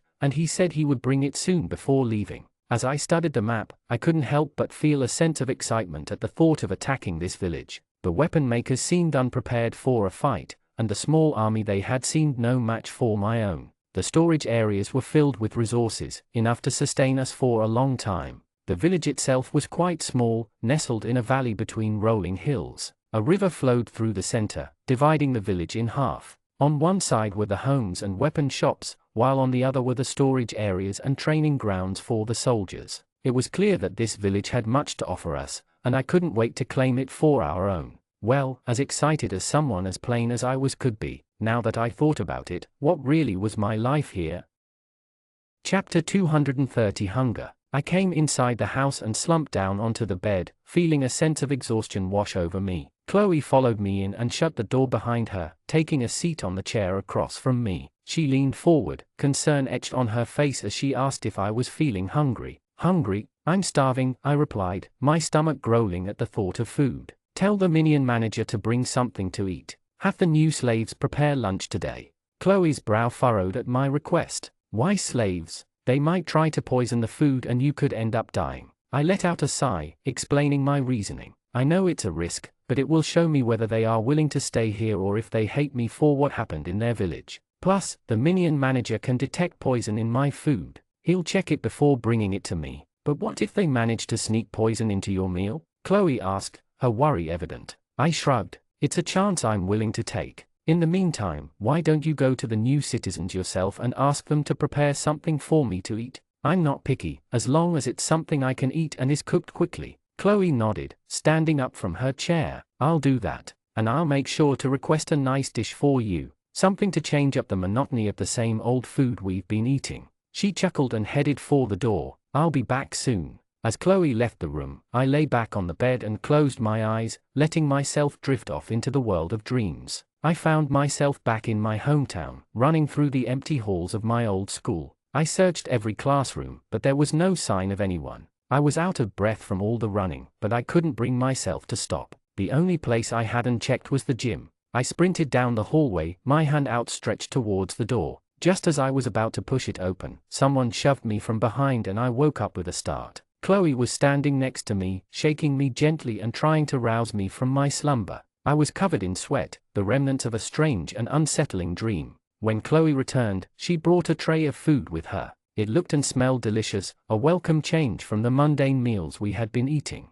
We sat down to eat together, the taste of the food surpassing all of my expectations. The Minions were skilled cooks, but even the most expertly prepared meals can become tedious after a while. After finishing my lunch in the early evening, I decided to go for a walk around the city. The walls were complete and the Minions were hard at work on the tall tower. I wanted to see how their progress was coming along and meet some of the new citizens. It had been a long time since I had spent any significant amount of time around humans other than Chloe and the Minions. The Minions were essentially my slaves and never spoke unless given permission. It would be refreshing to interact with the new citizens and see what they were like. I shared my thoughts with Chloe, and she appreciated my candor, suggesting that it would be a good idea for me to go out and meet some new people in the city. I changed into a fresh set of clothes, and we headed together to the center of the city. The builder Minions were hard at work on the towering high tower, its construction well underway. I checked on the resources and saw that the stones, which had been dwindling in supply when I first began the city's construction, were now increasing at an impressive rate. As the work was progressing smoothly, I was confident that the tower would be completed in a timely manner. Chloe gazed up at the structure, her eyes wide with wonder at its impressive height and stable design.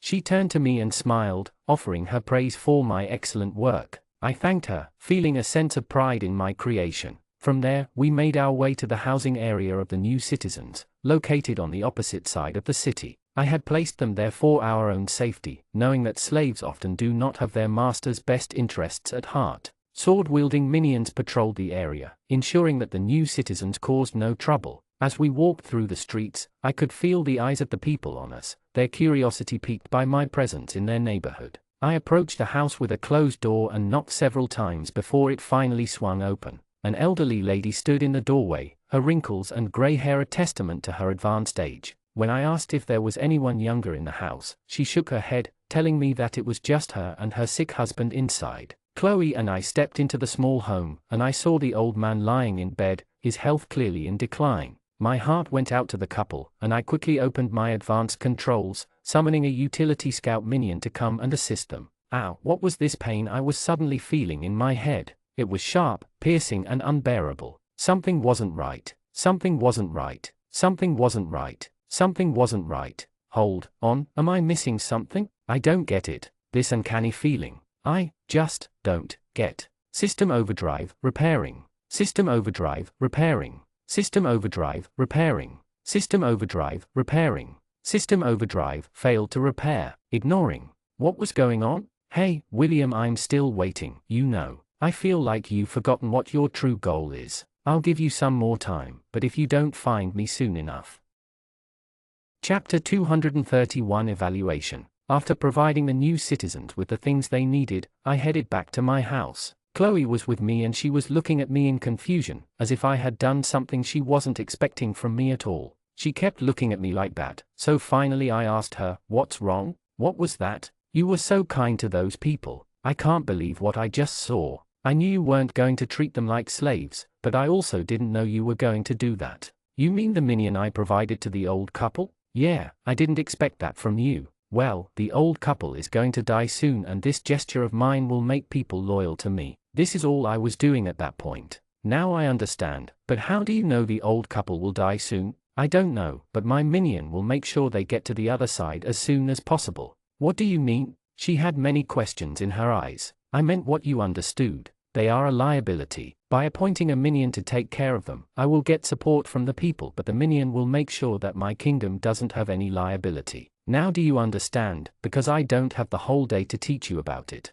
"So, you're just going to kill them?" "No, I won't. The minion will, and it's all being done for the well-being of this kingdom. I have given them a new place to live. I could have killed them and taken over all their possessions, but I didn't. So, I can do this. I have done so much that I can do this." She nodded and didn't say anything afterwards. I understood that she wasn't liking my method, but this is the ultimate method when it comes to life and death for a whole city. This conversation wasn't important to me, so I ignored it and focused on the bigger task ahead. I had to create more minions if I wanted to take on the bigger kingdoms. I would have to be prepared for any storm coming my way. I entered my house with all these thoughts and sat on my bed. Then I called for Chloe. When I looked around, she wasn't there and the door was still open. I smiled because I understood that my actions had made her angry, but she wouldn't stay angry for long. I got up and closed the door. I was still smiling while thinking about her and how nice she was to get angry over killing some old slaves. The people didn't know, but she and I knew they were slaves and we would dispose of them if we didn't need them, but her care for the same people felt a little good.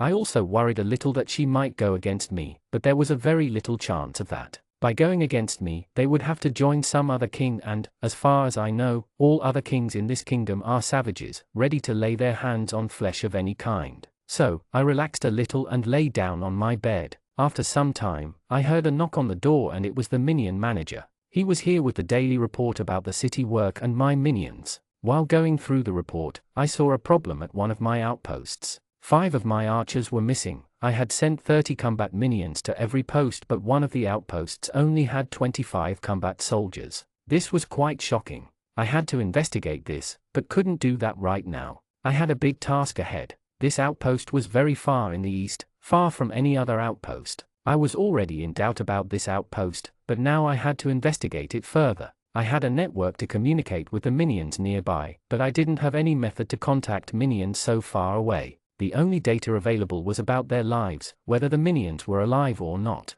So, there were 5 fewer minions at one of my outposts. This could be alarming. They might be under attack. This is not a good sign. If that outpost is under attack, the enemy might try to attack my other outposts, which could become a problem in the future. I allowed the minion manager to go, but his report has put me in doubt. I was attacking other cities and villages, but here someone has been attacking my minions. I have to take care of it after I am done with the big task tomorrow. I laid back to relax and think about the tasks ahead. We were going to leave tomorrow early, so before that I will have to figure out the soldiers I have up for the task. I opened up the advanced control menu to form an army for tomorrow. Resource division, 798 minions. Show more. Combat division, standard, 585 minions. -28x advanced warrior minion. -60x warrior minions. -338x scout minions, swordplay. -159x scout minions, archery. Combat division, magic, 310 minions. 29x scout minion, fire magic, residential heater. 43x scout minion, fire magic, projectile controller. 52x scout minion, fire magic, flamethrower. 31x scout minion, water magic, ice warrior. 27x scout minion, water magic, arctic wind. 19x scout minion, water magic, water manipulator. 15x scout minion, wind magic, defensive wind. 21x scout minion, wind magic, visceral turbine. 32x scout minion, wind magic, projectile enhancer. 19x scout minion, earth magic, brute. 14x scout minion, earth magic, solid control. 8x scout minion, earth magic, land scaler. Utility division, 76 minions. Show more. Well, I was still growing, although the casualties taken during the last few battles have stumped my army from growing as much as I had liked. Still, I needed to expand my sphere of influence if I wanted to use everything effectively. Chapter 232 Intelligence. I was feeling bad to see my 5 archers died today. It was the worst feeling I ever had because this can be an attack from an enemy. The new zombies with immense power and durability were capable of killing my archers, but not when they are in a building. In a hand-to-hand combat, zombies might have an upper hand, but this wasn't their doing. These new zombies were unlike any I had encountered before. They were larger, faster, and had an unusual level of intelligence. Their skin was thick and leathery, almost impervious to arrows and swords. They had razor-sharp claws and teeth that could tear through flesh and armor with ease. Their eyes were wild, filled with a mad fury that seemed to drive them to relentlessly pursue their prey. They were relentless beasts that seemed to feel no pain or fear. I was again thinking about the outpost incident where I must be thinking about the soldiers I have to select to fight for me tomorrow. I focused on the menu again and opened the army selection option. I was selecting an army right now, so tomorrow they are ready before I step in the training ground and we should be ready to leave. So, army selection menu was opened in front of me. Army selection. Combat division, standard, 347 minions. -15x advanced warrior minion. -30x warrior minions. -200x scout minions, swordplay. -100x scout minions, archery. Combat division, magic, 30 minions. 0x scout minion, fire magic, residential heater. 5x scout minion, fire magic, projectile controller. 10x scout minion, fire magic, flamethrower. 0x scout minion, water magic, ice warrior. 0x scout minion, water magic, arctic wind. 0x scout minion, water magic, water manipulator. 5x scout minion, wind magic, defensive wind. 0x scout minion, wind magic, visceral turbine. 5x scout minion, wind magic, projectile enhancer. 5x scout minion, earth magic, brute. 0x scout minion, earth magic, solid control. 0x scout minion, earth magic, land scaler. So, this was what my army was going to look like tomorrow. I didn't add many magic minions because I just don't use them. I also have to protect them. The incident that happened last time shouldn't happen again. I was very satisfied with my army. This time, I was going to have 15 brute force minions, which can decimate a small army all by themselves. I was also thinking about taking the iron wall with me to the battlefield. The other army will be inside the walls, and we also need something to protect our archers. The holes inside the wall will allow archers to shoot arrows, and the wall will protect them. 5 brute force minions will easily take the iron wall with us on expeditions. The only worry I had about this attack was the weaponry they were going to use. The intelligence variant minions told me that they were weapon makers and they were famous for their invent irons. The iron wall is a great invention that can change the flow of a whole battle. I was worried they might have some new weapons with them, which might pack a strong punch. I will have to be careful about the fight tomorrow. After having dinner, I slept earlier because tomorrow we will leave early. I rose early, while the sky was still enveloped in the cloak of darkness. The chill in the air seeped through my armor as I made my way out of the barracks to where my trusty steed was tethered, eagerly awaiting our departure. With a mounting sense of excitement and purpose, I donned my armor, feeling the weight of it settle comfortably on my shoulders as I made my way to the training house. Upon arrival, I found that the army was already assembled, ready to depart at a moment's notice. But something was amiss. Chloe, one of my most trusted companions and advisors, was missing. Without hesitation, I dispatched a utility minion to go check on her, and soon enough she arrived on her horse, her expression troubled and distant. I quickly dismissed her appearance, as now was not the time for personal concerns. We had a mission to fulfill. We set out, heading towards the northeast, with a map provided by my intelligence variant minions as our guide. They had assured me that they would meet us along the way. As we trudged through the darkness, the cool morning air biting at our faces, I couldn't help but feel a sense of anticipation building within me. As we journeyed on, the sky slowly began to lighten, the first rays of sun peeking over the horizon.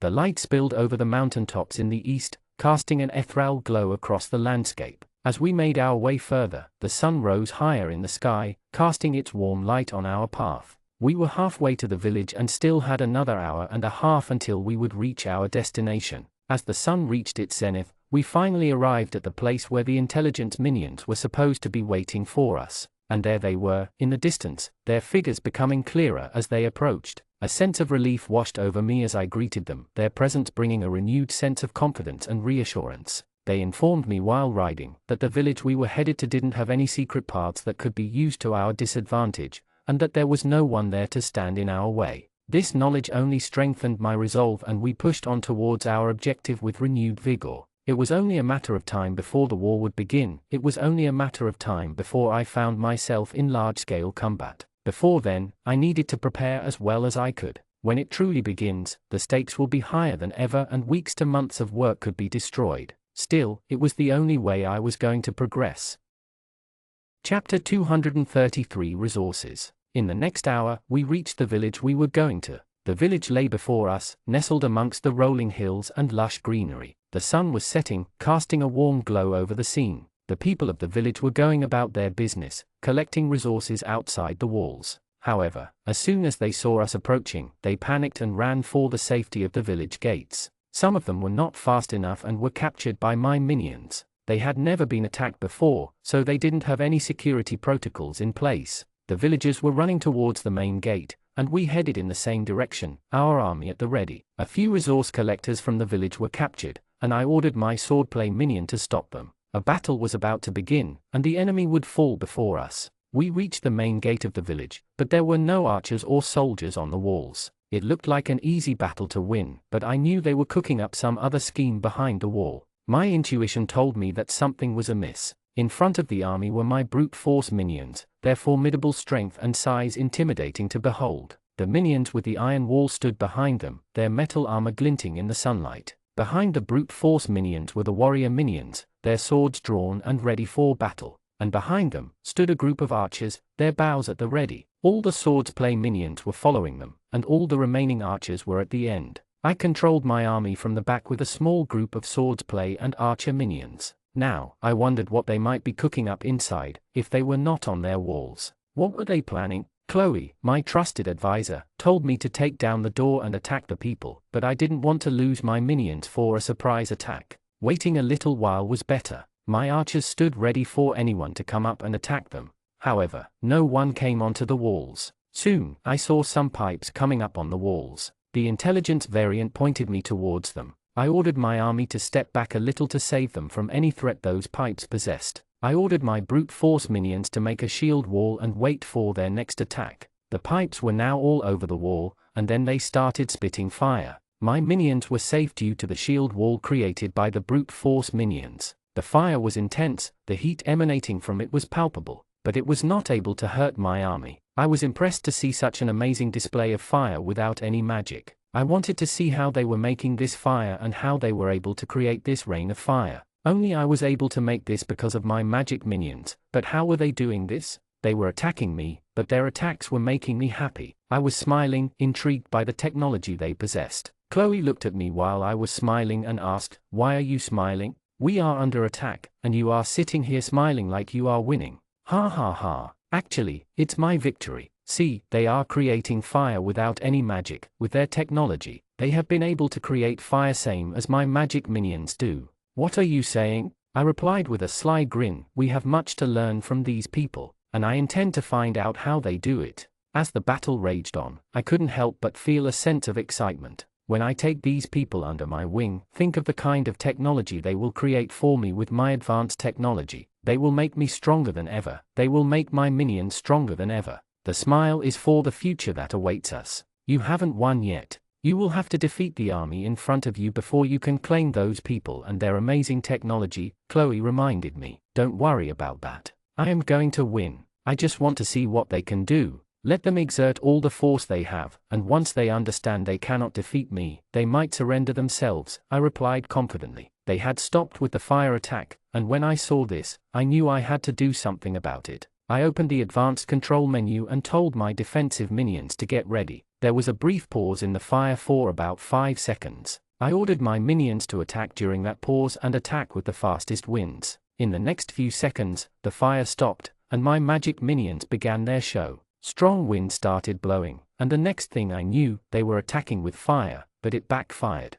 They had stopped the fire attack, and now I was waiting for their next move. The winds were blowing very fast now, and there was no chance that they would be able to get on the walls and attack my minions. I was able to see that the pipes were not visible on the wall anymore. Chloe came near and told me to begin the attack now, but I wasn't ready to attack yet. I had learned something from their previous attack and had an idea. I ordered my minions with the iron gate to step forward. The whole of the iron gate wouldn't fit through the door, so I told the minions from either side to stop behind. I told 3 more brute force minions to hold each piece and go through the door. Now, I had to wait for an attack from the other side. After a few tries, the minions went through the gate. The 2 remaining sides moved forward and joined the other 3 pieces. The villagers weren't able to install their iron wall because I hadn't given them much time. They had brought 1 piece near the wall, but that was it. They weren't prepared for me to enter so early. Occasionally missing content, please report errors in time. Chapter 234 Elimination. As the archers came forward, they began to showcase their impressive skills. Each shot was expertly aimed and executed, taking down 1 soldier from the opposing side with deadly precision. The main objective was to eliminate all of the archers, as they were the only real threat to my minions. The warriors from the enemy village couldn't match the skill of my swordsman minions. I approached the wall as the battle raged on, my heart pounding with excitement. My archers were taking down enemy soldiers with each shot, their arrows whistling through the air and thudding into flesh with satisfying force. Arrows were also being fired from the opposing side, but they were unable to harm my soldiers, who were well protected by the iron wall. My decision to bring the iron wall with me had proven to be a wise one, as it was now proving to be the key to our victory. As the sound of enemy arrows decreased, the attack from the opposing side eventually ceased altogether. I ordered my minions to only kill the warriors and to spare the innocent villagers. My brute force minions opened the wall and my warrior minions, along with brute force and swordsmen, entered the village. They began killing all of the warriors, pushing the citizens back into the village and ensuring their safety. I sent an intelligence variant to assess the situation within the village and report back to me. He returned with the information that all of the enemies had been defeated and that it was safe for me to enter. I rode into the village on my horse, my head held high, with Chloe by my side on her own horse. We were now the rulers of the village and the villagers looked upon us with a mix of fear and respect. A few of the enemy warriors had been captured by my minions and were kneeling in a line, awaiting their fate. I didn't want to be involved in their execution, so I sent Chloe to take care of it. I instructed her to kill each of them and ensure that none of them escaped alive. She went to the enemy soldiers while I headed towards the storage area. Inside, I found some impressive weaponry, including highly advanced crossbows and other deadly instruments of war. One of the villagers was with me and explained the weapons to me, including one with a small pipe and a large bag attached, which the villager said was a flamethrower. I couldn't help but feel a sense of satisfaction and pride as I surveyed the spoils of our victory. I was truly awestruck by their invention. Now I understood how the flamethrowers on the wall worked without any magic. It was pure engineering brilliance. The villager showed me an array of weapons, each one more impressive than the last. They showed me swords that were lighter than any sword I had ever seen in my city, yet they had double the strength and sharpness. As I held one of the swords in my hand, I could hardly believe its weight, or rather its lack of it. It was half the weight of my own sword and yet it felt like it could cut through anything. I was truly impressed by all the items they had in their storage. It was a true treasure trove of weapons and armaments. We moved forward and saw that they had a vast amount of gold and silver, piles of it. They were skilled craftsmen, so they had accumulated a large amount of wealth through their efforts and trading. The villagers were even crying as my minions took out all the gold and silver from the storage. It was clear that they had a deep attachment to their possessions and wealth. I ordered my minions to bring every villager to me. I wanted to address them personally. This was their hard-earned wealth, so I thought that I could earn their loyalty and respect by showing them that I understood and respected the value of their possessions. The prisoners from outside the village were also brought inside and were kneeling in a line, awaiting their fate. I asked them about the gold and if they had any records of who owned how much of it. The villagers told me that the gold belonged to each and every villager equally and that they kept everything together and everyone had equal rights to it.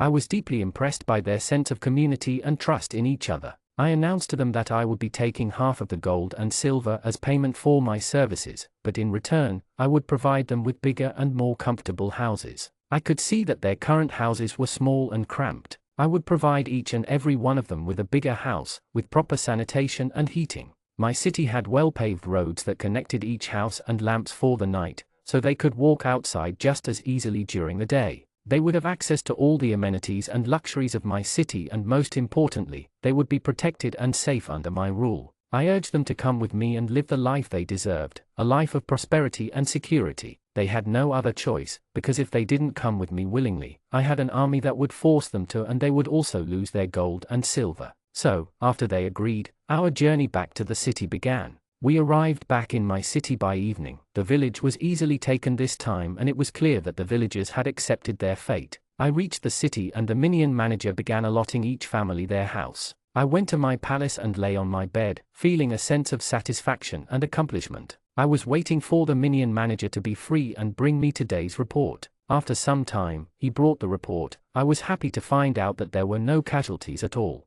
Now I had to think about the next step. I called the intelligence variant Minion and sent him to gather information about the attack and who was responsible for it. I told him everything and sent him to my outpost. Now, I had to wait for the information this Minion was going to bring back for me and plan my next move. The conquest of this village was just the beginning. There were many more to come. Occasionally missing content. Please report errors in time.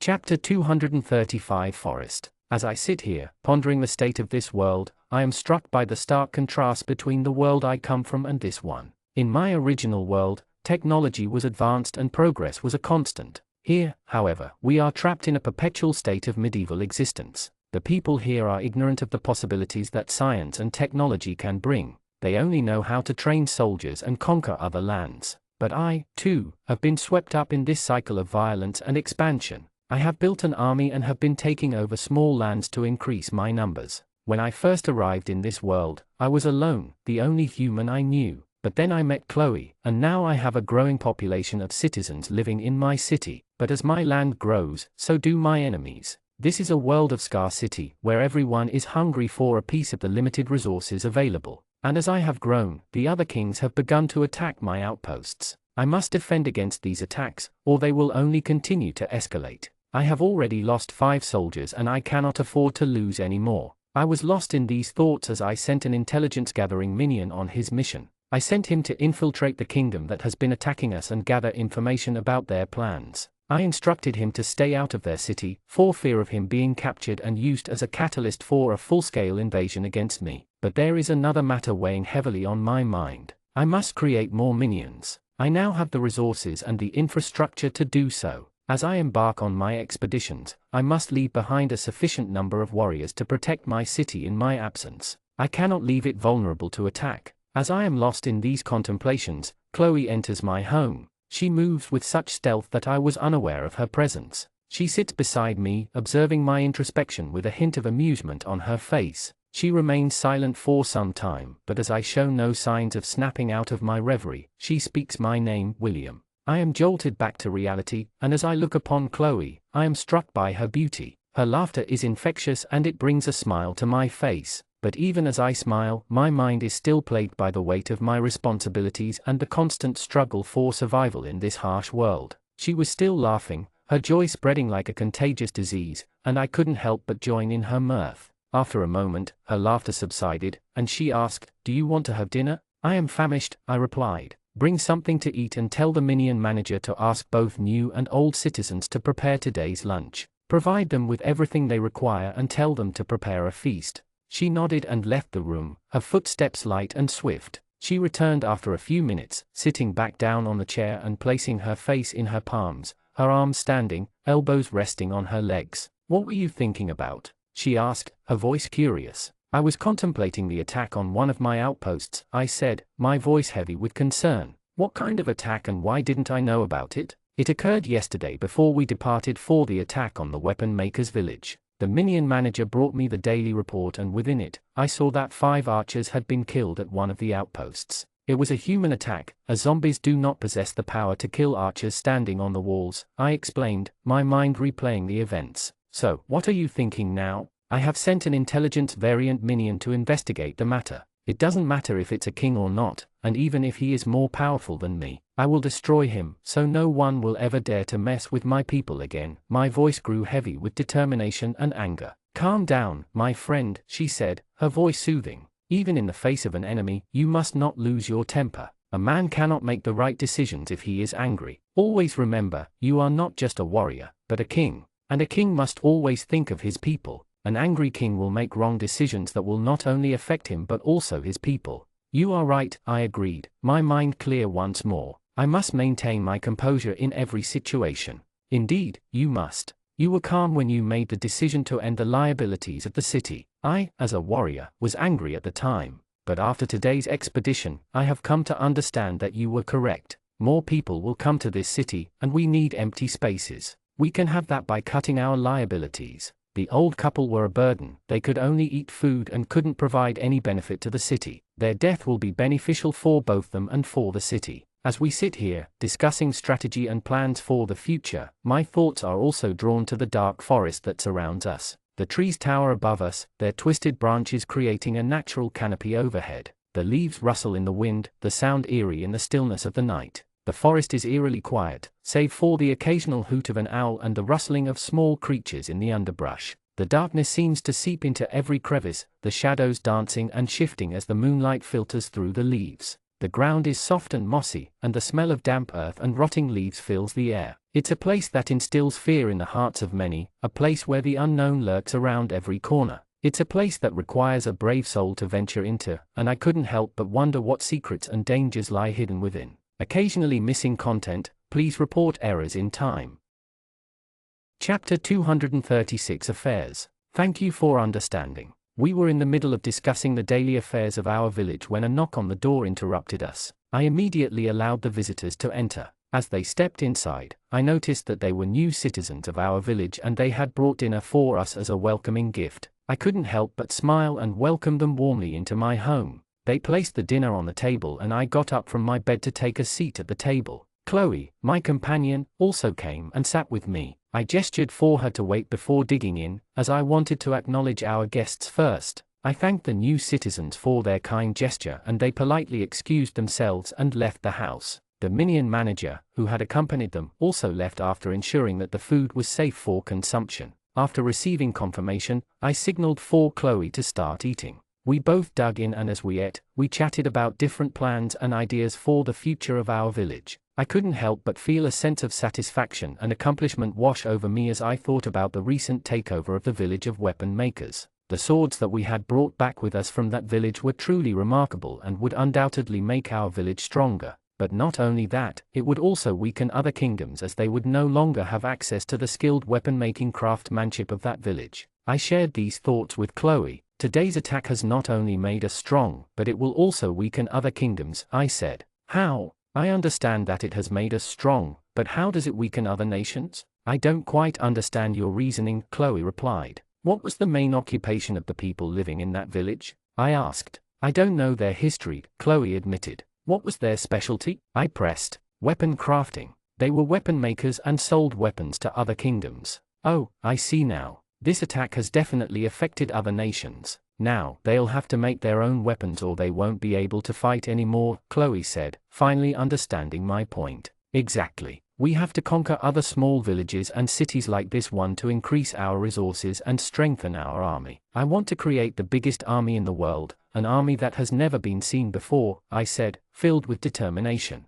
You will have your dream army soon. But for now, I think it's best if we both get some rest, Chloe said as she stood up from the table. I couldn't agree more. I was feeling quite exhausted from all the traveling we had done today. So, I made my way to my bed, and as soon as my head hit the pillow, I was off to dreamland. I woke up the next morning feeling rejuvenated and ready for the day ahead. I decided to make my way to the training ground to check on my minions and see how their training was progressing. As I approached the training ground, I could hear the sounds of clashing swords and the grunts of exertion from the young apprentices. There were small children, no older than 10, sparring with each other under the watchful eye of an old, experienced warrior who was teaching them the art of combat. I allowed them to continue, but it filled me with a sense of unease. I couldn't shake off the feeling that something was off. Perhaps it was the idea of children being trained to be soldiers that didn't sit well with me. I didn't want human warriors in my army. They were far too unpredictable and unreliable. I then made my way to the citizens' area to assess the situation there. To my dismay, I found that the people were not doing anything productive. They seemed listless, almost as if they were in a state of limbo. My minions were scattered all over the place, and upon observing their placement, I felt an overwhelming sense of the need for more minions. I approached the people and asked if they needed anything, but they just shook their heads in silence. I told them to rest and take it easy, and then headed back to the training ground. On my way back, I noticed something that caught my attention. I saw people farming inside the city, tending to crops and livestock. I stopped there for a while and observed the scene, feeling a sense of contentment wash over me. These people were working hard to ensure the survival of our village, and it made me proud to be their leader. I then made my way back to the training ground. Once there, I called the minion manager and ordered him to craft new minions, as I felt that our army needed to be strengthened in order to secure the future of our village. I opened the advanced control menu. Resource Division, 798 minions. Show More. Combat Division, Standard, 585 minions. -48x Advanced Warrior Minion. -40x Warrior Minions. -338x Scout Minions, Swordplay. -159x Scout Minions, Archery. Combat Division, Magic, 310 minions. 29x Scout Minion, Fire Magic, Residential Heater. 43x Scout Minion, Fire Magic, Projectile Controller. 52x Scout Minion, Fire Magic, Flamethrower. 31x Scout Minion, Water Magic, Ice Warrior. 27x Scout Minion, Water Magic, Arctic Wind. 19x Scout Minion, Water Magic, Water Manipulator. 15x Scout Minion, Wind Magic, Defensive Wind. 21x Scout Minion, Wind Magic, Visceral Turbine. 32x Scout Minion, Wind Magic, Projectile Enhancer. 19x Scout Minion, Earth Magic, Brute. 14x Scout Minion, Earth Magic, Solid Control. 8x Scout Minion, Earth Magic, Land Scaler. Utility Division, 76 minions. Show More. I only had 40 warrior minions left, so I needed more of them and more archers if I were to go against a big army. So, I told the minion manager to check if we had enough resources to create 200 warrior minions and 150 scout minions, archers. The minion manager paused for a second and then told me that we had enough resources to create 1,000 warrior minions and 2,000 archers. My eyes sparkled with excitement. This meant that I could create as many minions as I wanted.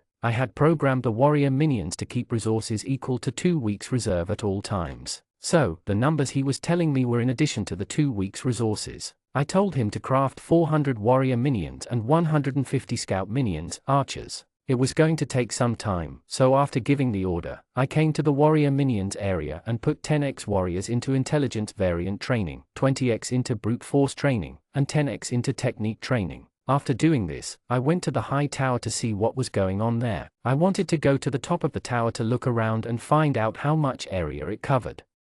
Chapter 237 Intimidation. The high tower was an intimidating structure, towering high above the surrounding landscape, and I couldn't help but feel a sense of awe as I reached the top. From there, I could see everything I desired. The vast expanse of the land spread out before me like a tapestry. The scenery was breathtaking, with rolling hills, lush forests, and sparkling rivers. Even the village that I had earlier decimated was visible, although it was not very clear. I couldn't help but wonder if there was something that could help me see distant objects with greater clarity. As a man from medieval times, I knew about binoculars, but in this world, my thoughts were different. The world around me had taken over my senses, and I couldn't help but feel a sense of wonder and curiosity about the things I saw. I went down from the high tower and made my way to the new residence area. I ventured to the weapons maker's area, where I met an old weapon and tool maker. He was an old man, with wrinkles etched deeply into his face, and a kind of wisdom in his eyes that comes from a lifetime of experience.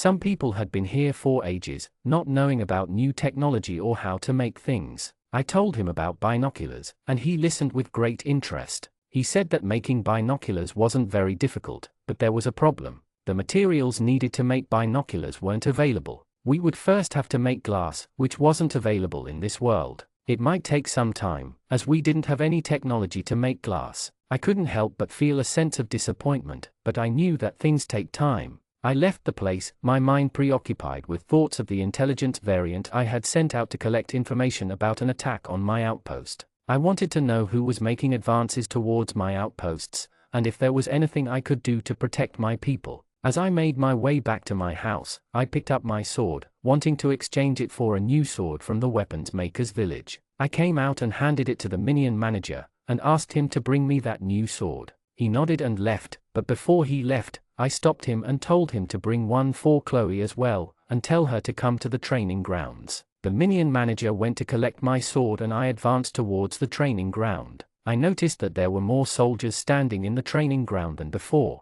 I remembered that I had earlier told the Minion manager to create more men for me, and it seemed that he had done so. I opened the advanced control menu to check the new numbers we had. The training ground was bustling with activity, with soldiers practicing their swordsmanship, archery and other combat skills. The sight filled me with a sense of pride and determination, knowing that my people were strong and ready to defend themselves. Advanced control menu. Resource division, 798 minions. Show more. Combat division, standard, 1135 minions. -88x advanced warrior minion. -400x warrior minions. -338x scout minions, swordplay. -309x scout minions, archery. Combat division, magic, 310 minions. 29x scout minion, fire magic, residential heater. 43x scout minion, fire magic, projectile controller. 52x scout minion, fire magic, flamethrower.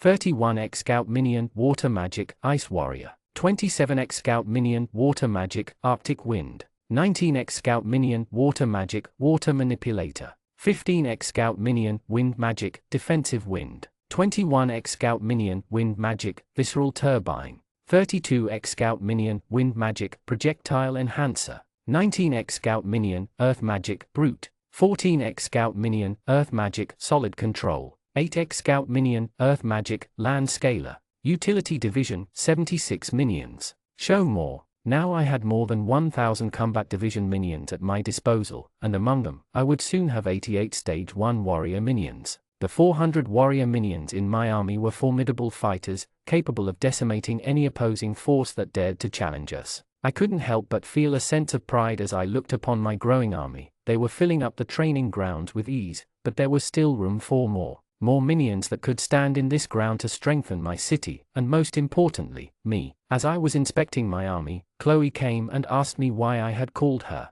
The Minion manager also came a few seconds after her. He had 2 swords in his hand. He handed one to Chloe and the second one to me. Chloe seemed to understand the purpose of my summons. "So, you want to train with me, is that right?" she asked me, her sword held steady in her hand. "You can never be wrong, you are a warrior, and a warrior is always right," I replied, and launched an attack. She was quick on her feet, successfully defending herself, but I could tell she was not ready for my sudden attack. I didn't let up, and continued to press my offensive, raining down strikes upon her. Chloe was not prepared for this relentless assault, and it seemed to disorient her. But she was a skilled warrior, and she quickly regained her footing, launching counterattacks of her own. "That wasn't cool, you attacked me without any warning. Now defend yourself," she roared at me, her voice filled with determination. Her strikes became stronger, more powerful, as she fought to match my own. Chloe was a fearless warrior. Her fighting skills were unparalleled among any human I had ever seen.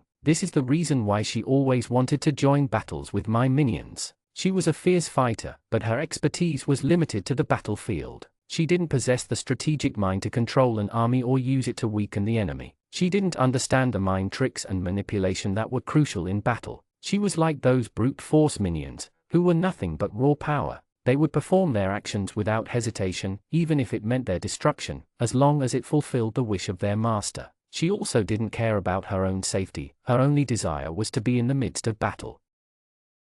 Chapter 238 Blazing. We had been training for quite some time, and the blazing sun was now beating down on us, forcing us to seek refuge under some shadow. As I entered the barracks, I realized that we were the only ones present. I quickly began to remove my armor, which had become unbearably hot from the intense heat. I placed it to the side and noticed that she too was struggling to remove hers. However, the laces of her armor had become entangled with her dress, leaving her stuck and unable to move her arms. I immediately went to her aid, and as I approached, I could see the distress etched on her face. Chloe was frantically trying to wiggle out of her armor, but to no avail. I placed my hands on her armor and held her steady, bringing an end to her frenzied movements. I then proceeded to slowly and carefully untangle the laces that were preventing her from removing her armor. The laces were particularly stubborn, and they were snagged near her waist. This required me to touch her in that area to free the laces, and as I did, I noticed a slight giggle escape her lips. It seemed that she was quite ticklish at that spot. I couldn't help but let a smile spread across my own face as I finally succeeded in freeing her from the entangled laces.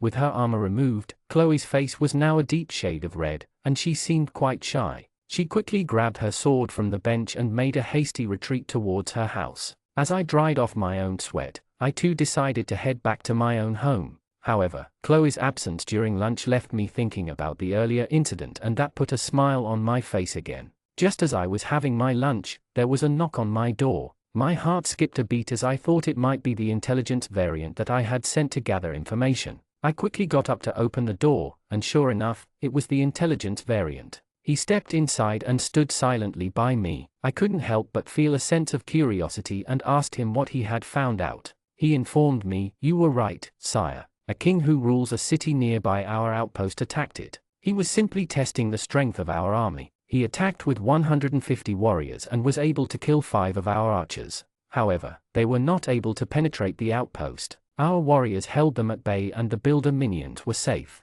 "So, what kind of might does that king possess? Is he rich with resources or what?" I asked. "My lord, you had sent me to collect details from outside and not to enter the city. I did collect information from people outside. The people are saying great things about him, like he has taken over many empires and he is the mightiest king of them all. Do you have any idea about his army?" I pressed on. "He has a formidable army, their numbers might be over 1,000. If I am right, more than 2,000 people live in that city, and they have an army of over 1,500 men. I will have to enter the city to gain more information about their army and resources. Were they preparing for any battle?" "No, I understand what you are implying. They don't seem to have any intention of attacking our outpost anytime soon." "How much time does it take to reach that city?" "Our outpost is at 5 hours of distance, and the city is half an hour away from our outpost. So, it would take about 5.5 hours. You leave for the city now and collect information about their army and resources. Take 3 more intelligence variant minions with you and collect all the information. You will also take an army and some builder minions with you to the outpost. They will build more settlements there. I am thinking about creating our fort there to take over that city." I came outside with the minion and opened my advanced control menu to select the settlement group. Resource division, 798 minions. 17x woodcutter minion, 10x miner minion, 10x scout minion, farming, 14x scout minion, mining, 30x scout minion, woodcutting, 24x scout minion, hunting. Combat division, standard, 386 minions. 35x advanced warrior minion, 1x intelligence variant, stage 1, 30x brute strength variant, stage 1, 5x technique variant, stage 1, 150x warrior minions, 100x scout minions, swordplay, 100x scout minions, archery. Combat division, magic, 41 minions, 0x scout minion, fire magic, residential heater, 5x scout minion, fire magic, projectile controller, 10x scout minion, fire magic, flamethrower, 5x scout minion, water magic, ice warrior, 0x scout minion, water magic, arctic wind, 0x scout minion, water magic, water manipulator, 5x scout minion, wind magic, defensive wind, 0x scout minion, wind magic, visceral turbine, 5x scout minion, wind magic, projectile enhancer, 5x scout minion, earth magic, brute, 5x scout minion, earth magic, solid control, 1x scout minion, earth magic, land scaler. Utility division, 76 minions, 30x builder minion, 5x scout minion, utility, 0x minion manager, I carefully selected the most capable minions from my army and programmed them to perform their specific duties. Among them, I chose one intelligence variant minion to lead the group, as they possessed advanced AI capabilities and had the ability to make sound decisions in crucial situations. I dispatched this army, led by the intelligence variant minion, to establish a settlement near our outpost. This strategic move was aimed at solidifying my position and increasing my control in the surrounding area. It was a cold and deserted area. It reminded me of the childhood I went through before going to middle school. It was somewhat reminding me of déjà vu. I still didn't really get it though.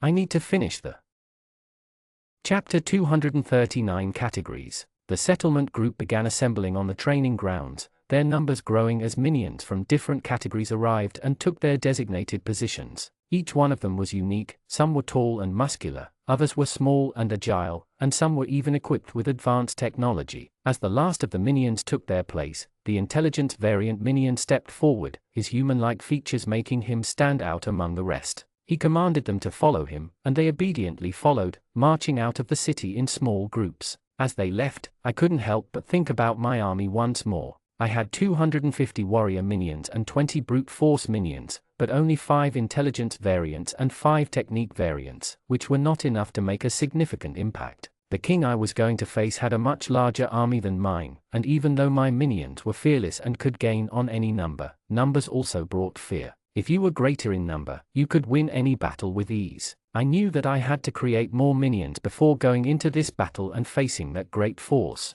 The settlement group I had sent was going to create a fort near the enemy's territory. They were going to make that fort further than the outpost and I would be near the city of the enemy. I had provided them with everything they needed, so they wouldn't have to depend on my resources. I had sent minions that would collect all the resources required and create the fort on the collected resources. They would prepare the fort for my arrival, and if we had to go into battle with this king, we would use that fort to strengthen our position. I was thinking about a new type of battle strategy this time. I was going to divide my army into small groups, and the intelligence variants would lead them in battle. They had human-like thinking abilities built into their AI, which gave them an upper hand over all humans and minions. Following them would be the technique and brute force minions, and also archer, warrior minions, and swordsplay minions to fight alongside with them. I called Chloe from her home, where she had been relaxing. She was feeling shy due to the incident that had happened, but I had forgotten about that in all the fuss that was going on. When she arrived, she was wearing a black gown that accentuated her beauty to another level. She approached me and stood at a distance,